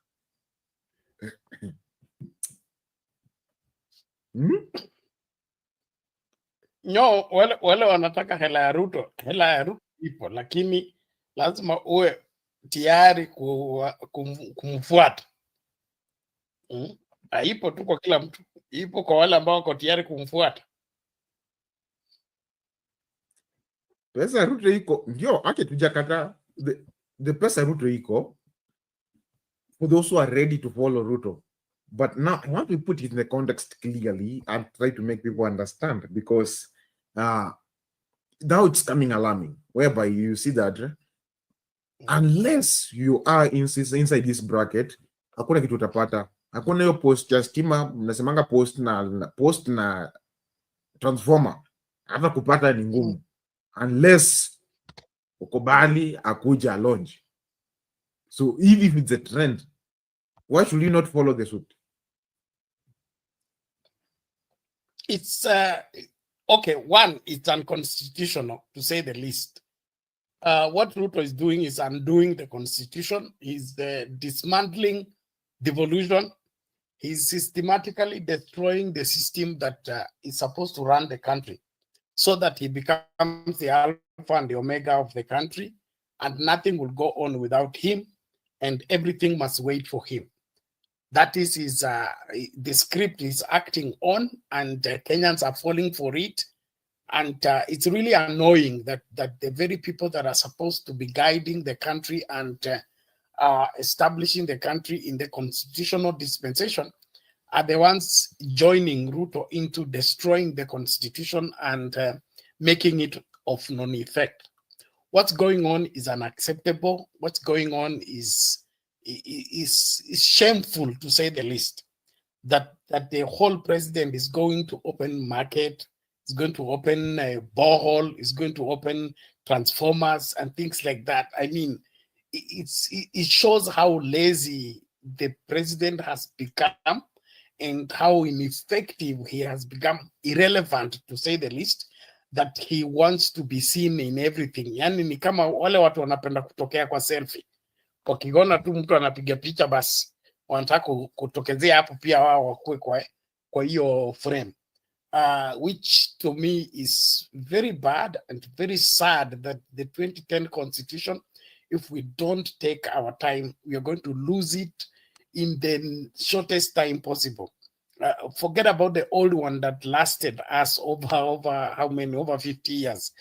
This one, we may lose it in the next 3 or so years, because the systematic approach by which William Ruto is deploying his energy, his strategies, and his schemes to outshine it and sideline it, it is very, very disturbing for every right-thinking Kenyan. And so, as Kenyans, we either remain constitutional or we forget it. And William Ruto is happy if we forget that constitution and let him lead without it. Let me leave it there. Let me listen to Lala. Lala, how are you? Chadizo, it's good to see you, my brother. Happy to see you after a long weekend. Oh yes, it's another day, and just looking at what you guys presented and listening to you guys, and trying to get in touch with what's going on over there. You know, those of you, I don't know, Shadizo, you are into science or research, whatever. The word these days is evidence-based treatment, evidence-based research, evidence-based. That's the big name. And the reason is simple.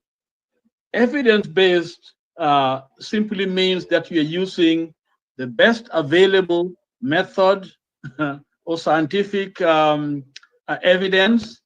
And if you are doing what I do, the kind of job I do, then you have to look at the practices, things that are happening on the ground. Okay, gotta be also be used, and then you ask the people themselves, you know, what they hear, what they feel. Okay, I'm saying that to say this, that when we talk about whether it is democracy, you know, we tend to copy exactly what we read. Tulisomea kwa watu wengine wanatufanya nini tunaleta kwetu.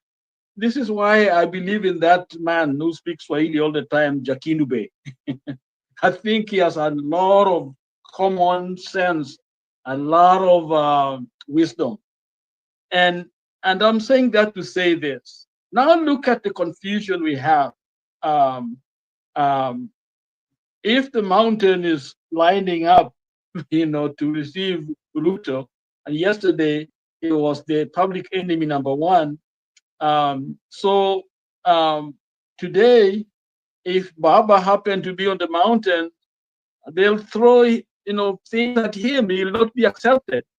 But Ruto is there, and yet the other day they are the one talking about Baba made this mistake. So you know, we are in uncharted as Kenyans. So the key thing here is we must figure out the true north, so that we can follow the true north. And the true north must be fight against corruption, fight against tribalism, fight against, you know, negative ethnicity, you know, that has been used for a long time to marginalize other people. If we focus on the true north, then our fight is worth it. But if we go by the popular guy, this is what they're saying, then we're going to be back here, back forth, and here and there. So to me, the mountain is very confusing. The message that they're sending out there. But there's some people who knew that was going on. I think Bernard was kind of discussing those facts, that on the ground. Now that Ruto's back, and I'm sure he's not paid anything, maybe he will pay. He is accepted.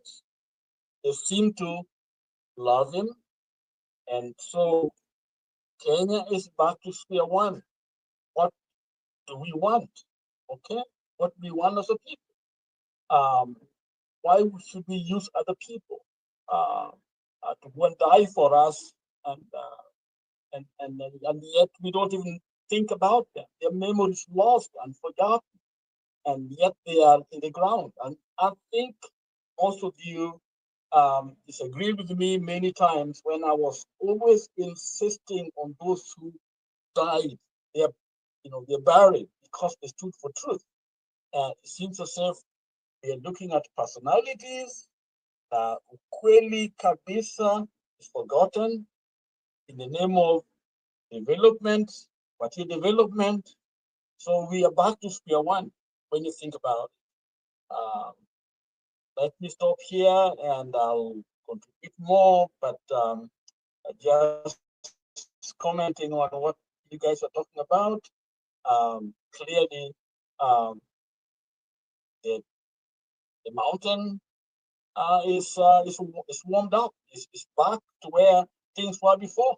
Okay, before whatever Gachagua. So either Gachagua was just used, or Gachagua was part of the scheme, whatever the case. I don't know what's going on.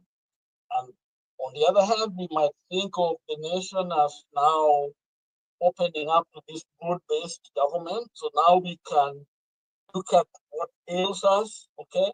Whether it is IEDC and other things, we can all look at this as Kenyan, or we are back to business as usual, okay? Corruption as usual. Things will happen as usual. To me, I think probably we are there because the key players in some of these issues that we have questionable, they're still there. They're up there in power. Okay, what are we going to do to rid the country of such characters? I think that's one of the challenges that we have.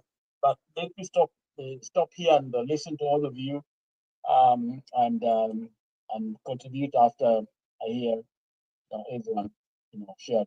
Back to you, Shadiza. Thank you Lala for that submission. It is great. Watu wa mlima tunazidi kusonga na nyinyi polepole, hatuna haraka. Leo ni polepole bila judge. Let me bring the spices up.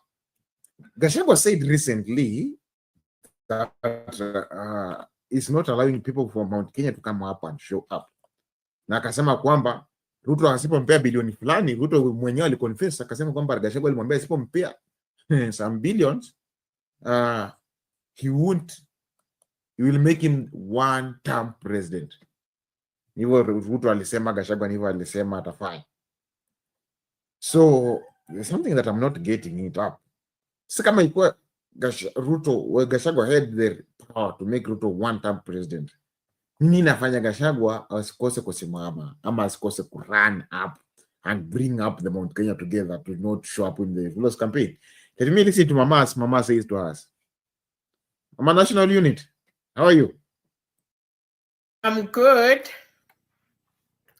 Mambo ni hayo. Wacha nikwambie Shadiso. Nimesikia watu wengine wakilalamika somewhere ya kwamba the young tax ile ilikuwa ya kina Orengo, Itopu Imanyara, Koiki Wamwere and the rest, kina Martha Karua those time. Hawa ni watu walikuwa wanaweza fanya kazi bila pesa, From that time up to date, Chatiso, tell me another young person mwenye amejitokeza kusaidia nchi without money. Wakati kina Raila walianza opposition, walifunga harambes, walifanya kazi bila pesa.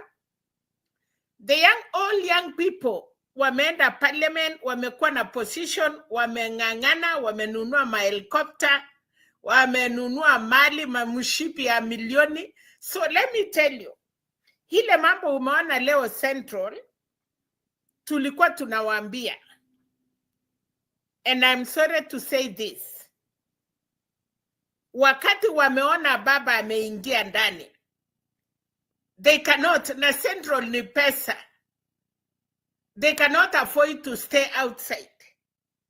Ile kitu kama mimi ni watu ya Nyanza, kwa sababu wamezoea kukaa nje kupigania wa Kenya. I will tell Nyanza people, let us be in one government. No opposition, no nothing. Wacha tukae kama kila watu, because sahi mumeona Central vile wamefanya. Hata Kachakwa, nani anafuata mtu ana power? Shatiso, who will follow somebody without power? Ana kitu ya kuwapatia sahi. Hata ule Nyeri Kafana, sikia vile aliongea. Wanasema tunatoka wapi? Kaboko aliwaambia, munafuata mkebe ama munafuata pesa. So we have learned a lesson like kama wa Kenya. Na hata hao wanajua, let me tell you. Hii kurubi ingine yote, hakuna mtu atatoa Ruto. Hiyo vijana kidogo walikuwa wamenunuliwa, walitaka kutoa rapture. Unaona vile walifanyiwa na wenzao wenye walijaribu kutupa mawe. Walisimwa na wakapotea. So, ile kitu tunasema kama wa Kenya, tupende nchi yetu, tufanye kazi. Huyo ni president yao. Na hii mahali tulikuwa tunaambiwa ati Ruto anaendanga kulonj vitu ya hakuna. Mbona leo amefanya hivyo kwa Central na achashautiwa? So mimi ningeesa ambia wa Kenya, tusikubali kusukumwa nje tena. Let us all of us be in this government, tutengeneze 2027, wacha tuone. Kwa sababu hakuna mtu Jatiso. Hii yote ingine yote ni mdomo. Watu wametafuta pesa. Our youth, including you, wale wachache, they want power. Wakikimbia pale wamesahau wenzao. Watu wanaona vile wana change, wanakuwa na power. So hii Kenya, ile mambo ya ile huduma, ile watu ya bure iliisha. Kila mtu you want to be rich man. Na hiyo ndio imelete shida. Tukisema sahi kwa serikali hii yetu, wale wako kwa ministries, wale members of parliament, uniambie mwenye ameenda huko na akarudi bure. Anaenda anatupa raia, ananunuliwa hata nguo ya kuingia bunge. Wengine wananunuliwa kari. After that, nina ushuhuda Reverend Lala aliniambia, ama alituambia sisi wote, kuna vijana Reverend Lala alikuwa anasaidia wasimame. But guess what? Sahi ndio wanauliza Reverend Lala, what do you want? Na walienda pila, na si moja, wengi tukihesabu Salasha, tukihesabu kina Makurumen wakiingia, tukihesabu Toto, tukihesabu all these members of parliament. Kuna mmoja alikuwa Meru, alikuwa anatembea na baskeli. Can you think today he has start bicycle? So wa Kenya tuwache kudanganyana. Mumeonyeshwa leo na Central. Wenye Kachakwa alikuwa nasimama akisema Ruto asikuje. Now he has shown them. Sahi Ruto amepata nguvu mara 100. Amekaribishwa hiyo hata kushinda watu wengine. So mimi sitataka kusema wamefanya mbaya ama wamefanya mzuri. Niliwaambia samani, kuna wasee kwetu wa Kenya walikuwa wanakunywa pombe. Alafu wanaambiana leo jioni twende tupige mapipi setu. wakifika nyumbani that his former deputy Rigathi Gachagua tried to blackmail him by asking for 10 billion shillings. Am I talking ama umeweka video? You continue. Okay. So wase wakaambiana twende tuchape wa mama. Wengine wakaenda kutoa ile ngozi. Wanapiga ngozi, mama anapiga nduru. Kesho asubuhi wakiamuka, ula alikuwa mchinga, alichapa bibi yake, akapeleka hospitali, na wale walikuwa na danganya walikuwa na mchekea. And that is what you have seen today. Wale wanawambia tufukuse Ruto, atutaki, leo mumeona vile wamekaribisha. So badala ya kudharau rais walichakua. Hata sisi wenye hatukumchakua tupende, tufanye kazi after 5 years. No, 2 years. Ya ameambia watu ya Nyeri, kama sitawafanyia kazi, nitarudi kuomba kura. Kama sitafanya kitu, mchakue mtu ingine. So please Kenyans, tuwache hiyo mambo ya chuki na tuwache kusukuma watu wengine waonekane ni wabaya. It is because Raila isi na umesema vizuri Reverend. Baba akienda Central saa ile maneno utasikia utaamini. Ona vile wameonyesha Ruto mapenzi. Wacha Raila aende, ataitwa mkoroki na hiyo machina yote mbaya. So wacha tukue wa Kenya, tutengeneze nchi yetu. Election ikuje 2027, whoever wins. Na tusiambiwe ati wengine wanapatiwa pesa, wengine wana launch mambo ya no. Kuna watu wanataka kukua ni wenyewe wanapata hiyo pesa ya Kenya. So mimi, kama ni mimi nataka niwaambie baba, asante kwa kuleta watu yako ndani. Because you deserve it. Hii Kenya ni yetu yote, asante. Okay, thank you, ma'am, for that opening. For those who are still joining, let us join up. The time is going so fast, and the time is so spending. The time is moving so very fast. And I want to urge everyone that please come as early as possible so that useme tulikufungia nje. Mimi ukisema nilikufungia nje nitakuchunia kamote. Nikuchape nayo kama watu wa Mount Kenya. Utaniletea. Kuja mapema show. Leo wacha nikuwe kama nganga general. Tell you kuja mapema. So today I want to ask you please come early so that we can have the conversation together. I know today we're having a tricky conversation, but we'll come to the content, we'll get to agreement so that we know where our nation is going up to. First of all, let me play this video out. This is yesterday's video. We hear about what Rice said. President said that Gachagua threatened him that if we will not give him 10 billion shillings, Kenyan shillings, he will not allow, he will make him one-term president. And that's when he promised President Ruto. Then we see Ruto. Sababu Jatiso, Gachagua alitaka kukua kingpin. Alitaka hakutaka kina Nyoro, alikuwa nataka kila kitu ukitaka kwa Central, unapita Gachagua. So hakupenda ile mushroom ile viongozi wengine walikuwa natoka. Haya. Also, we saw yesterday, we also saw that Mount Kenya receiving. Leo tumecheza nani? I want to play the first Gachagua's video, then I will play the welcoming of the president inside Mount Kenya. And then muniambie mnaona nini.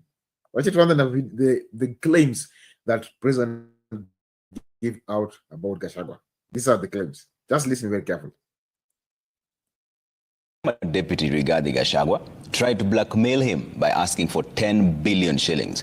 Ruto says that Gachagua threatened to make him a one-term president and that he refused to cave in to his former deputy's demands. The president was speaking on the subject for the first time during an interview with Mount Kenya vernacular stations ahead of his 5-day tour of the region.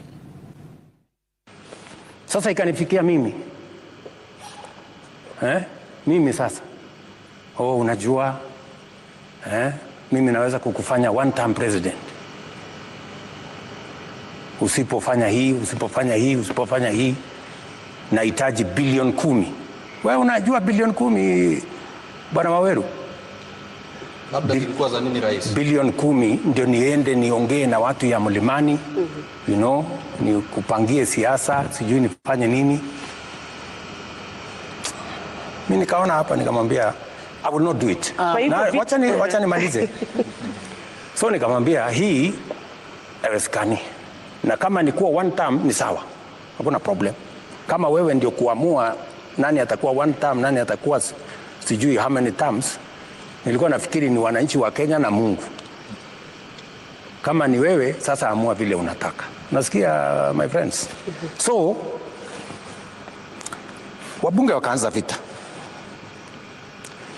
And hata wabunge marafiki wa Rigathi watakwambia mara mbili niliita wabunge. Nikamwambia sikizeni. Hatukuchaguliwa kuja kupigana. Tulichaguliwa kuja kufanyia Kenya kazi. Wachana na mambo ya impeachment. Mara ngapi? Mara mbili.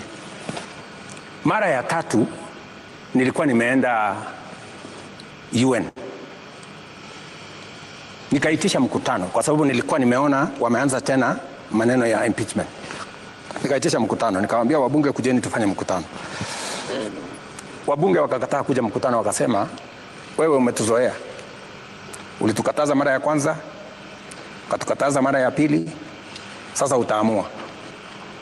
Either tutaendelea na atuulizi kura yako. Kura yako haihitajiki bunge. Sisi tutafanya vile tunavyojua tutafanya. Hiyo ingine wachana na sisi. They never came for the meeting.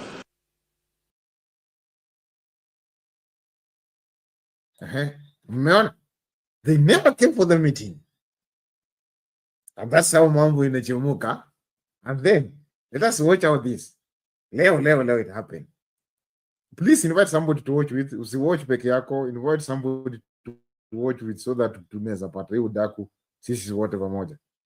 Meanwhile, former Deputy President Rigathi Gachagua now claims that President William Ruto has not commissioned any projects in the entire Mount Kenya region in his 2.5 years in office, saying that the head of state has only been riding on projects launched by retired President Uhuru Kenyatta, which he says have stalled.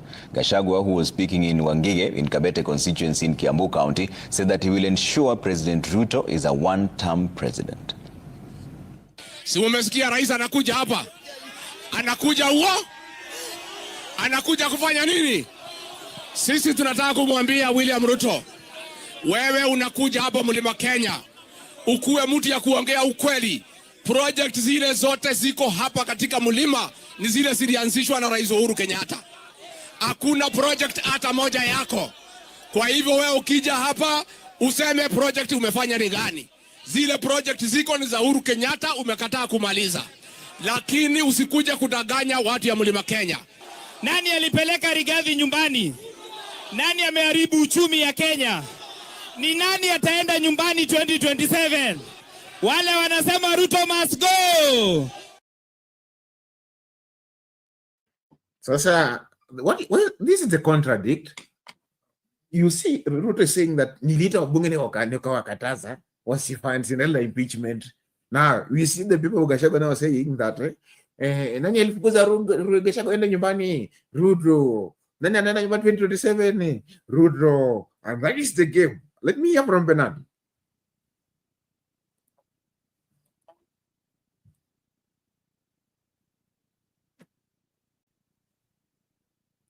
But Chatiso Bernard akiingia kama Gachagua for 2 years development alipeleka Central kama tribute president nikani ndiye tuongeze na ya rais.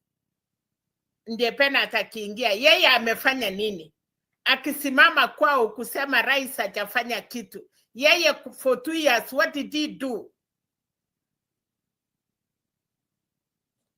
Atuambii pesa, si angetuambia rais ile pesa alisema 10 million ilikuwa ni uongo. Angekanusha hiyo. Wacha Pena ataingie kama ako ready. Bernard. Yes.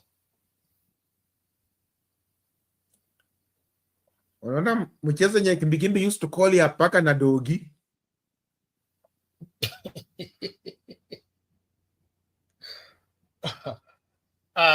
What I'm beginning to see is something that I think the Mount Kenya need to think twice. Mimi kulingana ile nimeona reaction ya watu na vile wamejitokeza na vile wamepokea Ruto na vile watu wana defect kutoka kwa Kashagwa wakienda kwa Ruto, inaonekana wazi kwamba mlima hauna mwenyewe. Mwenye mlima ni Ruto. Hawa wengine walikuwa wamekodisha tu na kodi yao imeisha. So mwenye mlima amerudi na mwenye mlima anabeba mlima wake anakwenda nao. Na kama sichakosea ana dawa ya mlima. So sioni mlima ikikwenda kule wanasema inakwenda. And then story ya one term president. Hiyo one term president itawezekana kama tunabebwa vile tumebebwa na vile kila mmoja sasa ameanza kuimba mgeni njoo mwenyeji apone.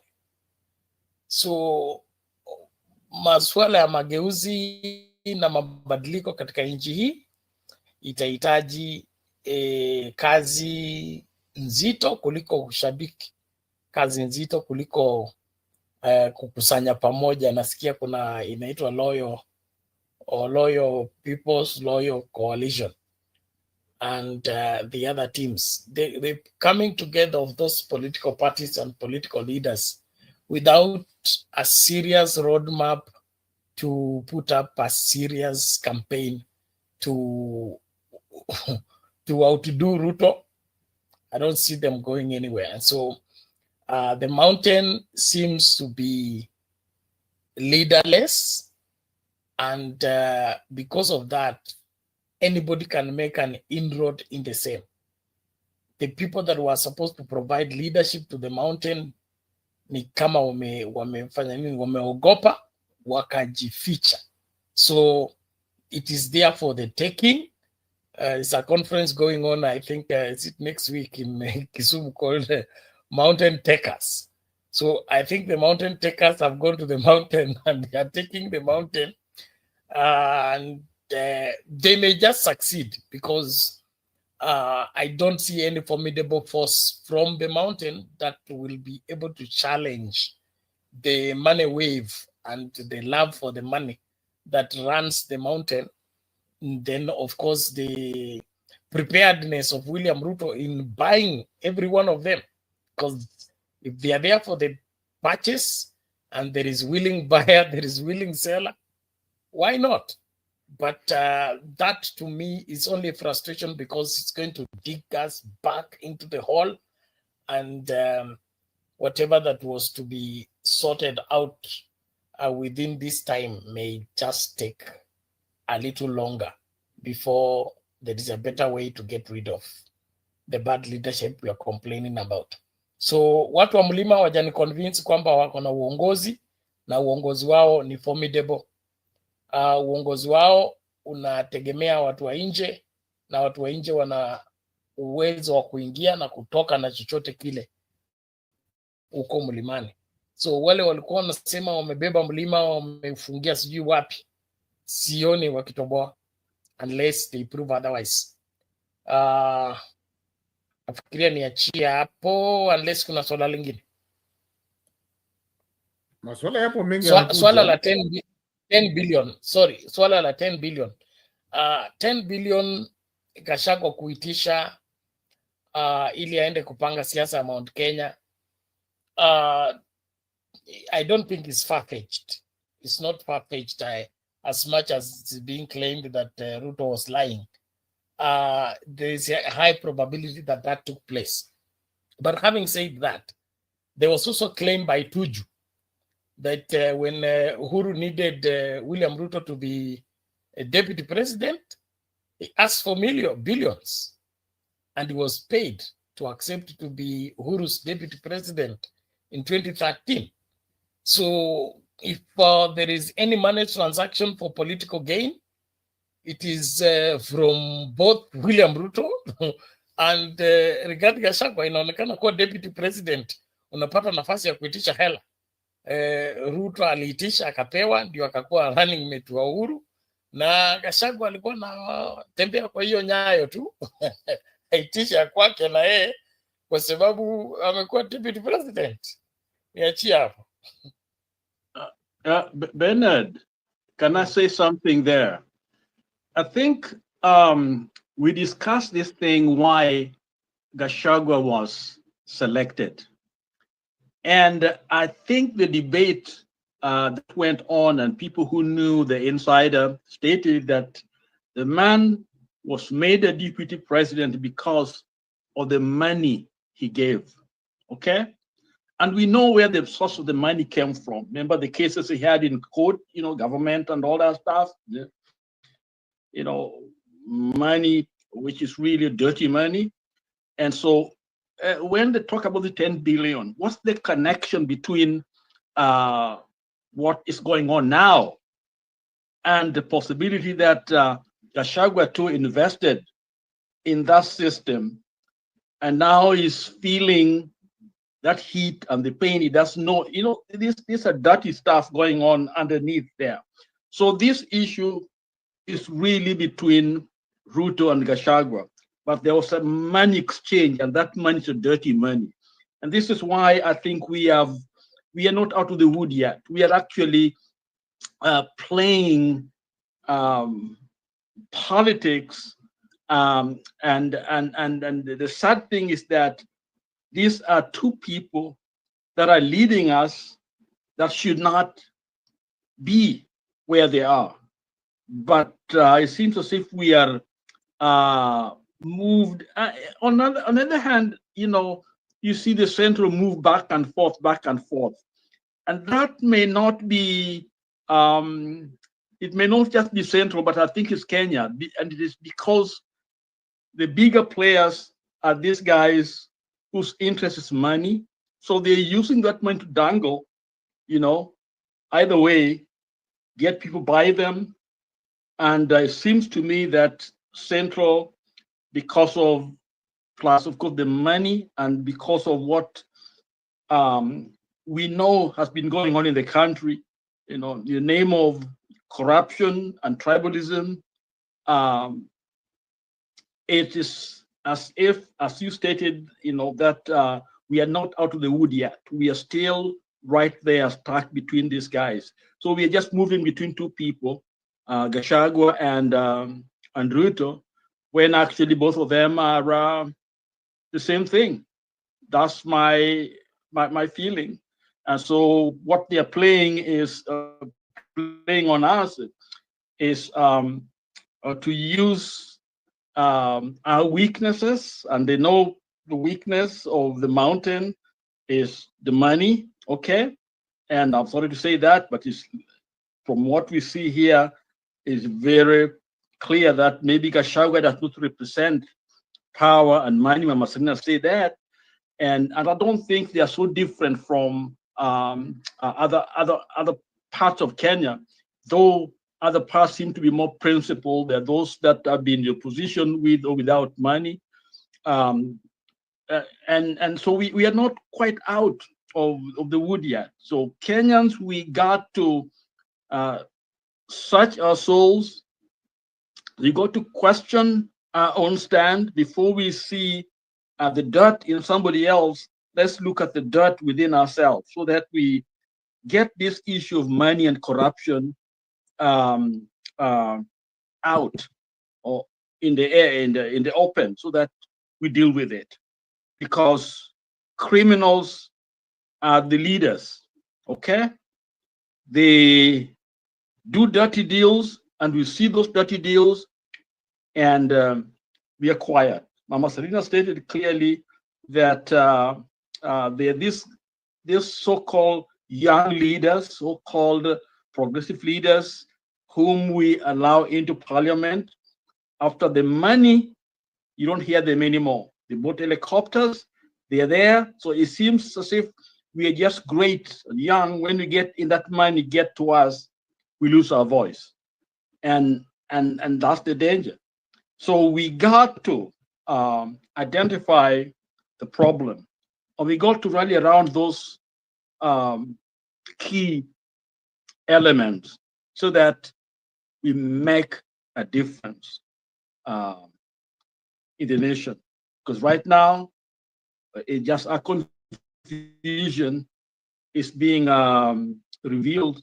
Okay, our weaknesses as being displayed, so-called political language and power and what we push out there with the people mean nothing. And that's why I stated in the beginning that evidence-based has to do with the ideas and the practice together, plus what the people feel. So the three sides gotta come together to come up with this is our idea, this is what we are looking for, this is where we want to go as Kenyans, so that we don't get into this confusion, which is the rest of the world is looking at us and they're laughing at us.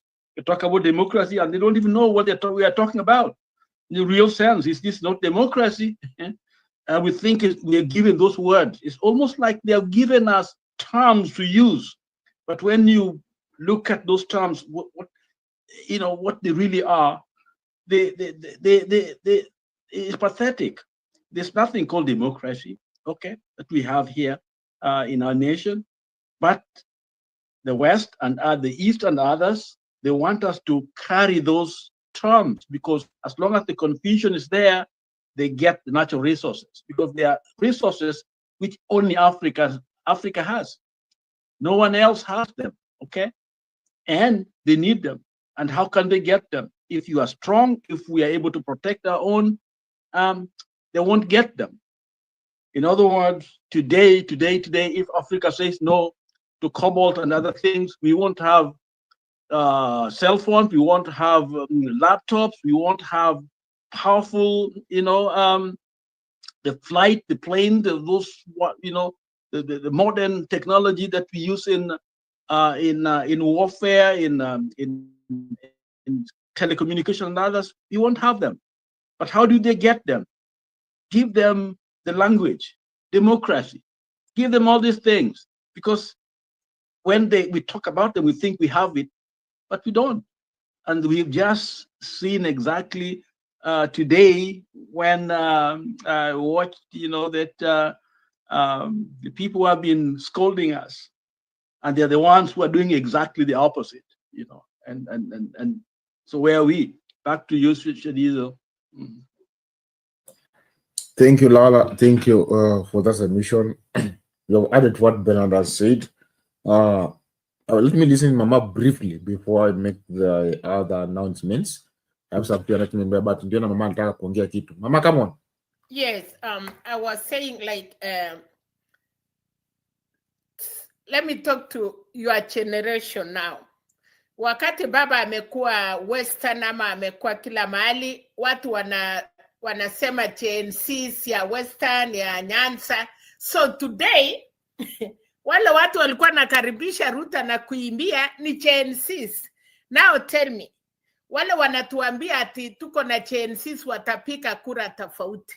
Gen Z ni watoto ya watu. They will vote where their people are. Hakuna vile ati tunaambiwa tunategemea Gen Z watakuja sijui Gen Z. Now you see the Gen Z today. Vijana wako na watu yao and the leaders. And again, Ruta ameprove kama sasa wanaenda kupanga vile wataipa kura. Will you come and say today ametarauliwa Central na hiyo mapenzi umeona? He will come up and say, na pena atametuambia. So ile kitu wa Kenya ni ya kwamba all leaders wanaangalia mtomo, tumbo sao. No one want to be a member of parliament or even MCA. Na kule ile msharaka ameandikiwa kama ni 300 ama ni 800 pila corruption. So mtu ana make sure I'm going there for business for 5 years. He will loot.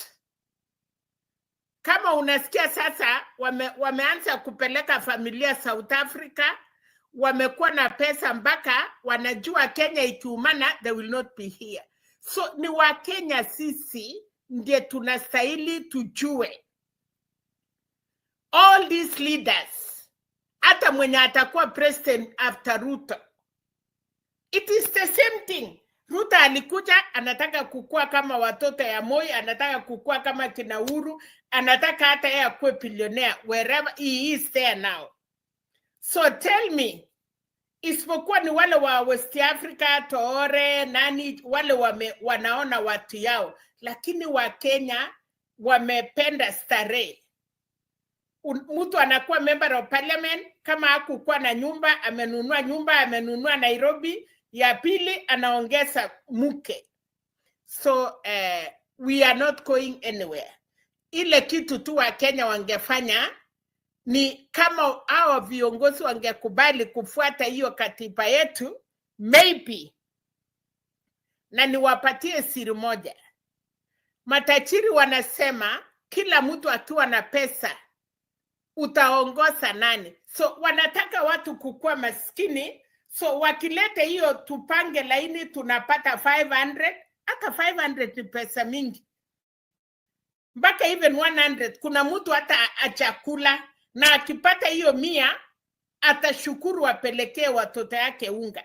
So can you imagine unaambiwa ukisimama the whole day Jatiso umepata 1000. Wewe utatusi hiyo mtu amekulishia familia. Wakati ya election, si rais atakuja nunua watu. Wale members of parliament atakuwa ameweka. Member of parliament analete pesa pale constituency, wanalete pesa pale MCA, na anakuambia pika yangu, pika ya rais na yake. So unakuta sisi wenyewe uko chini. Hata hiyo rais unalaumu hawezi kuja mpaka wati yako kulipa mtu ya kura. It is us. Agents ni ya MP, agents ni ya MCA, governor. Alafu kura ya rais tu inachanganyikiwa hapo katikati. So it is us Kenyan, we are not serious. Na ukweli ya kwamba hatujaumia sana. The only thing tunafanya, tunataka matajiri wachache anovujitis. Unasikia watu wanaongea kuhusu kina Tindi Nyoro. Hiyo governor ya Nyeri alikuwa na tusi Ruto aje, leo ndiye alikuwa ya kwanza kumuita baba na kumkaribisha. Yala ameweka mfuko today ndiye akue kwa hiyo mkutano, wewe raia uchui, na akikuja kukwambia rais anakuja tunataka development, unaenda. Na hakuna tofauti ya today na 2027.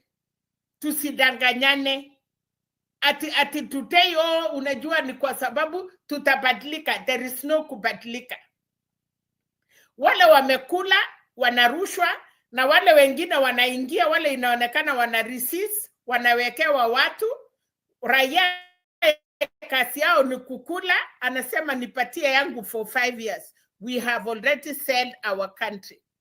Hayo tu ndiye nataka kusema, ya kwamba tusione kuna mali ingine alafu baadaye wanasema heri shetani ama malaika ile unajua kuliko shetani anakuja. So hiyo tulikuwa tunadanganywa, leo mmechionea. Na watu wengine hapa waache kusema sisi tumeona, sisi tulikuwa Central, tumeona mapenzi ile rais amepatiwa katika Central. So huwezi kuja kutuambia na Jatiso na Reverend Lala ati hatuna macho. Ile macho muliona ni ile macho hata si tumeona. The love ile ilipatikana ni kama siku ile ya kwanza vile Pena amesema. Kama walishinda Uhuru, Rikati ni kitu kidogo sana. Yeye sahi ana kitu anakupatia, ana tenda, ana ofisi. Hata yeye sasa hata ile pesa yake ako nayo, na serikali wanakuanga na werefu sana Jatiso.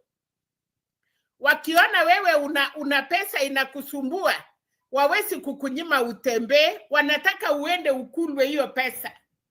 Kila mkutano unaenda unapeana, utapeana mpaka kitambo ifike election. And Gachagua cannot run for 10 years.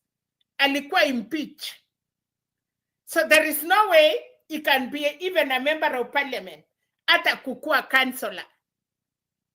How could you be ukuwe na chama na wewe uwezi simama kiti ya rais?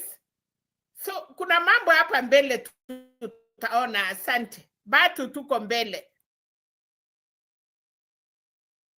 At Sound Candy Talk, we help your event, trainings, shows, and so more to the world through internet broadcasting in UHD. We provide from 1 to several camera setups and integrate graphics to live in your live streams. For more information, contact us through +2547 18454585 or email at soundcandytalk@gmail.com. Reach on us today.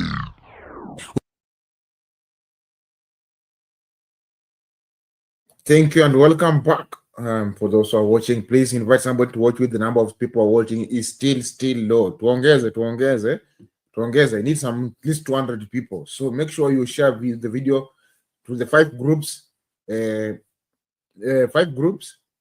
also share to at least 30 people or 50 people. It will be good on your WhatsApp, on your Google, on your internet, or on your IG. Share it at least. Share the link so that we can watch many as us. For those who are having a poll question, please let's do justice and like. Okay, I want to do one thing in just 1 minute, then we continue with the show because we have a lot aligning up. This is what I want to do. Nataka tucheze kisisi. Let me speak like Gen Z. Nataka tucheze kisisi. Want we support Sound Candy Talk. We want to do it as our own channel because we are here to align Kenya. We are here to bring up everything on the desk. So I want to just play with the details on the screen. Support Sound Candy Talk. For those who are in Kenya, we are using the till number. The till number is 516575. 516575. And then the name is Sound Candy Talk. For those who can't use the till number, we are using the phone number. And the phone number is +254 718 454 585. And the name is Bernard Makoha. So please, I want to just take 2 minutes and then to tuendelee na show. Hey, cheza tu wewe, anything you feel you have. It may be $50, it may be $100, it may be $2,000. You may be having $200 million. Cheza tu wewe, anything you feel you have. Itakuwa ya manufaa and it will help for Team Kenyans. Yule ambaye uko na kidhao kimelala mahali, cheza hiyo. Wacha niambie kama mkurugenzi, ingiza hiyo katili. Kama uko na dhao 10, uko na dhao 6, cheza nayo. We support the same kind of. I want to see the M-Pesa flashing out. Tucheze sisi kiasi. And then we continue with the show. Alafu na tukiendelea kucheza hivyo, kisha maliza, like the video tukisonga. For those who are watching, to like tukisonga. I appreciate for those who are doing that. Let us continue. Thank you for those kwa wale ambao mmefanya, kwa wale mmetuwakilisha. Tuendelee kucheza kisisi. I'll leave the details a little bit as I'm doing this analyzation because I want to engage also people in the comment section. Kuna wengine wanaongea comment section. Mama Selina, kumbuka uko na swali kwa comment section. So uangalie vizuri. Nimeangalia na nimeona watu sana. Anyway, tunasema maoni, not ati Mama Selina anafurahi. I cannot celebrate anything. Lakini tunasema yale tunaona. Na kama unajua watapatilika, tungoje. Si kusema Mama Selina usisherekee. I don't sherekea. Ungauliza watu ya Central wenye walikuwa natuambia. Sasa nyinyi watu ya Central ni wale mnapika ngosi na mnatuambia tuende tupige mapipi setu. Kitu moja shatiso. Watu walikuwa nasema ile mpira ya FC na Gor Mahia. Ile mpira ya mashemeji. Tulikuwa tumeshitishwa mtandao ati ile vita itapatikana, sijui watafanya nini. Hao mashemeji walionyesha Kenyans. Hakuna mpira ilikuwa na watu wengi kama hiyo chatisho. So Wakenya wamerefuka. wale walienda kushangilia siku ile kwa Gabon ilikuwa ni watu pia wamelipwa ama walikuwa nataka kuonyeshana, lakini juzi walionyesha hata kuna t-shirt ilikuwa imeandikwa Salasha something, but ulikuwa unasikia fans ya AFC na ya Gor Mahia wakisema mambo ya siasa msitulete. That is the Kenya we want. People are very clever. So ile watu tukisema yale tunasema, hatusemi kwa sababu tunafaitika kitu. And again, Central deserve it kwa sababu hiyo kura hata Ruto amewaambia, mimi ndiye nikuwe president, ni kura yenu. So they deserve their president. Sisi wengine ni kuingia, tumeingia chubaba ametuingiza. Otherwise, sisi tuko tunastahili kukua nje ya mkuu. Ama mkongo yetu iko nje, kichwa tu ndiye imeingia. So please don't say Mama Selina amesherekea. And I would also be proud kusherekea. Niko marambili. Why not? Ruta is my brother, is my talented man. So if I am to celebrate, I'm there. But niko na msimamo yangu. Nataka kusema hata next week, leo Martha Karua, ngawa yeye ameshikana na Wamunyoro, anakuja US. Na mimi nampangia kwa sababu yeye ni chairperson yangu, na yeye ni rafiki yangu, na ninakaribisha kila mtu yule ako US, akuje tuungane kwa Washington DC. Martha Karua atakuwa ana lecture kwa Howard University, ataenda Boston University, tuko na program kubwa na launch kitabu yake ni $20. So vile mnaongea Mama Selina, I'm not a troublist. Mimi ni mtu ya Martha Karua, mimi nacheza mpira, lakini chama yangu nina Kenya, lakini nasikia walienda ingine sijasoea hiyo China. So ukiongea ukisema Mama Selina anasikia mbaya, oh no. Mimi nasema yale tunaona. Thank you for sharing that also. Please invite somebody to watch with. Tunazidi nayo. Vijana nasema tunakapanga kukapanga kakienda sana. We have seen a lot happening. I want a little bit we divide from the conversation that we have been having, but before we get the diversion. Let me play this and then we'll get the diversion. Now that conversation was just hours before President William Ruto starts his tour of the Mount Kenya region, and residents there are divided over his visit. Now a section of residents from Mount Kenya who have been critical of the government for failing to fulfill pledges made during the 2022 campaigns say that they expect little from the 5-day tour. However, there are those who are expectant that the tour will accelerate completion of ongoing projects and give birth to new development projects. Gatete Njoroge has the details. Moments after he touched down at Sagana State Lodge on Sunday evening, at hand to receive President William Ruto were local leaders and a handful of residents. A 5-day visit in the region already eliciting reactions from residents who came out close to a man to support his presidential bid back in 2022. From unfulfilled promises, stalled projects, and the fallout between the head of state and former Deputy President Rigathi Gachagua, making the mountain restless. Hatujui ni project gani anakuja kulaunch, hatujui ni project gani anakuja kufungua, kwa maana zile project zote alituelezea hakuna hata moja inaendelea, hata hakuna moja inaenda kufanya kazi. Sasa tunaona watu wanakuwa mobilized siku ya kesho wapelekwe ndio waweze kupiga makofi. Rais anakuja na ahadi zingine ama ni zile ambazo aliahidi watu wa Mount Kenya ya kwamba hizo barabara zitamaliziwa. Mahali kwingi tukaona matrakta zimekunja zimehama. Concerns that government in its efforts to ensure the visit is not interrupted by mamas deployed top officials from the region to inspect ongoing projects. For the better part of Monday, cabinet secretaries, principal secretaries toured markets, hospitals, stadiums in the region to assess progress. Tumetumwa na His Excellency the President of the Republic of Kenya, Dr. William Ruto, tukuje tuangalie progress, tuangalie pahali hospitali imefika, to compile report na tumpeleke. He's coming to progress development in our region.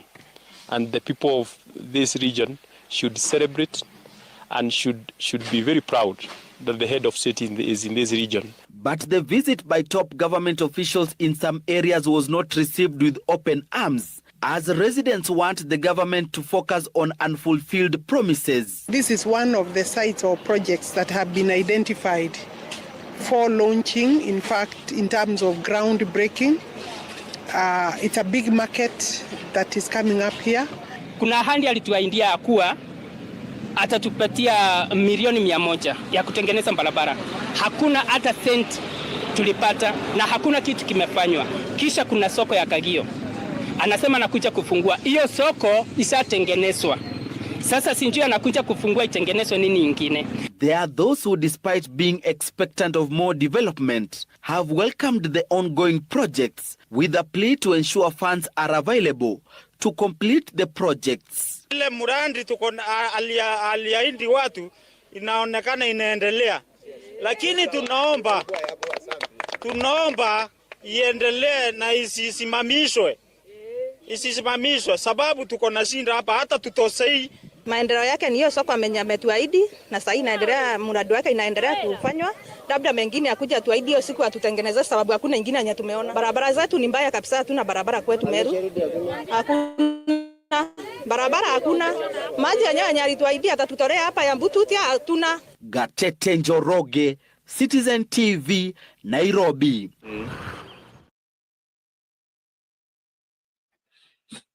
Maji alituahidia hapa, maji hakuna. Watu wa Meru wanasema hiyo soko barabara mbaya, miraa itashinda kupita iende soko.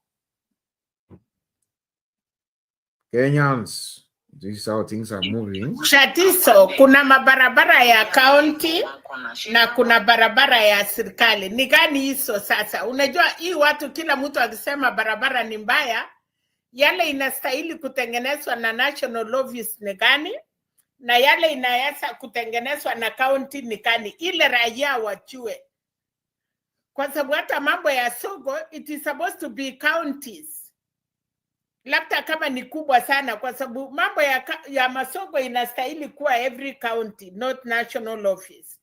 National office wanawaongezea, kama wako na milioni 10, national office wanaweza sema tumewaongezea hii. But the real project ya soko na barabara kidogo kidogo ya huko ndani ni county.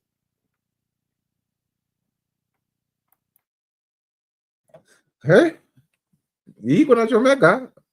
Ibu tusaidiane kuelewa hapo, manake kidogo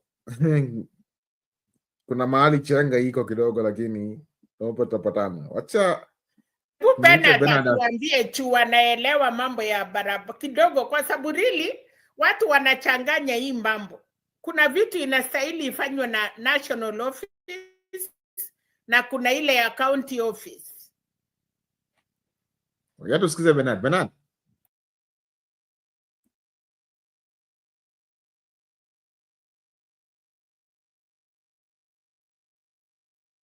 Bernard, can you hear me?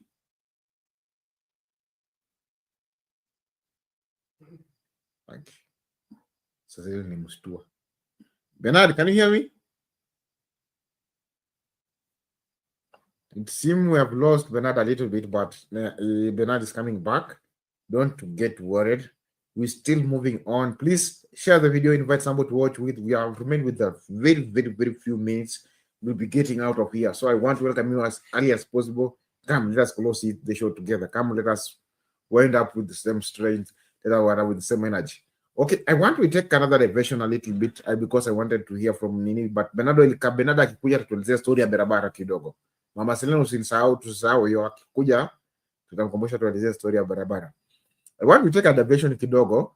I want to check out this clearly because we want to look about the story of IEBC. Let's check this clearly, very clearly out, and then get to tell me what's not happening. So let us begin with this. This is the one that has happened today.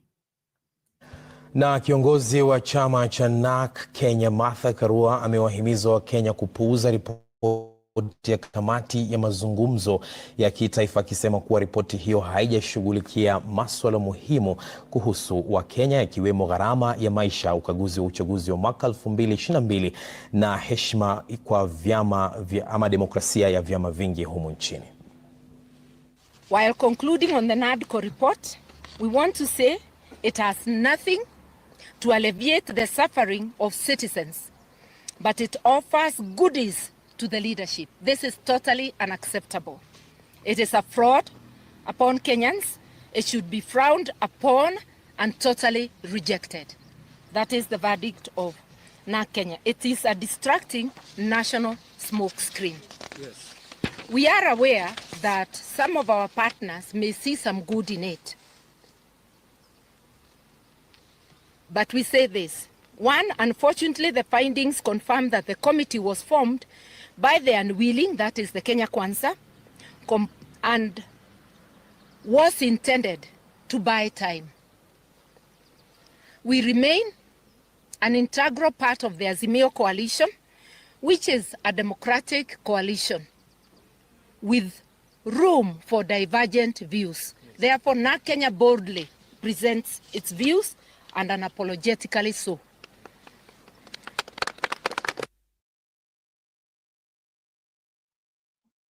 That's Martha's speech. Hiyo ni ya kitambo cha Hiyo ni ya kitambo. Sasa wacha nicheze ya leo. Usikie vile leo amesema. Nilitaka tutoke kitambo ndo tuelewe vizuri. Kwanza niko na tena clip nyingine ya kitambo yenye nitacheza pia. Wacha niicheze tena usikie. Haina chochote ya kujali mwananchi. Iko na cheo kwa wakubwa, lakini gharama ya maisha haijaguzwa.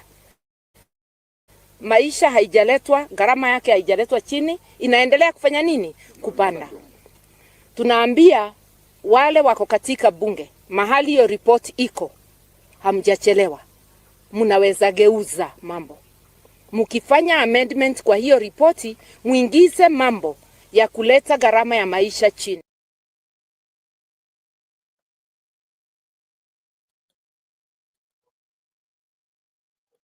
yote ni ya kitambo cha tisho.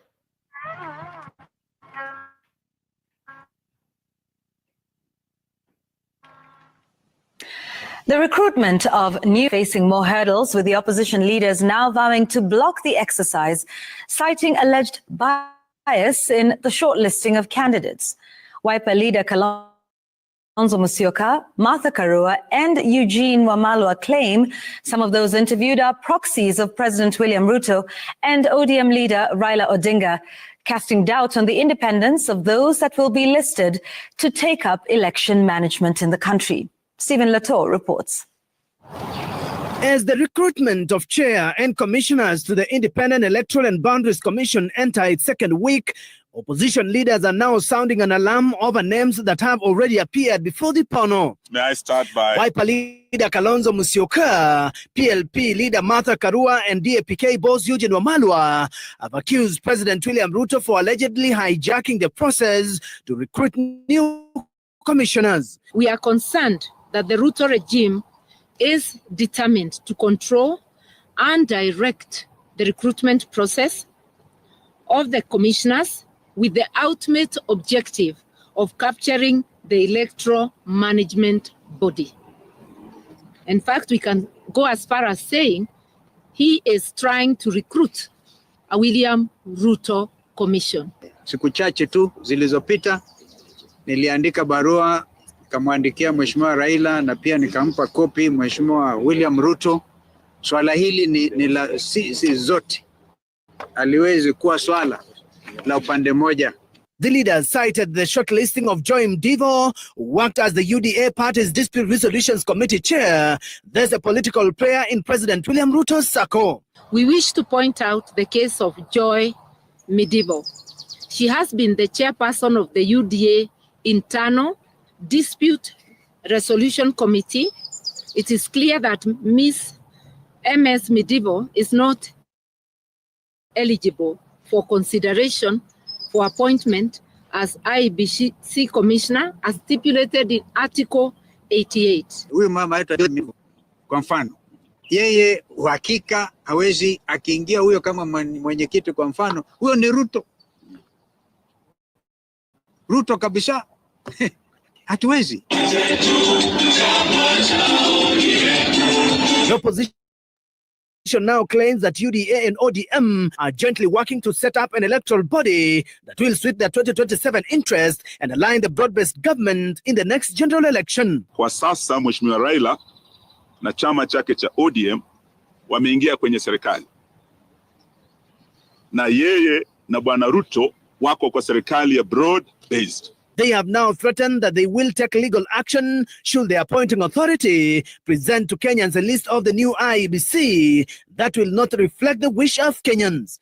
Hatukai kitako, iko kazi inaendelea na utakuja kuiona. Na tuna haki kwenda mahakamani sababu tuliweka ile ripoti kwenye sheria, na ndio sababu kwa statement yetu tumesema masuala haya sasa tutashughulikia kisiasa na vile kisheria. Because we also aware William Ruto may want this thing prolonged mpaka ikimaliza 2026, waseme songesha uchaguzi to 2032. It will not happen.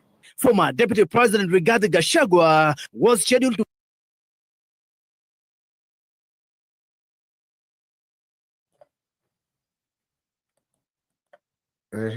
That's how things are on the ground. I think you have gotten the contracts. Umeona kwa maana nimecheza ile video ya nyuma na nimecheza hii video ya leo. Lakini hata hivyo Shatiso, una contradiction.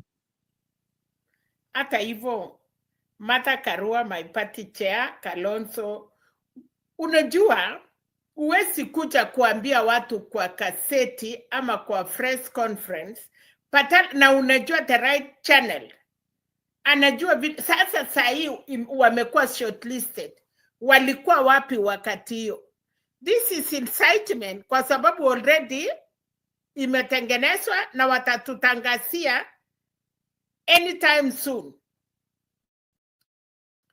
Wakati machina ilikuwa karibu 1000, sikafika 300, sikareduciwa mpaka mahali imefika.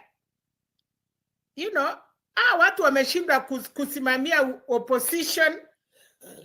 Na hawa ni lawyers, Shatiso, kutoka Martha Karua, Kalonzo, Eugene Wamalwa, Kioni, all of them are lawyers. They know what to do more than even raia. Kwa nini wasiende uko na kupinga ama kutupilia mbali badala ya kuja kuinsight wananchi? Wakituambia tufanye nini? Si waende kotini, waplock hiyo machina, alafu warudi watuambie tuliona hiyo machina haikuwa mzuri, ilikuwa ni watu ya UDA ama ilikuwa ni watu ya Raila, ndio sababu tumeenda kotini na tumetupilia mbali. But now kukuja kuambia wananchi ndio itusaidie nini? Wanatafuta favor of which wananchi wamejua. If you have something very serious na wewe ni lawyer, enda kotini. Those are hawa ndio wanaita counsel. Kwanza si lawyer. Wala watu wanaitwa wa counsel ni watu wakubwa sana. So why don't they go to court kustop hizo machina? Badala ya kutuambia huyu mama alikuwa ya UDA, sijui Raila, sijui wanataka hiyo ni upusi hiyo, Shatiso. They are lying to us.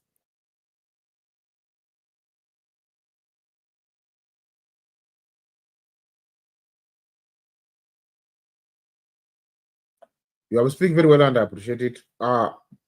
Please let us invite people to join up. The number of people is still low. Tujafika hata 100. So tupande tufikishe 100 na 200. Tupande tuko tumejikaza kidogo lakini bado tuko chini. Tuongeze kabisa. There's somebody to watch. Okay, I want you to watch out this. This is the communication. Ebu tuambie hata wewe, utuambie hiyo umetuuliza. Kwa wewe binafsi, Kalonzo kutoka nje na Wamalwa na Martha Karua kusema mambo kama hayo, wanastahili kutuambia ama wanastahili kwenda kotini watuambie kama already wametake action? Okay, you can check it in two ways, lakini kuna vile mimi yangu nimeiangalia maneno. Mara ya kwanza huyo Martha wako, yani muite Martha wako, alikataa kuangalia hiyo story ya nini, akasema yeye hata hana haja kuangalia. Kalonzo alichukua time kuangalia. Sasa amekuja anasema anataka apewe hiyo kitu, ama wabunge wanaweza enda urudishe nyuma wa cancel. Sasa amekuaje na interest nayo, na mara kwanza alikuwa amesema hana interest nayo. Hizo ndio contradictions zenye wanajicontradict, zinaacha Wakenya wakiwa na maswali. Ndio maana unaona anakuja kusema kwa public kwamba ati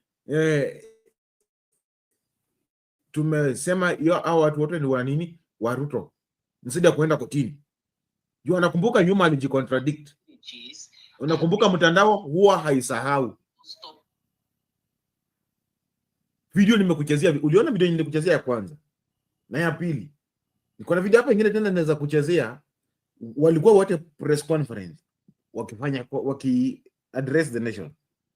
Nataka uiangalie vizuri kwa makini.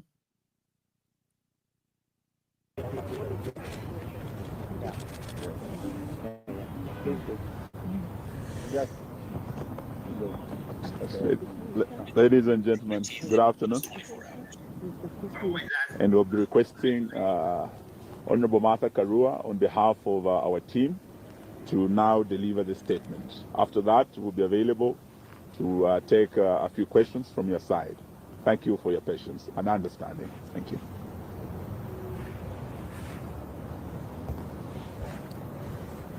This is a joint statement by the People's Loyal Coalition. There's a problem. Oh, you can't see me. Can we get some staircase? You know, they normally would have something. I'm vertically challenged. Mother is vertically challenged. You know, it's possible. Critical issues confronting the country as the socio-economic crisis worsens. The recruitment of the Kenya Kwanza regime that has clearly lost the trust and confidence of a majority of Kenyan people. So far, the shortlisting process has left out Kenyans with credible qualifications and experience based on our assessment over the 1,400 who applied for positions. And it happened the same way with those who applied for chairperson. Quite a number of those who made the list have questionable credentials, and some of them have partisan interests and are either members of the UDA party and the ODM party, or managing somebody within UDA. There are serious allegations of integrity and grave inherent conflict of interest. A number of the selected applicants are members of the executive structures of UDA and ODM and have in the last 3 years been beneficiaries of skilled public appointments by William Ruto and some by Mr. Odinga. We wish to point out the case of Joy Medivo. She has been the chairperson of the UDA Internal Dispute Resolution Committee. It is clear that Ms.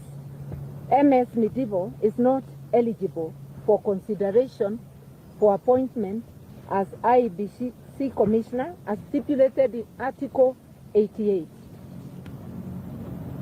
2A, Roman 2 of the Constitution. Given the clear position articulated in our supreme law of the land, why was MS Medivo shortlisted by the IB selection panel? This is a clear violation of our Constitution. More so, this is a great betrayal to young Kenyans who sacrificed their lives on June 25, 2024, in order to have a credible and independent commission, among other things. The cry of the Gen Z was transparency and accountability. Given the clear, Mr. Ruto's personal advocate is also set for an interview as a possible commissioner. We ask, how can a person bound by the principle of client confidentiality be expected to discharge his constitutional duty free of actual or perceived conflict of interest? Would he be nonpartisan if he is recommended for the position? It is seemingly becoming plausible that the review of the original list was designed to accommodate the interests of the top members of government.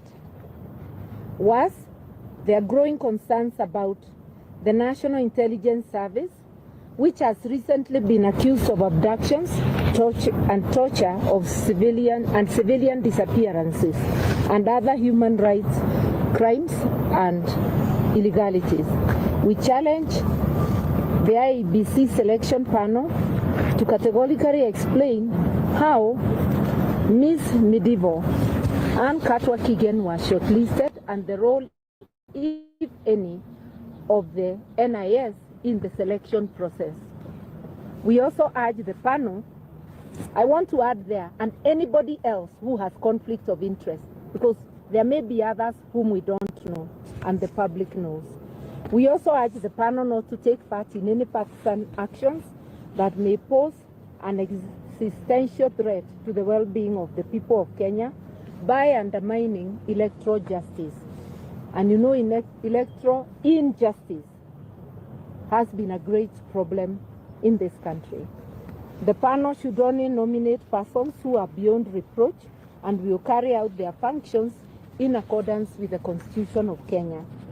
We further demand that the principle of consultation and concurrence be implemented before the final appointment of the commissioners. Between Mr. Ruto and Mr. Odinga on one side and the opposition, which reflects the country's current reality. In other words, what we are saying is this: let there be consultations on one hand with Kenya Kwanza and its allies, and it's obvious ODM is an ally of Kenya Kwanza, and the opposition, which clearly, because the opposition touted in NADCO report for concurrence was the opposition in parliament. In parliament, the second largest party after ODM, which has now gone to government, is Wiper Party, led by my brother Kalonzo Musyoka. There is also the DAPK party and Jubilee, the wing led by Uhuru Kenyatta, the other wing having gone to KK. So when we talk of consultation and concurrence, we expect Ruto to consult His Excellency Kalonzo Musyoka, who will then gather the others and sit down for concurrence. Any appointment of the chairperson or commissioners without reverting to the opposition is totally unacceptable, and we will take whatever action is available to us, legal and political. On the violent early elections campaigns by UDA and ODM, following their unholy union, Mr. Ruto launched an aggressive campaign in Nairobi, accompanied by UDA and ODM officials. The disruptive early campaign featured marauding gangs who went on robbing and mugging sprees against unsuspecting Kenyans going about their everyday life under police protection. We say so because police were in view when people were being mugged and did nothing. Mr. Ruto also illegally exploited public resources to mobilize the paid up masses. The phony failed miserably, and the preposterous fake promises of creating and distributing millions of free chapatis to Kenyans did not quell the people's rage against this discredited and rogue leadership. It begs the question that many are asking across the country: how desperate and to what new laws will this rogue regime sink to? As the Ruto regime prepares to invade Mount Kenya, they are already there. We've been hearing them on the radio. A region with their misguided, Mount Kenya region with their misguided brand of politics, ya tutatenga, tutaleta, and I heard him repeating the same words. We demand that common decency, basic courtesy and civility and decorum, terms that appear unfamiliar to Ruto and his ilk, that they should replace their vile and violent brand of politics which they recently introduced in Nairobi. We are cautioning him. Do not take thugs to the people of Mount Kenya and to any people in this great country of ours. Go to the people if you believe they have given you mandate and your mandate is still current. Go to them without having to mobilize thugs, without having to bus people to go and clap for you in a place they don't belong to. Finally, we call on citizens of Mount Kenya region to remain peaceful and patient and not to be goaded by the bad, insightful and hateful behavior of this discredited regime. We also have an issue with the Nairobi County government, which has recently declared Nairobi River Corridor with its demographic implications. We express our strong reservations on the declaration by the Nairobi City County on March 6, 2025, that proclaimed the Nairobi River Corridor as a special planning area, SPA. This will affect private properties to which people have titles. It will affect properties from Naivasha Road to Ruai, including along the tributaries of Nairobi River. We remind the Nairobi City County government that conversion of private property into public land is a function of the National Land Commission, NLC. It is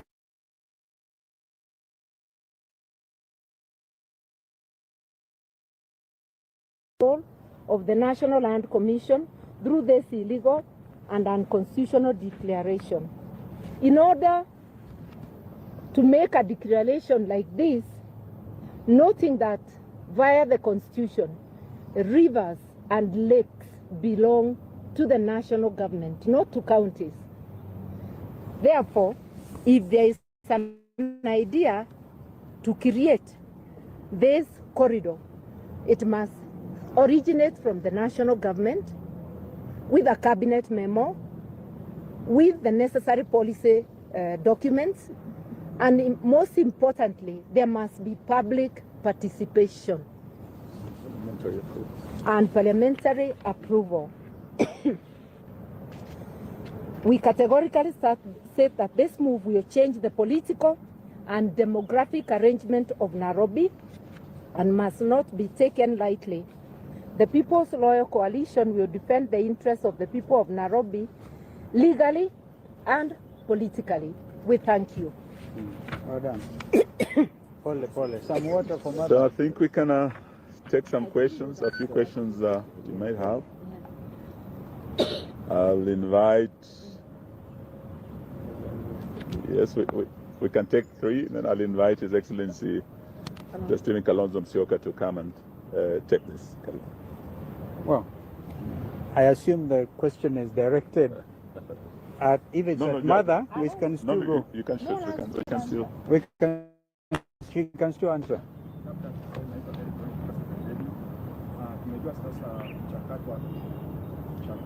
Sauti kidogo. Sauti kidogo. Ona mwezi sitisha labda kupitia oda ya koti na ngoja mpaka siku labda ya chama itakuwa imefunguliwa. Huoni kama labda hiyo itakuwa inapoteza muda yet you have a time now to do something like I think the second one. Yes.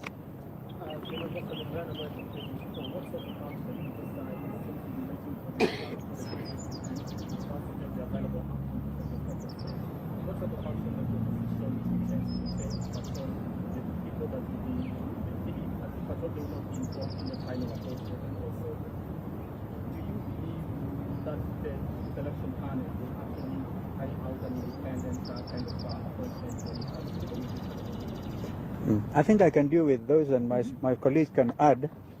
Kwanza kabisa swala hili lina umuhimu mkubwa sana, na sisi hatutakaa kitako tu na kungojea uamuzi wa pande moja kutoa list ya wale ambao watakuwa wameteuliwa kama wenyekiti ama mwenyekiti na pia wanachama wa tume ya IEBC. Kama alivyosema dada yangu Martha, tuko tayari kuchukua hatua yoyote ile ambayo tunaonelea ina umuhimu, na hatutakaa tu tungojee. Kwa hivyo kwanza, awamu ya kwanza ni kwamba walifanya ma-interview ya wale ambao walikuwa wanataka kuwa wenyekiti. Sasa wanaendelea na kuwa interview wale ambao ni commissioner, members wa tume yenyewe. Tunaangalia kabisa kwa kindani, hatulali. Na mimi mnakumbuka kwamba siku chache tu zilizopita niliandika barua nikamwandikia Mheshimiwa Raila na pia nikampa kopi Mheshimiwa William Ruto. Swala hili ni la sisi zote, aliwezi kuwa swala la upande moja, kwa sababu ukiwa ni upande moja basi Wakenya na dunia nzima itaelewa kwamba hii ni William Ruto Commission, na hiyo hatuwezi kuruhusu. So I hope I've answered your question. We will not just sit by, we are watching. We are watching, and it is good that, kwa mfano, tunatarajia kwamba the panel yenyewe inaweza ikasaidia Wakenya kusema fulani aliscore 80%, 70%, mambo kama hayo. Uwazi ni lazima liwe swala la uwazi, ili Wakenya wajue kwamba wakijiandaa kwenda uchaguzi na ukuja, whenever that will be, watakuwa na imani kwamba hawa sio watu wa kununuliwa. Kumbukeni yaliyofanyika 2022 when my sister was a running mate ya Raila. Bado Wakenya wengi wana machungu yaliyoonekana wakati huo, ni lazima yakomeshwe. Kipindi hiki, safari hii, we are not leaving anything to chance. Yeah. We can take two more. We are happy. Tawashukuruni kama ni hayo tu. I think it's okay.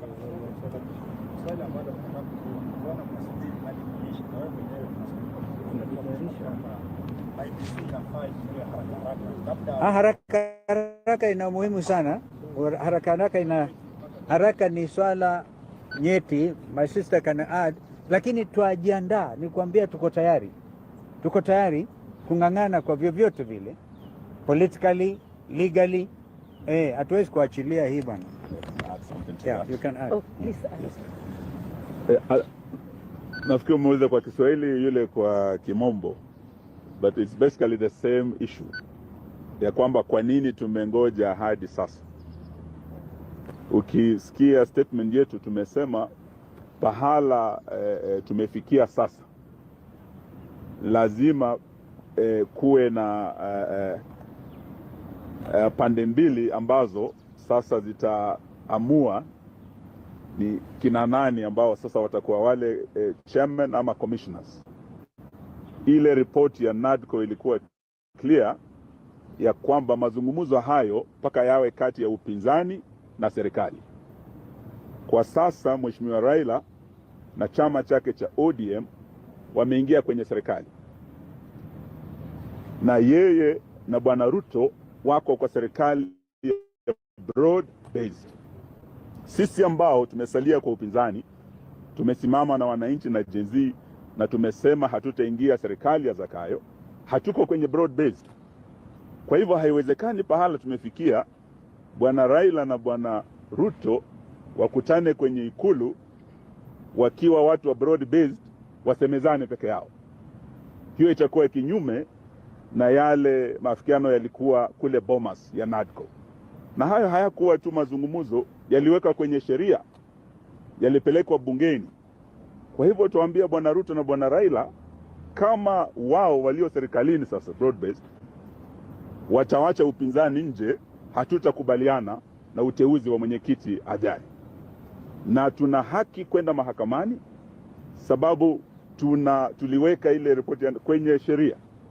Na ndio sababu kwa statement yetu tumesema masuala haya sasa tutashughulikia kisiasa na vile vile kisheria. Mawakili wetu wako tayari, wakili wetu Ndegwa Njiro wako hapa na wengine kuelekea mahakamani. Mheshimiwa Kalonzo kama aliyekuwa mwenyekiti wa NADCO ashamwandikia Mheshimiwa Raila barua kumkumbusha haya ndio maelewano tulikuwa nayo Bomas. Wewe umeingia serikalini na usituambie ati hauko ndani ya serikali. Watu walikuwa wanasema Mheshimiwa Kalonzo ndio watermelon, yani nje yako green, ndani yako red. Bwana Raila hawezi sema yeye ako kwa upinzani na anasema ako kwa serikali. Sasa Raila ndiye amekuwa watermelon kabisa. Na tumwambie haiwezekani uwe serikalini na uwe kwenye upinzani. It's as simple as that. And if there will be a violation of the principle of consultation and concurrence, which was established in a legal process called NADCO, then we'll be ready to handle the matter both politically and legally. Thank you. I just wanted to add, there is a question he said, bona tunangojea. Hapana, hatukai kitako. Iko kazi inaendelea na utakuja kuiona. Thank you. Asante. Yes. Do you have faith in the selection panel to make an independent decision? I think you have.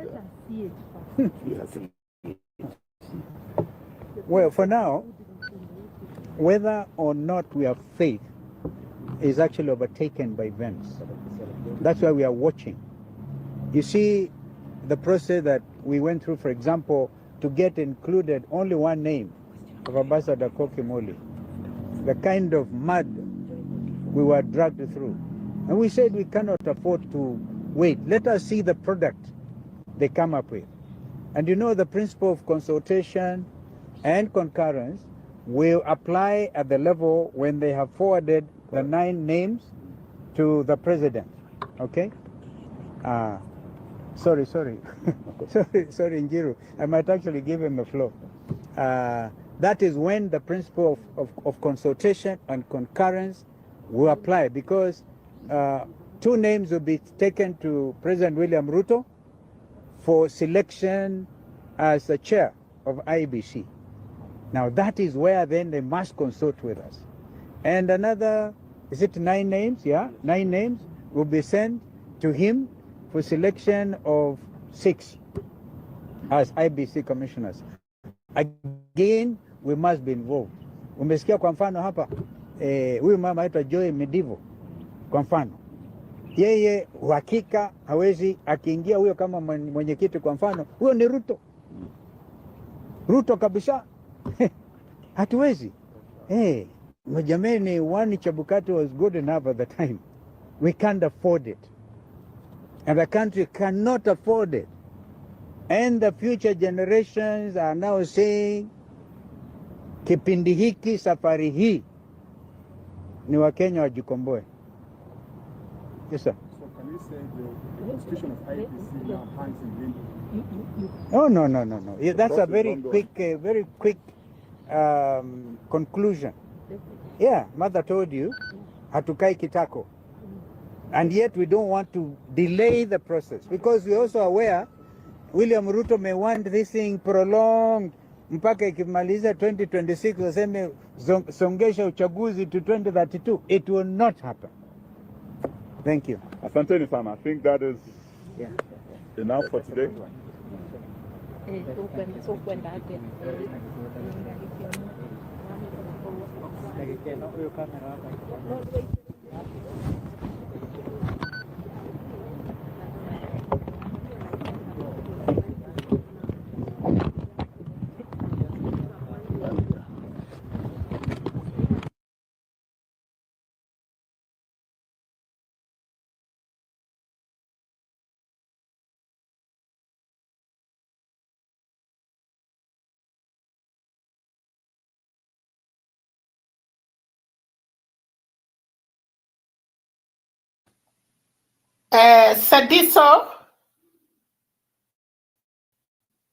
Shadiso, unanisikia?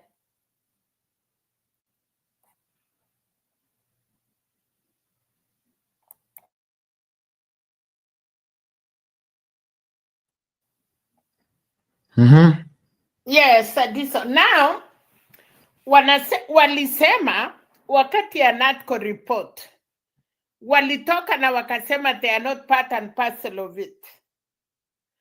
Sahii wanasema lazima wahusishwe.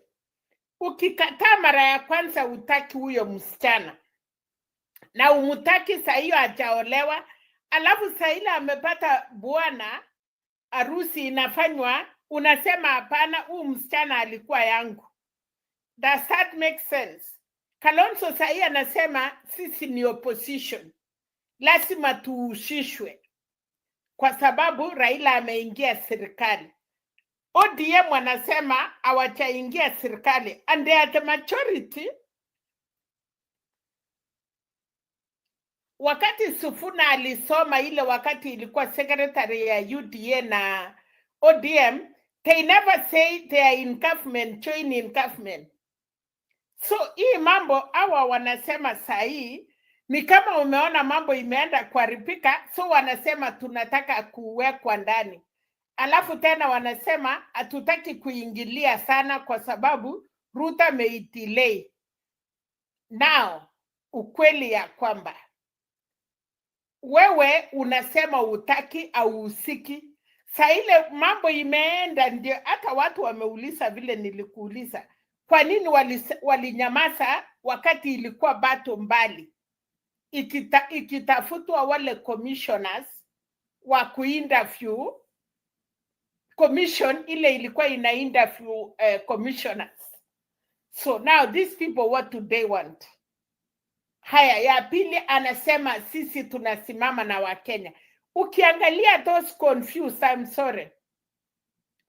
Hawa ndio watu wanaweza toa Ruto kweli. Ukiniambia sasa hawa watatu wao opposition hiyo group, is that group can take Ruto home? I don't think so.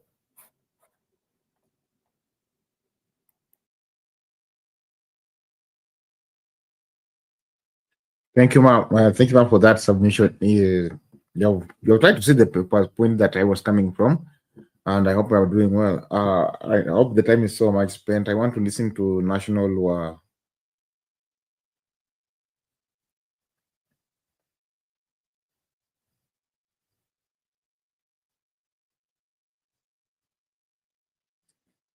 I want to listen to National.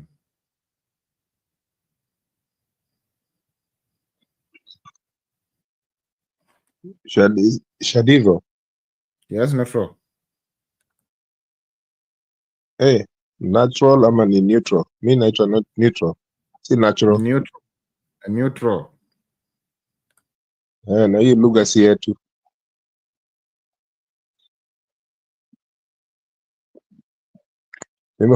Nimefurahi hapo kuna vitu mama amesema about the posturing of Kalonzo Musyoka and some of the politicians in Kenya. Kalonzo Musyoka is a towering figure in Kenyan politics. He has been around since 1983. This is one guy who has never been out of anything. He's either in government, or even if he slides off of government, he's still there. He's a very diplomatic person. People call him the watermelon because he's discreet.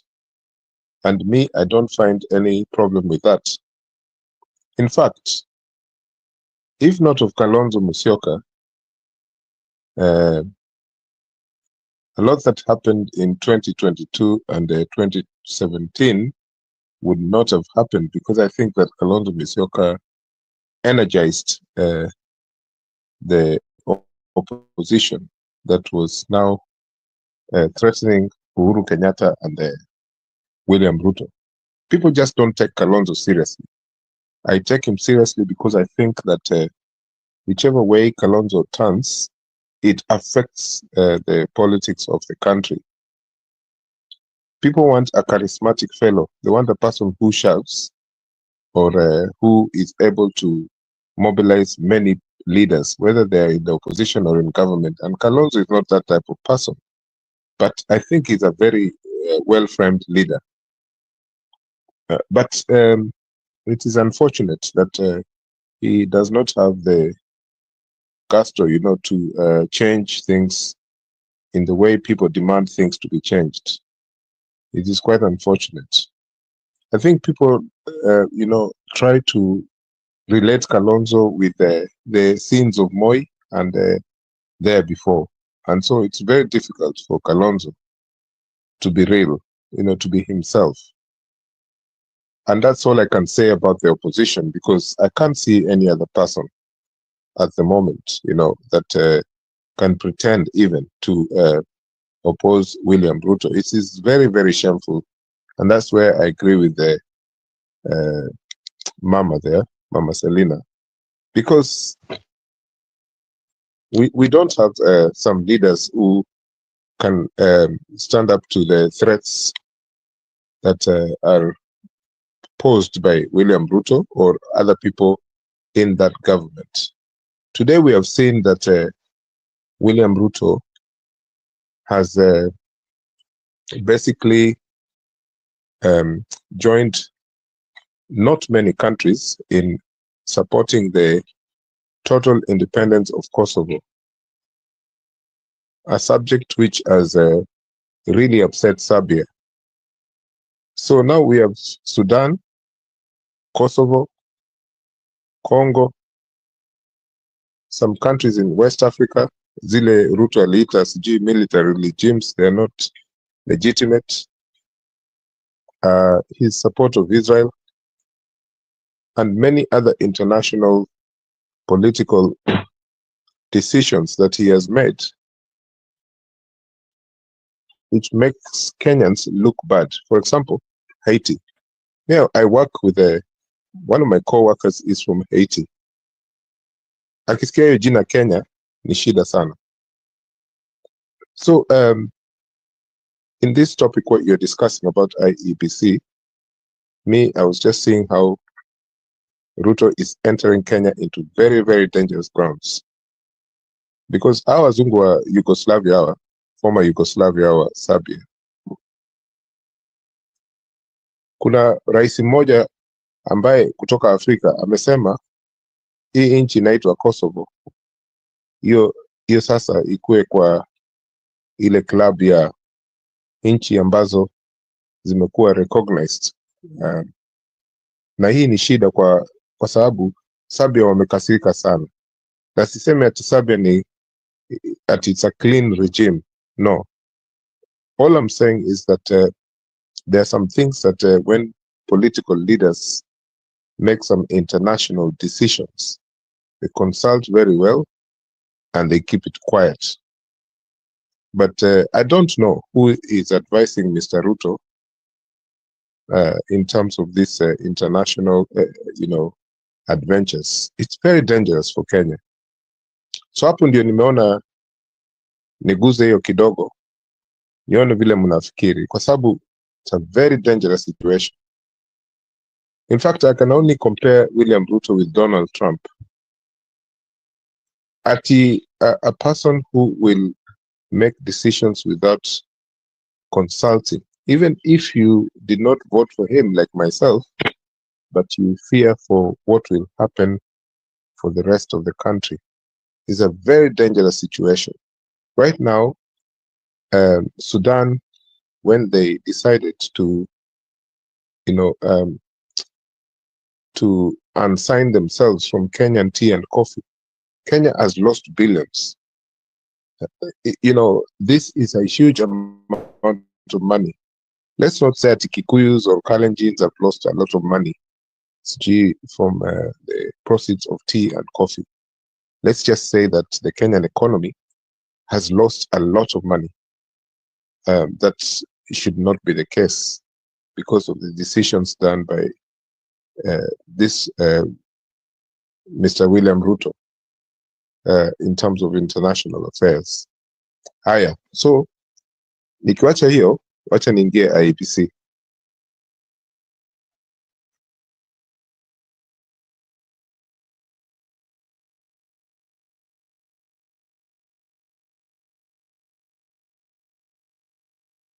Kenya is governed by a person who is not only loyalist to the country, but who feels that the sovereignty of the people is the most important thing. I don't care if that is an elected person or a person from the military or anything that can save the country. Because if you look at the example of Burkina Faso, they had their own elections. And like many African countries, I have seen more coups than military coups. You know, civilian coups, where elections are rigged in the name of democracy.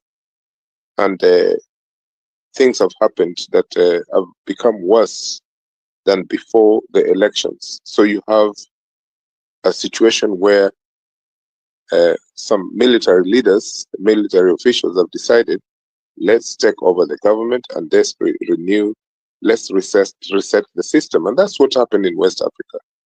Those three countries, Mali, Guinea, and Burkina Faso.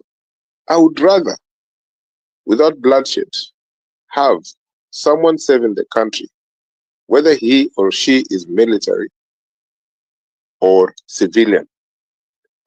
And the safety of the people is the most important thing, than to see us wasting millions of shillings on a thing called IEBC interviews. Fine, they're going to have the interviews, but we know that the people who are going to lead that organization have been captured. It can be a capture by William Ruto. It may be a capture by the opposition. I don't see elections in Kenya turning out well in 2027. So I find that if Kenyans are agreeable with the issue of a revolution that was started by the young people, it should continue. And then somehow we have a different type of government. I think that's what Kenyans are saying.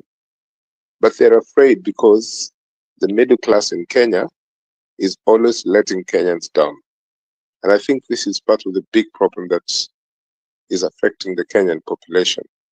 It is easy for me to say these things because I'm not in the country.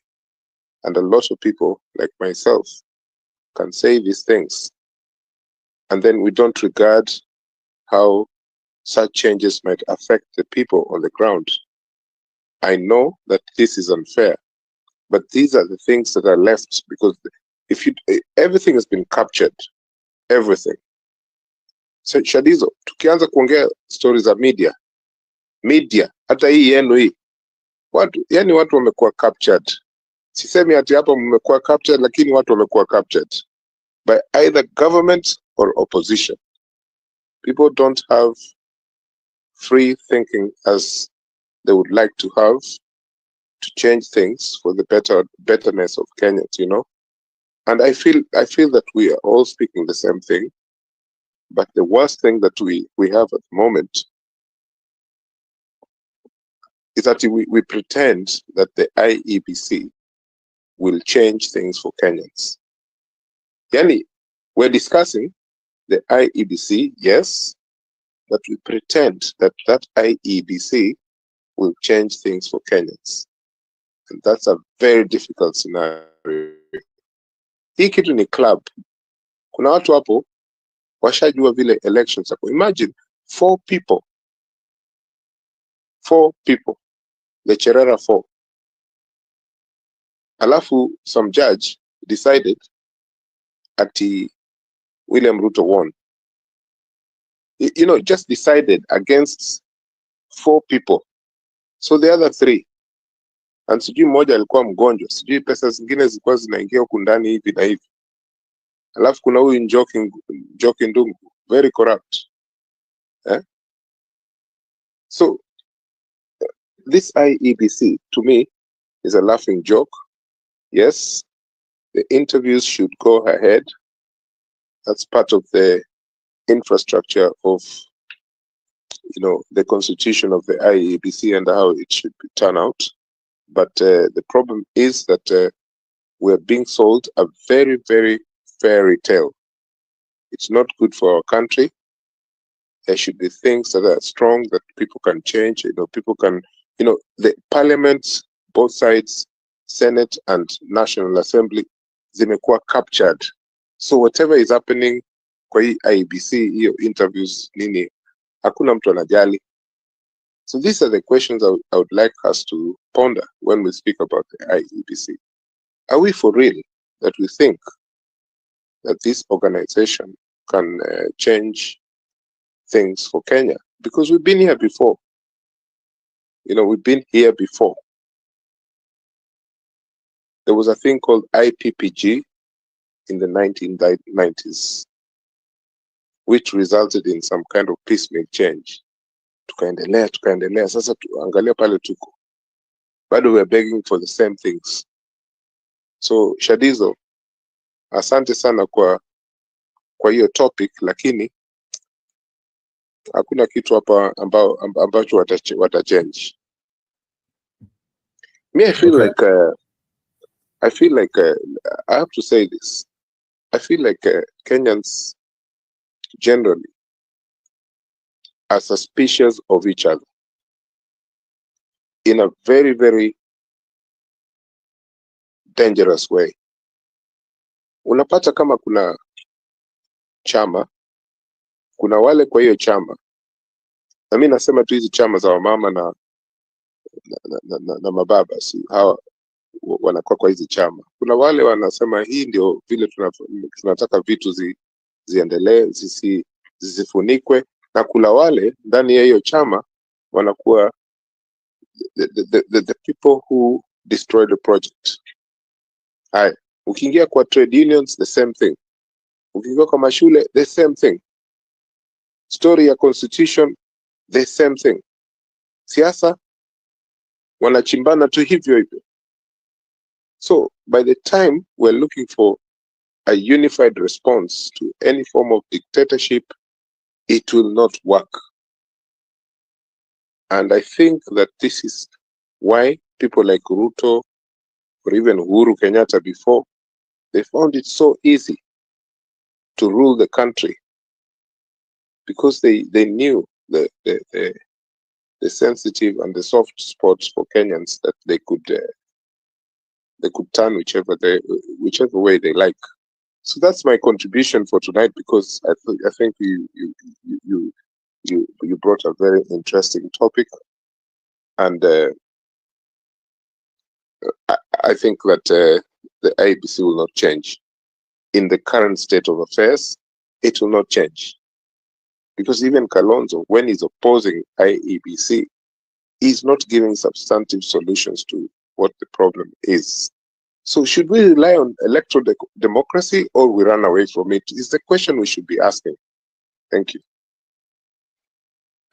Thank you for that submission. It is great. I think we have a great time. I want Mama to come and close for us as he told us these last words. Mom, can you hear me?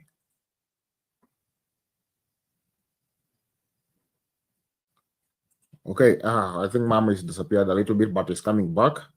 I appreciate for those who have been with us up to this very moment. Please, this conversation will continue with it tomorrow morning. We'll have great conversation also about that.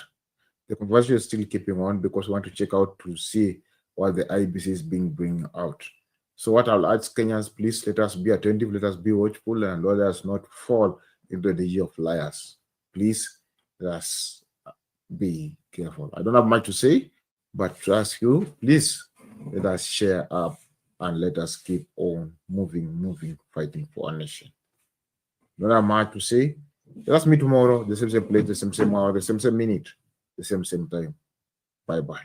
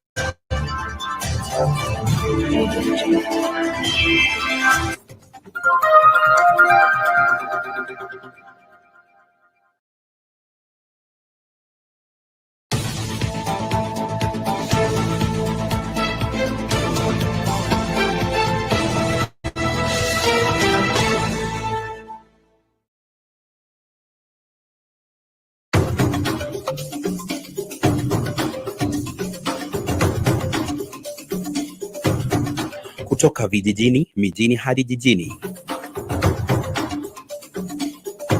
Hii ni Sound County Talk Live.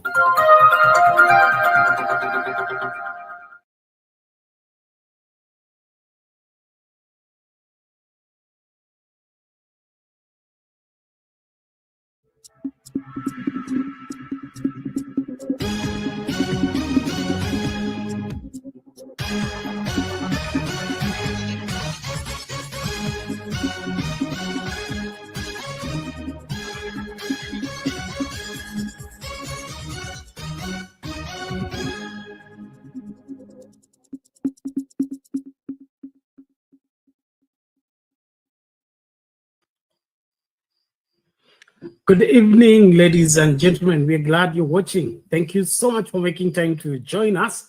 This is Sound Candid Talk, open forum political discussion show, the show that gives you an opportunity to air what you feel and think about the latest development on our political front. Well, a lot is taking place. The Mount Kenya tour is on, and I understand there's some hostility being faced. We are also betwixt between security and insecurity in different parts of the country. But of interest is Juja, former cabinet secretary, has an issue with the Supreme Court. He says the Supreme Court judges are biased. They are not giving serious thought on the rulings that they are giving. They are displaying a level of incompetence that does not fit that highest office in the land. Now, this is not coming as a surprise to majority of Kenyans, because Kenyans have had issues with the Supreme Court, I think, for the longest time. Now, if these are the latest revelations about our Supreme Court as well as our judiciary, then something needs to be done. Therefore, I invite your input even as we start the conversation. Come on and let us know what you feel and think about the Koome-led Supreme Court. By the way, they are supposed to appear before the Judicial Service Commission. They into the High Court to get staying orders so that they don't appear before the Judicial Service Commission. And the Judicial Service Commission is chaired by none other than Koome herself. So somebody's afraid to appear before herself and explain on how she's been ruling cases. This country never ceases to surprise. But ladies and gentlemen, that's Kenya for you. Please, I invite you, let's be on the forefront to engage, even as we look keenly on these two Jew and Supreme Court judges. And then, of course, we have that Panga terror group in Ndiani, Kwale County. The residents are not at ease because these guys are out there messing life in the place. We need also to look at the security. We've seen people in, is it West Pokot, asking where is Murkomen. It's like we have heightened activities of insecurity. They are resurging, and that is not going down well with Kenyans. So I invite your input as we engage. And then, of course, the Majengo barrio that was,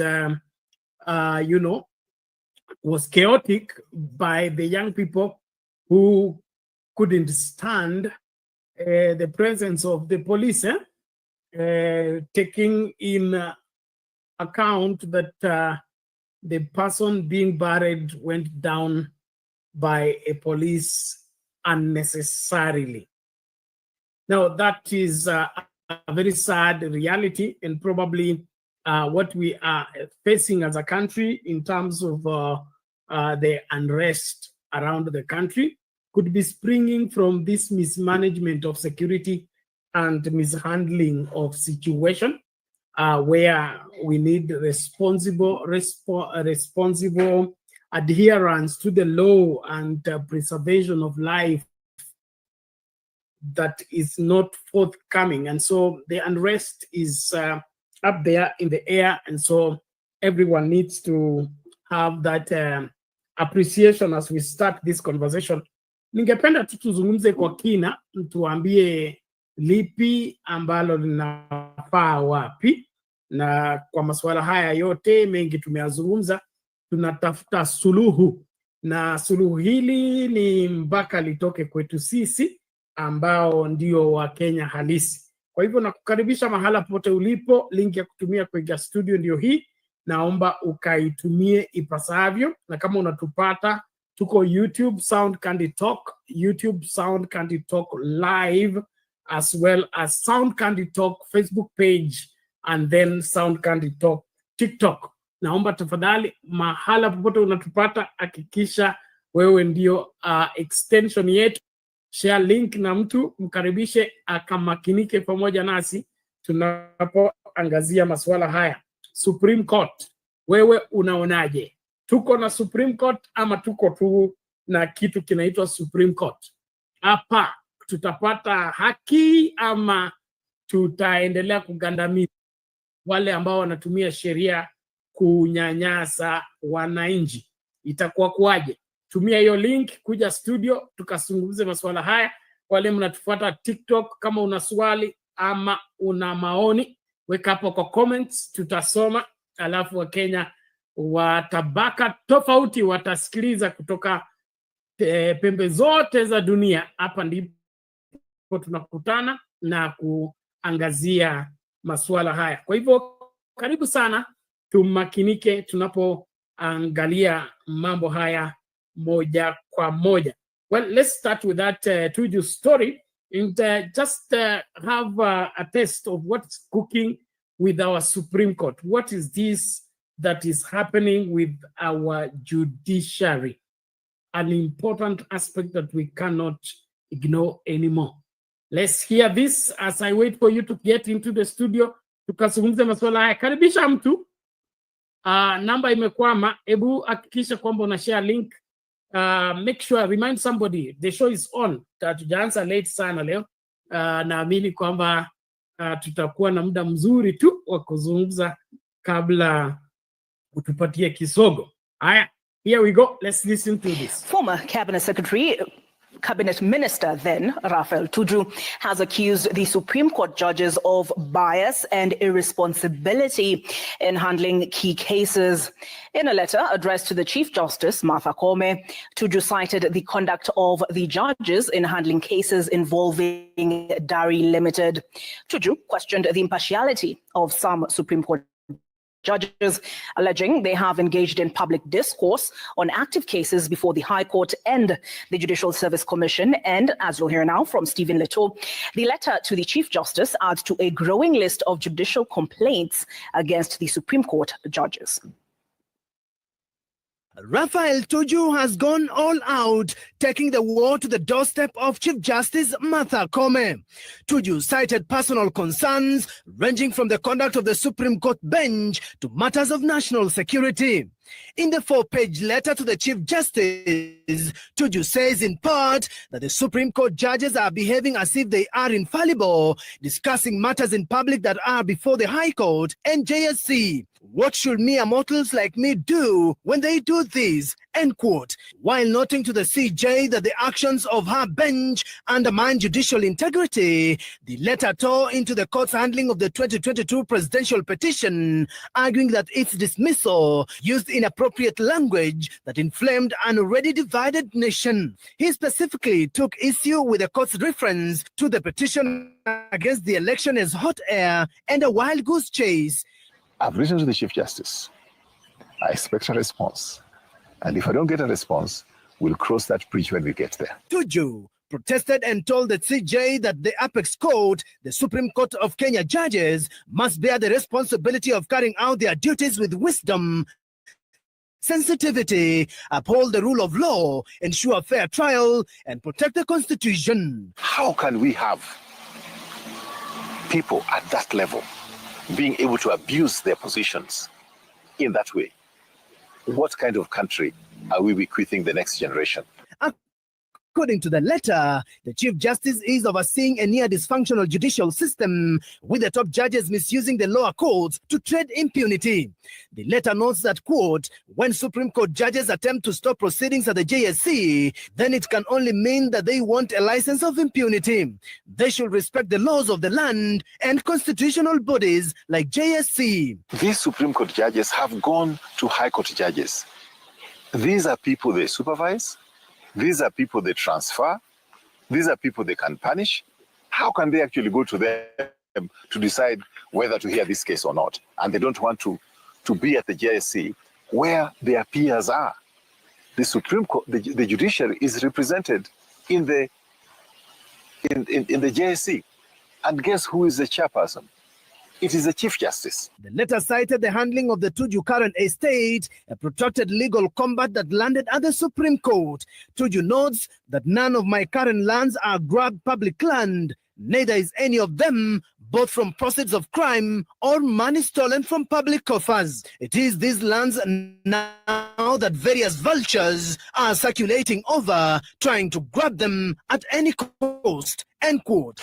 I complained to them that they cannot make a ruling that I should be executed, and in case they are wrong, at the end of my case, then I can be compensated. If that can be done to me, I've held senior positions in this country. What about the hapless people? He says the judges have since rescued themselves from the Dari land matter. In a lecture at the University of Embu, Supreme Court Judge Isaac Lenaula defended Kenya's highest court from a perceived mob justice campaign on the Supreme Court judges, illustrated by a myriad of petitions. We are therefore lucky in Kenya that we have institutions of the Constitution that are holding our democracy together. And one of those institutions, I submit to you, is the Supreme Court of Kenya. And therefore, forget what people are saying about the Supreme Court without evidence.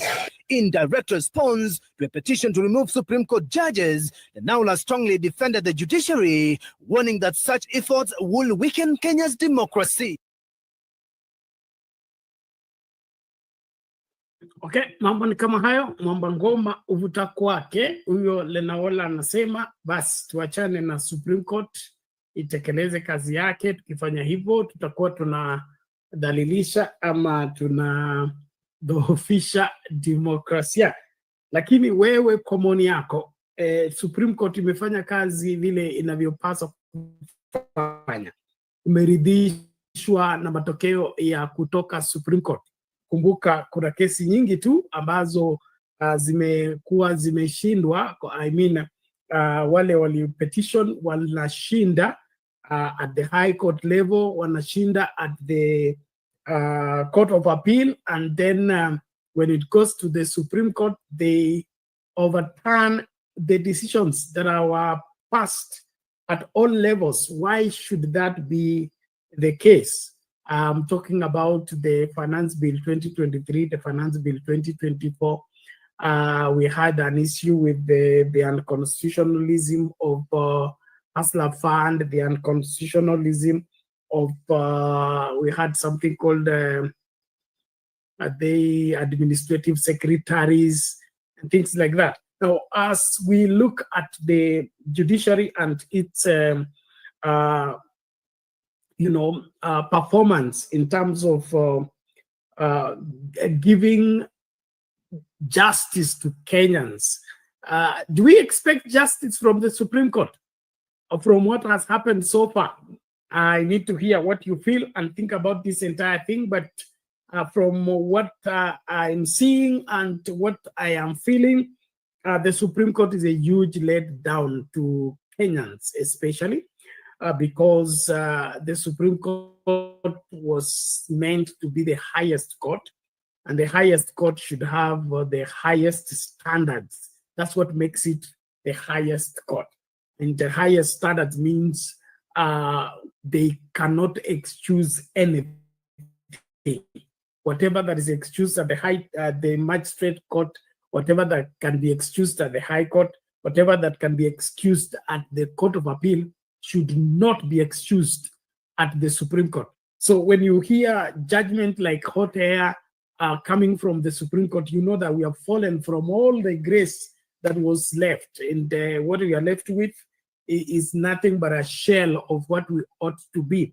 And that is very sad to be noting. And so this Lenaola fighting for the survival of the Supreme Court, I think they need to account what they are doing in terms of safeguarding the democracy by not just paper or by theory. They need to showcase on how they have preserved our democracy and ensure that our democracy works by them following the law, especially with the presidential petitions that have gone before the Supreme Court over and over again. Did they follow the law? Did they give justice to the Kenyan people? Or they ran away from administering justice? They looked for a convenient way out.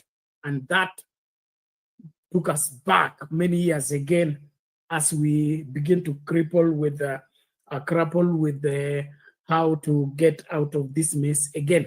Well, ladies and gentlemen, I invite your input from wherever you are. Na wale mnaingia studio, link nishaweka kwa comment section na kuomba tu wai mapema tukazungumze mapema ili tusikae sana. Najua lazima kwenda ibada. Kwa hivyo na kuomba tafadhali makinika. Nashukuru wote ambao mnajiunga nasi. Nimemwona nane Sastol, good evening to you, thank you. Tuni wa PS, asante sana. Naomba tu share link. Sami Costa anasema these Supreme Court judges are going home in April. Bigger scheme for 2027, no elections. Haya, basi hiyo ndio maoni yake. Huyu Sami anasema wanaenda nyumbani. Na kwangu wanastahili kwenda nyumbani. Wanastahili kwenda nyumbani. Na sio lazima tukuwe na Supreme Court ndio tufanye uchaguzi. Bora tu uchaguzi ufanywe vizuri na hakuna petition. Hakuna haja kuwa na Supreme Court. Kama mtu atashinda tu vizuri kama vile Kibaki alishinda 2002 and there is no petition. So the Supreme Court is not a determinant factor, or rather a condition for holding elections. They are part of that particular system, but they are an aftermath of the election process. And I think our struggle and our fight should not be getting the Supreme Court judges being there or not being there. I think we should turn the push and get to a place whereby our electoral process is going to be free of manipulation, is going to be free of all manner of malpractices, so that whoever Kenyans vote for is the one that wins, and that matter gets settled there. But hii ukarabati ambayo tumezoea wa kwenda kubadilisha namba na kwenda kubadilisha mambo ili watu fulani lazima washinde na watu fulani lazima washindwe, hapo ndio kisungumukuti kinatokea. Na tukishasiba hilo, sioni kama kutakuwa na mushkili tena katika masuala haya. So katika mazungumzo yetu, mimi naona focus yetu isiwe that after the elections we are going to the Supreme Court. Let's focus on the IEBC. Can we have an IEBC that will deliver an election that is clean, that going backward, we get the same figure, going forward, we get the same figure. We can verify everything, the forms and where they came from, what time and all that. As long as everything that has been done rightly, the Supreme Court becomes irrelevant.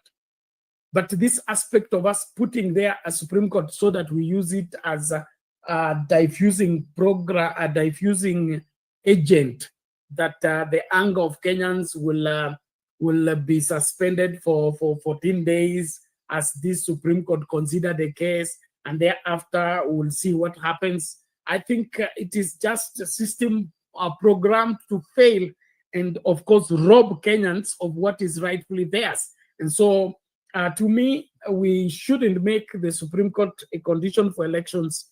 We must insist that the IEBC does the right thing and ensure that we have elections that are free, fair, and credible. Not for us to be, anticipating that there will be a petition, anticipating that this election will end up in a crisis, anticipating that we must always end up at the Supreme Court. We don't have to end up at the Supreme Court if we conducted our elections rightly and everybody did their part, and the winner and the loser are contented with what IBC has done. The Supreme Court is irrelevant.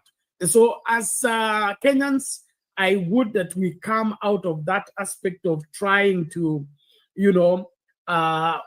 force that everything has to end up at the Supreme Court. Na kama vile nimesema, hiyo Supreme Court ni kama imewekwa tu hapo kuwa kitu ambayo tutatumia kufanya Wakenya wasikasirika. Kama wamekasirika, wapoe kwanza kabla uamuzi utolewe. So inaonekana wazi kwamba hiyo Supreme Court haiko hapo kwa kutatua matatizo, iko tu hapo kama waiting bay ya kusubaisha Wakenya ili wizi ukafanyike, na Wakenya wamekasirika, wanataka kufanya hiki na kile, lakini kipi? Kwa sababu ni lazima wangoje uamuzi wa Supreme Court, kesi sijui isikike, tena watoe hiyo verdict, tena wanatoa late. Then I think we as Kenyans need to get these institutions, either they do what they are required to do or they get phased out. They get phased out. Without us focusing on ensuring that our elections are free, fair, credible, verifiable, we are not out of the woods yet. Whether we have Supreme Court or not, nobody is at peace with rigging themselves in office. The wicked run when nobody's chasing them. There is no peace for the wicked, the Bible says.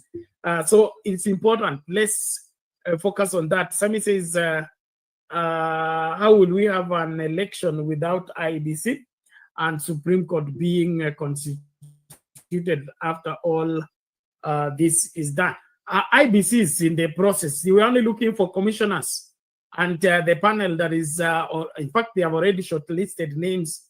They are being interviewed. Thereafter, they will be vetted by the parliament, and they are sworn in.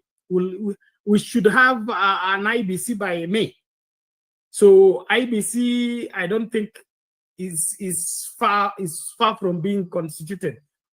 What is in question is if the Supreme Court is disbanded now, it may take time before it is put together, especially when we are sending away all the 7 of them. That is going to pose a challenge. But they cannot just be dismissed. There has to be a tribunal. The tribunal has to listen to each case and each claim, so it will take a long time. That is what could pose as a threat in the 2027 elections. But a threat in the sense that if there is a presidential election dispute, there will be no arbiter at that point in time if the Supreme Court will not be there. But other things, I think, will work. So IEBC, from the panel that is in charge, wametuambia by May, watakuwa wamemaliza. So in 2 months' time or so, the commissioners will be in place, IEBC will be in place. But the IEBC that will be in place is not clean. So Wakenya bado wako na mushkili na bado wako na tashwishi na hiyo IEBC. So nafikiria kufagiliwa kwa IEBC kutaendelea mpaka Wakenya waridhike. Na kama hawataridhika basi we can still do without elections. Well, let's keep going. Thank you everybody who is joining from wherever you are. Please tukaribishe watu. Watu wameenda wapi? Karibisha mtu ili tukamakinike tunapoangazia masuala haya. Naamini haya mambo tunasema ni ya muhimu na unajifunza kutoka kwetu. Asante sana. Wacha nimkaribishe mama atusalimie, aseme mawili matatu. Yes, Bernard, au chambo. Only mambo ya Supreme Court, apart from Maraka, they have done nothing for 20 years. So why do we have it? Kama tunaweza pika kura vizuri, tukue na IPC watasimamia kura, we don't need Supreme Court. Na hiyo Supreme Court ya kukata kesi in 14 days, they don't favor, they don't have time to kuperuse. So ukweli ni kwamba umesema wamewekwa tu ili kudelay Kenyans. Kama wameipa kura, watu wafikiria wanaenda Supreme Court itakuwa mzuri. After Supreme Court unaambiwa you don't have to go anywhere else. So Bernard, na hii mambo ya IEBC, Kenyans are not serious. Wakati iliundwa walikuwa wapi? Ilisemekana watu wapeane majina. Sasa saa ile inataka kukuja, they are not ready for it. Vijana wanasema wajahusishwa. Na vijana bado wanasema hawataki wase. So now I don't know how the country will run with only young people na watu wase wako. Na wase ndio wako na mali. Hii mali iko Kenya ni ya wase. Vijana mtatafuta enyu. Mnategemea wasasi wawapatie. Sasa Kenya mambo iko ngumu Bernard. Hii freedom of Moya alisema ukweli. Hii freedom tuko nayo itakuja kutuweka mahali ngumu. Kwa sababu moja, tumekosa nidhamu. Pili, tunategemea vijana na hatuwaonyeshi njia. Hata wale wanakimbia, naona leo mlikuwa na safari rale. Si kila mtu atakimbia hiyo. Mpaka kukua wale wana hiyo uchusi ya kukimbia na hiyo speed.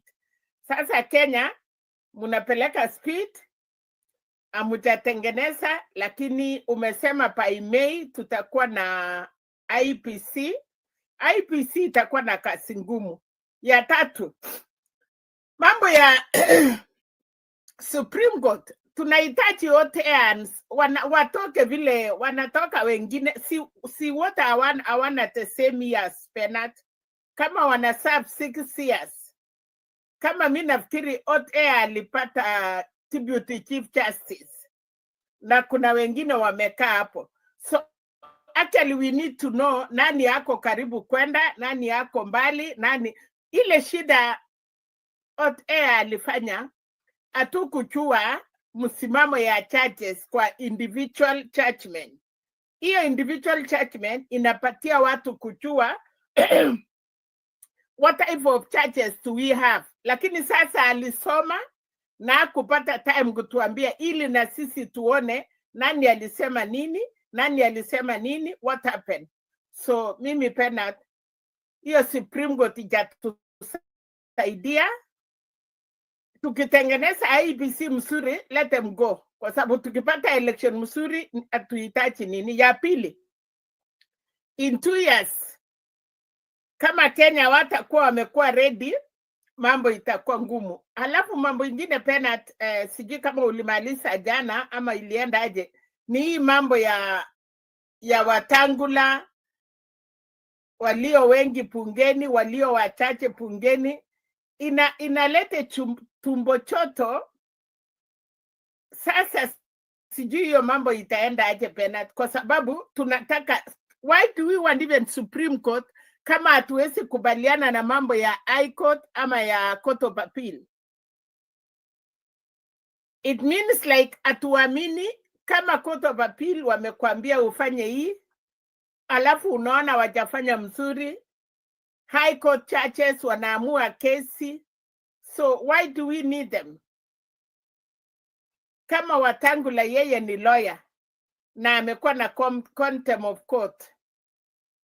So hii Kenya yetu Penat, tuangalie tu mahali tunaenda. Kuna, na ninafurahi kwa sababu nusu ya Wakenya ama 3/4. Alafu kuna hii mambo ya Mrima tena, naona inashika moto sana. What is very important for that? Kwa sababu jana kama watu wataki rais aende, kama kuna development anapeleka, kuna sehemu mingi hawana development, si wapelekee hawa. Unajua mahali wamekuwa na 3 presidents na walitangulia, hawahitaji, wako na everything. Wapeleke hizo vitu Turkana, wapeleke huko kwa watu wenye wajaona hiyo vitu. Tuko na some places kama Northeastern, kama Kwale huko Mombasa huko ndani. Kuna watu hawajaiona development kwa serikali yote ya Kenya. So kama wale wamekuwa na kila kitu, why do you go there Penat? Enda mahali wako wanahitaji, wanataka maji, wanataka barabara, na watu wenye wako na super highway ni nini tena unapeleka? Na super highway already inaendelea. Asante.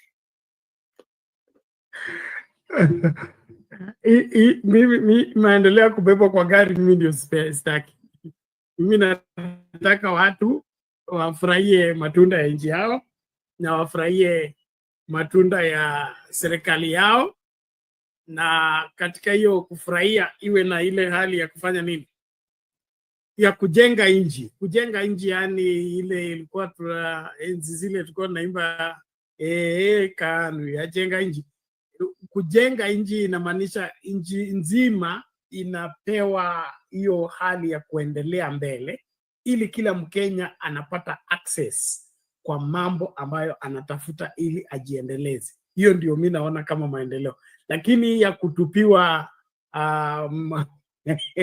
mtama hapa kidogo, tumeacha hapa kidogo, tumeacha hapa kidogo, tutaendelea tu kukimbizana na hiyo kidogo kidogo, muda unaisha, hakuna kitu kimefanyika. So kama Wakenya, na hapa ndio nasema aswa ile swala ya devolution, Wakenya tukue serious. Hiyo devolution, zile pesa zinaletwa zifanye yale maendeleo tunataka. Kama ni visima, tuchimbe hizo visima zetu za kaunti yetu. Kama ni shule, tujenge shule yetu ya kaunti yetu. Kama ni barabara, tuchimbe hizo barabara inroads zetu za kaunti yetu. We have control over that money. Badala sisi kungoja ile inatoka Nairobi, tumekuja kutembelewa, na hiyo kutembelewa tumeletewa milioni sijui ngapi, lakini ile imechomeka kwa barabara wakikuja ni mingi kuliko ile wameleta. So kama Wakenya nisisemi kwamba tupinge safari za rais ama tusiruhusu rais kutembea, lakini kile ninachosema ni tuchague kutekeleza wajibu wetu kama Wakenya, na tusimamie katiba, tusimamie mwongozo wa katiba, haswa katika hii kusisitiza kwamba eneo hili linahitaji hiki na hiki. Unajua rais anaweza toka Nairobi asema amewaletea maji, lakini hapo mahali kile kitu kinahitajika sana, kama ile story ilikuwa ya Baringo, okay? Maji kando, hakuna classroom hata moja, hakuna mwalimu, lakini watoto ni wengi, okay? So that is a priority and urgent whatever response that needs to be done in that particular place. And so let's get our priorities right as Kenyans and not just play the politics, because Wakenya nimeona ni kama kwamba tunapenda sana kucheza politics at the expense of taking responsibility on what needs to be done. But on the Supreme Court, I am for the idea Supreme Court judges watimuliwe wote. watimulie wote, tufanye ile ilikuwa Ringara surgery. Hata sio Supreme Court peke yake, hiyo judiciary isafishwe ndio tukue na judiciary ambayo ukienda mbele ya jaji unajua unaenda kupata haki, jaji ambaye anafuata sheria. Lakini tukiendelea hivi tutarudi zile enzi, who needs a lawyer if you can buy a judge? So we are messing up with our country when we are entertaining the impunity and the subverting of the law that is being embraced with every passing day. Kwa swala la Wetangula na maswala ya majority na they don't have a choice, but I'm sure wataenda Supreme Court, but there is nothing they will get from there. It's just waste of time, because if the law stipulates majority and minority are decided by voters, that is the end of the story. Until that law is changed, the voters will forever decide who is the majority and who is the minority on the voting day, not what happens after the voting day. So on the voting day, results ikiwa announced, hawa ndio walikuwa wangapi, hawa ndio walikuwa wangapi, hiyo decision ya IEBC, that is final. Haitahitaji nini hiyo karabati Wetangula alikuwa anajaribu kufanya akisumbua huyu anaitwa Ndungu ama nani, Registrar of Political Parties, amandikie majina ya members of parliament and their political party and their affiliation. All that is unnecessary. So kuchezea sheria imekuwa ni mtindo katika nchi hii, na ni mojawapo ya vitu ambavyo vimeturudisha nyuma sana kama nchi. Ati sheria imesema hivi vizuri tu, lakini unataka kuichezea, uitwist, ifanye kile kitu ambayo haipaswi kufanya. Tukitokana na hiyo na tufuate sheria ipasavyo, kila mtu awekwe chini ya uongozi wa hiyo sheria, nchi itanyooka tu.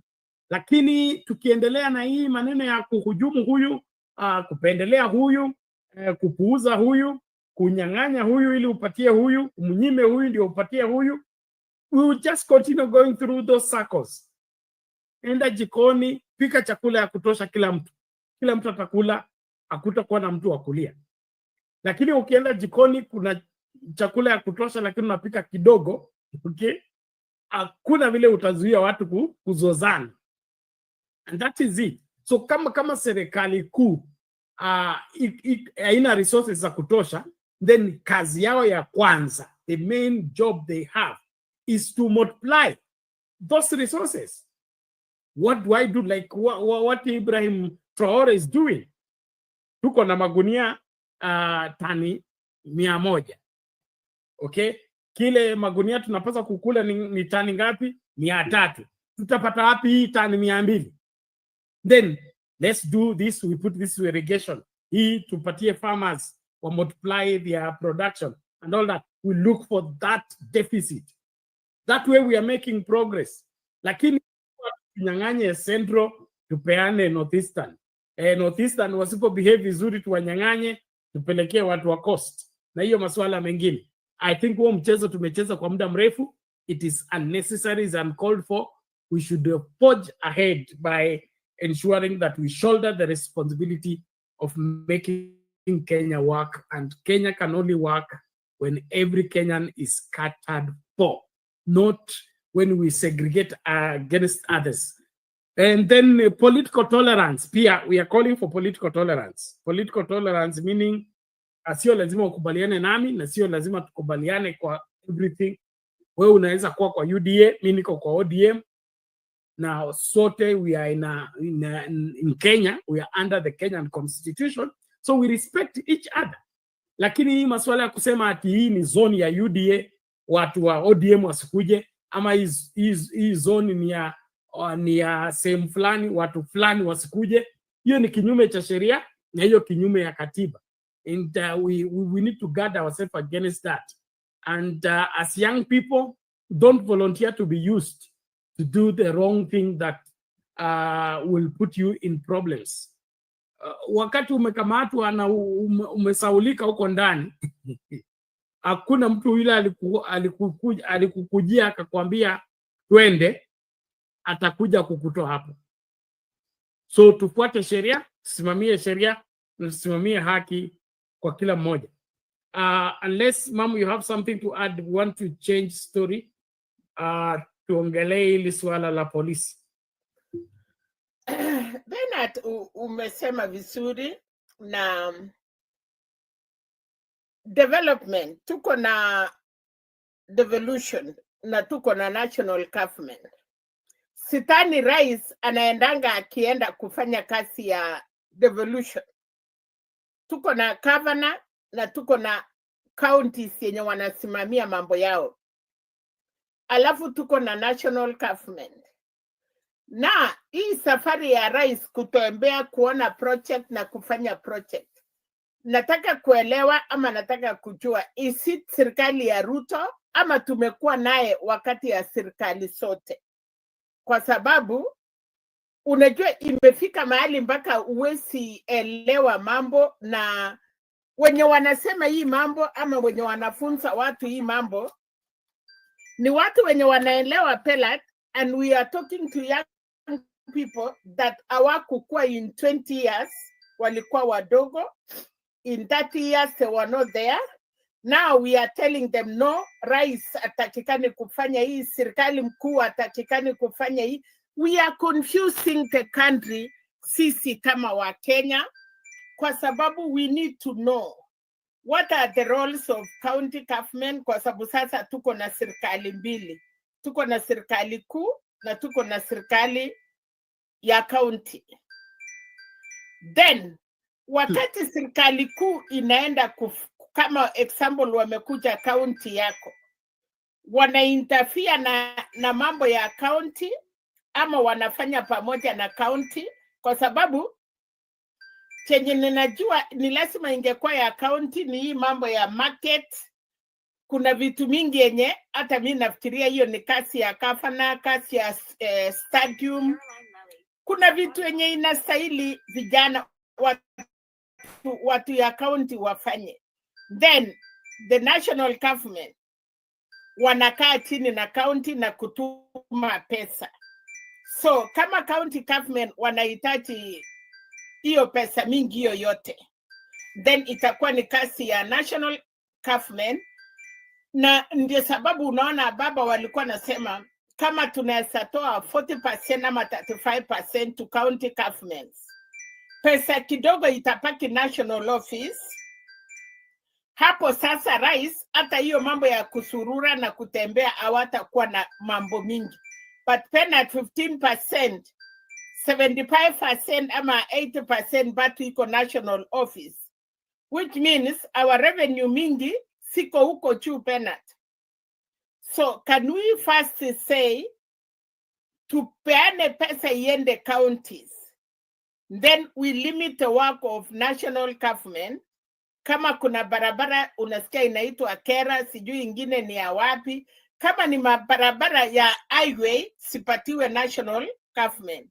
Barabara hizi zingine zenye siko kwa ma-counties sipatiwe county na pesa iteremuke, because why do we have CS kwa counties na tuko na CS kwa national office?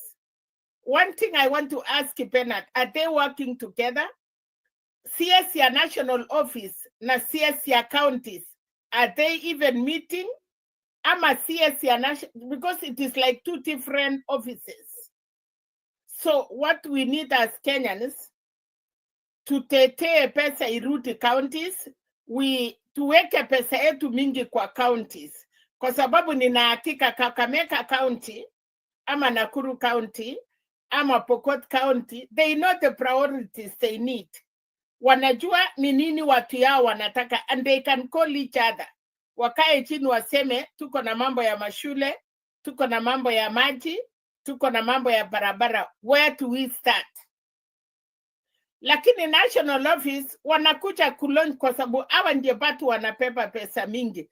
So badala ya kusema rais amekuja achakuja, asibotembea kupeana hizo pesa penat, ama asibolonj hizo project, hizo pesa imekaa treasury na iko national office, how do we get that money in counties? So we really need to talk as Kenyans. that we let them have the money in counties. Na kama wawezi release the money in counties, then the national office lazima watembee na wapeane pesa na project ile inahusu national office. Okay, Mom, thank you. Those are very important questions, and they need good time to exhaust all of them. But this is what I will say. From my observation, what we are suffering from is a reluctance to let the new constitution work freely. We are caught up into the old constitution and we seem not to want to let go. In the old constitution, the president was everything in terms of issues with development, issues with anything that will be done in the country. It had to involve the president. But in the new constitution, the 2010 constitution, they looked for how to control or rather reduce the powers of the president to the level whereby he will not be alpha and omega of the affairs of the country. So one way was some of the things that the president was doing were transferred to counties, that they will be done by governor.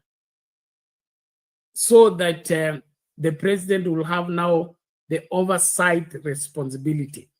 But because we are so much caught up into how the old constitution used to work, and we have refused to adjust and move into the new constitution dispensation, we are trying to convert now the new constitution back into the old constitution. And that's where there is conflict.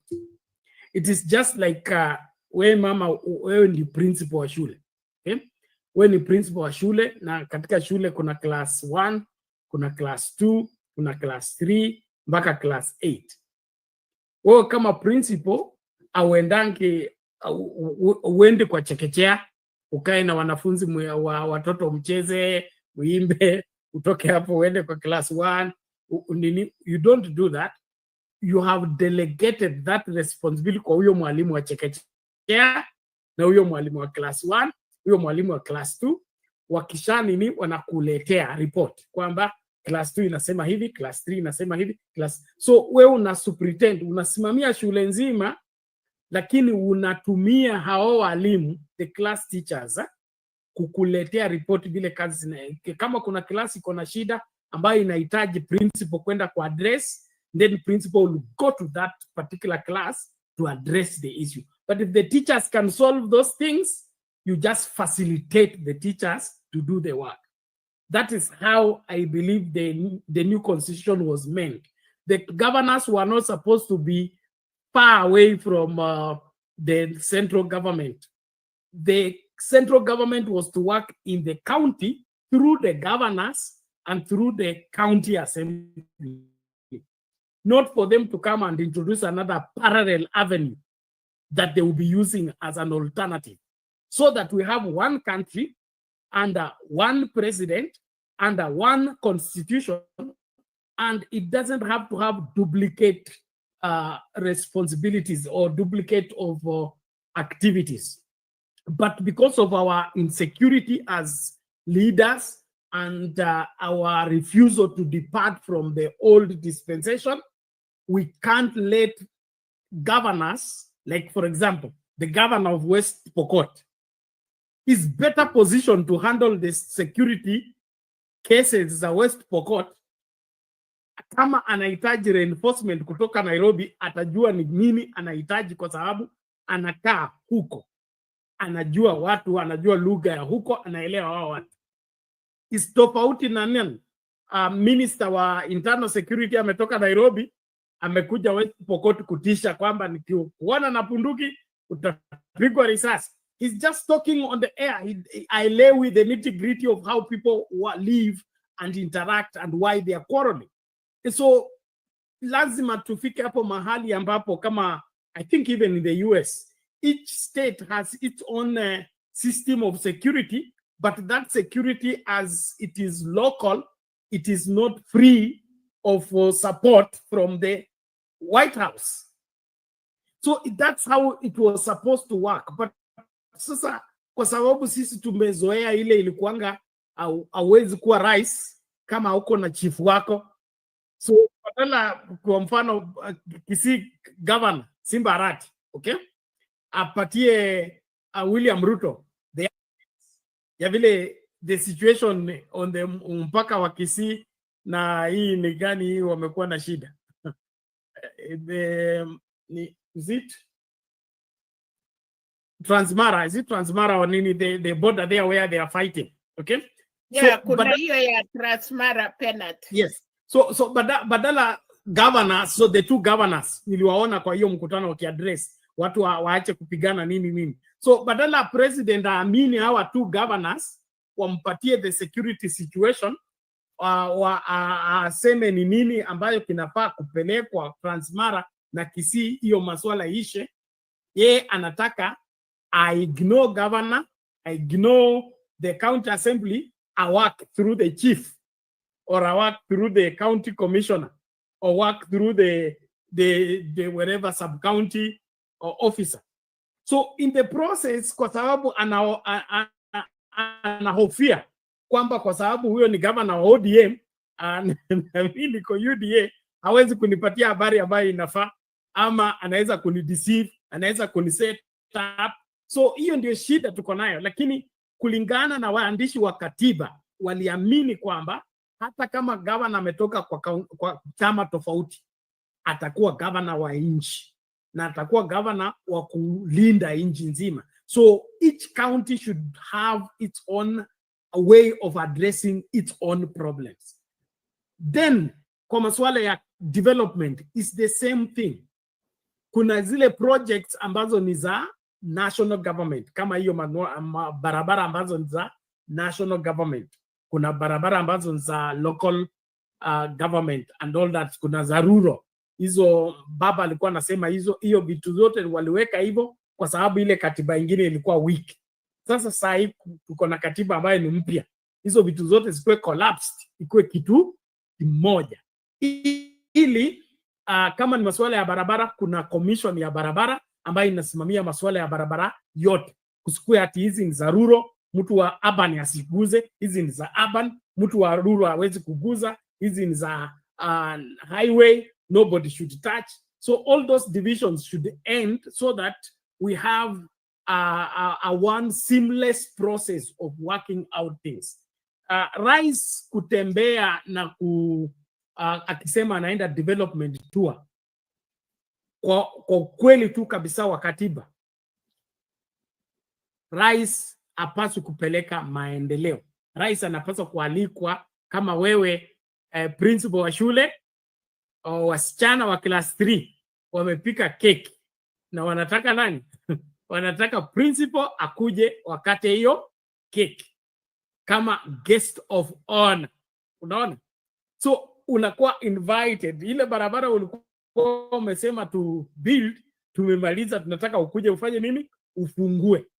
So it's not an initiative from State House coming to, but it's an invitation for you to come. Tunataka utupatie honor like ile inafanyikanga inaitwa nini? Those business meetings za Wanga, za Anyang', okay? Investors wamekuja. Na tunataka want you to honor us by coming to address that conference. So the president comes on invitation. He comes as a guest of honor, not an invasion for him to come and say he has brought development. That bringing development to me is an excuse. An excuse, one, for ignoring what the counties are doing or frustrating what the counties are doing. Two, if he has to launch the road, let the road be completed. Or it just comes to break the ground. After that, akae nini? State House, mpaka hiyo barabara imalizwe, and then anakuja kuifungua. That official opening. Lakini hii nimeenda Western, nimesema hiyo barabara kutoka hapa, then next week uko Coast. The other week uko Garissa. The other week uko huko. That to me is very suspect. It's very suspect. Na inadhihirisha kwamba hakuna kazi inafanyika, yani ile kazi practical ambayo ina affect maisha ya Mkenya. And so ukweli wa katiba ni kwamba rais hata astahili kuingilia pesa ya inaitwa nini, KRA treasury kwa katiba mpya. Rais anapaswa kuandika budget kama vile judiciary inaandika budget, kama vile inaitwa nini, parliament inaandika budget, alafu treasury ina supply. That's what should be happening. Not that rais ndio anatembea na kikapu ya pesa ya inji akigawa nimegawia hawa hii, nimegawia hawa hii, nimegawia kama na changa yake binafsi ile ya rambe, then is okay. Lakini ati pesa ya serikali inatembea na rais, na rais anapeana vile anavyotaka ama vile anavyoona, hiyo katiba, hii katiba mpya ilifutilia mbali. Ilikuwa inafanya time ya Moi, lakini in the new constitution the treasury is supposed to be an independent body that makes sure that all the resources are put together, and then according to the budgets that have been allocated by parliament, counties zitapata 15%, treasury makes 15%, imeenda kwa counties. Education inachukua 2%, make that 2% imeenda kwa education. Healthcare inachukua 10%, treasury make sure that 10% imeenda wapi? Kwa education. Sio maswala ya rais kufanya, treasury is supposed to do that. Rais ni kupata cabinet, atengeneze policy, tunakuwa na education. Education will need laboratories. For laboratories to be built, we need to have this and this happening. Do we have enough land for public schools? Expansion ya shule, how will that work? Then the Minister for Education takes those policies and then goes to implement. Lakini hii ati rais lazima akuje ndio tufungue barabara, akuje ndio tufungue hospitali, akuje ndio tufungue soko, hiyo ni katiba kongwe. Lakini Penat, wenye walitutengenezea pia katiba walifanya vizuri, lakini hawakumaliza. Kama hii 15% walipatia counties, na kwa sababu ilikuwa ni mara ya kwanza, they could have given us 35% once and for all. Second, kuna mambo mingi kwa hiyo katiba waliweka nusu. Wanasema they were in a trial, na wakaamini wa Kenya ya kwamba maybe in 10 years ile mambo haikuwezekana, tutakuwa tumerekebisha. So waliweka hiyo shell hiyo. Kuna viungo mingi waliweka kwa katiba yenye wakumaliza, yenye hata mtu akienda kotini unasikia wanasema yes, lakini kuna yale haiku. So wenye walitengeneza hii katiba pia hawakutufanyia mema. Hata kama tuko new constitution, it is doing nothing unless he agree. Yes, just continue. No, it's okay. Nimemaliza, wacha Lala ingie ndiye hata yeye aseme ya. Yeah, now just on the issue of the 15%, 15% was to start. That's what I'm saying. Shida yetu hatutaki kusonga. 15% ilikuwa ya ku start because most of the activities zilikuwa bado ziko kwa central government, like healthcare, agriculture. They were to be gradually, that's why kulikuwa na hiyo transitional commission ya ku transit from the old constitution to the new. Then that commission ilikuwa inapeana different roles, but the framers of the constitution believed that when we add more responsibilities, that the county should also add the money.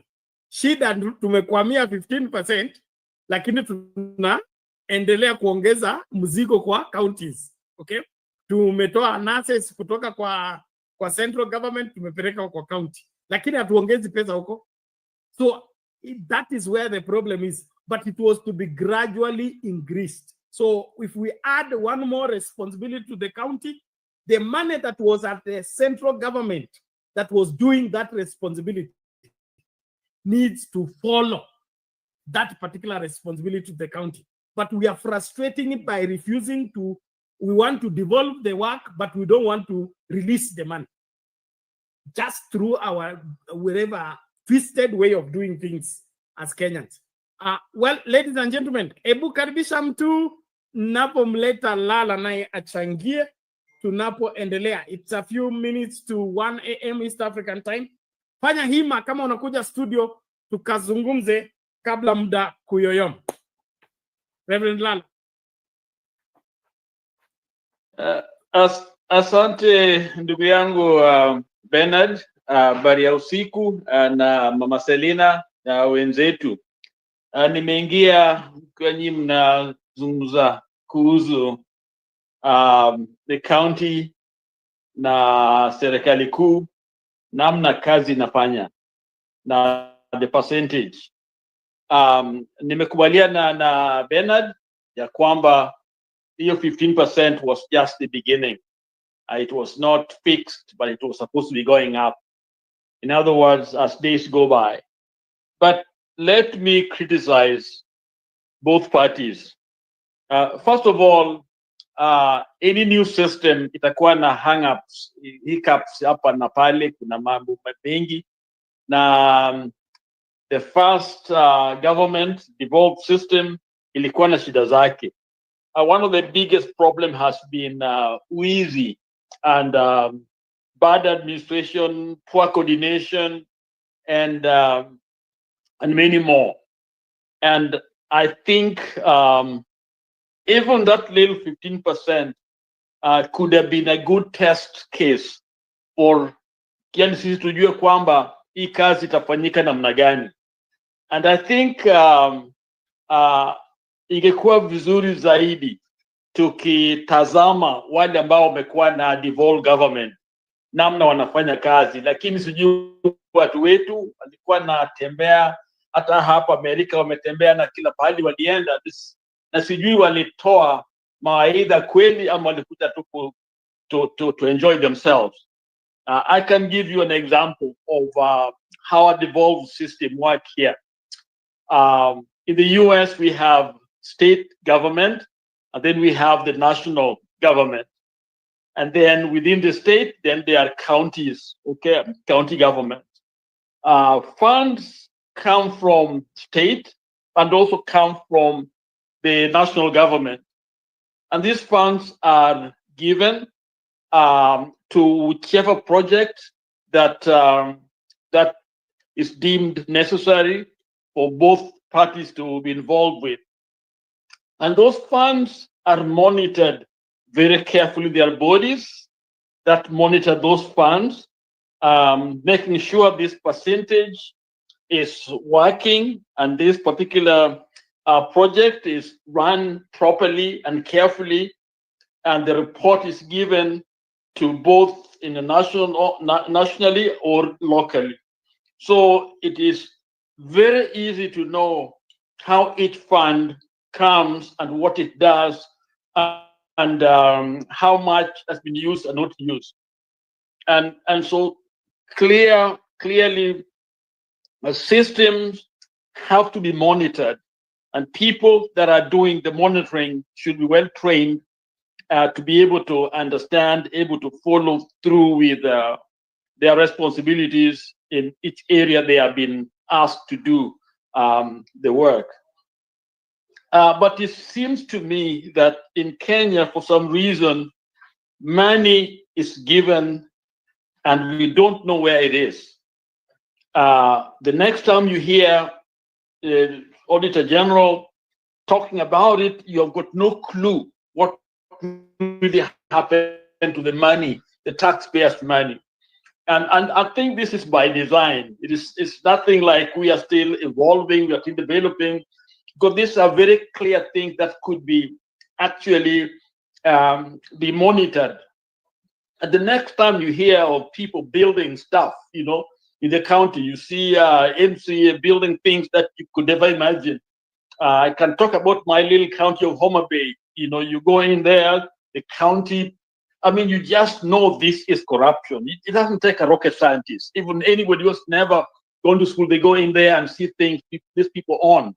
And I give you an example. I'd gone there and worked on some political times. One time, I was giving ride to these guys in my car. And right now, after a few years, these people can employ me. These people own more than I own, and build homes, buying things east and left. Okay, and this is money. This is taxpayers' money. This is money for development. So even that 15% has been misused in so many of these counties, and we don't have people in jail. Okay, the hospitals are still in shambles in many places. Schools don't have equipment. Okay, the sectors like agriculture and others are suffering because they don't have what it takes to modernize in those counties. So, in a sense, this good system that at least you've seen a lot of good things has been mismanaged and misused, the point where it will be grounded. And now the other day I was listening to the way money is spent. The big bucks is towards the salaries and the big people out there, yet the development money should go to the local, to the industries that need to be developed, to schools, and the money is not going there. Money is going to the lifestyle of the so-called leaders, big bucks, and even national government. So we are in a situation where unless we rescue this system, I'm telling you, even the good you have seen happening to us because of the ball government will still go down. Mama Selina talked about the way the constitution was written. Mama, hakuna baya. The constitution cannot spell out everything, word for word. Hata England hata hawana constitution, lakini watu wanajua iko ndani ya watu wanajua, these are things that need to be done. So the constitution is a guideline. Okay, it can't give everything in common. The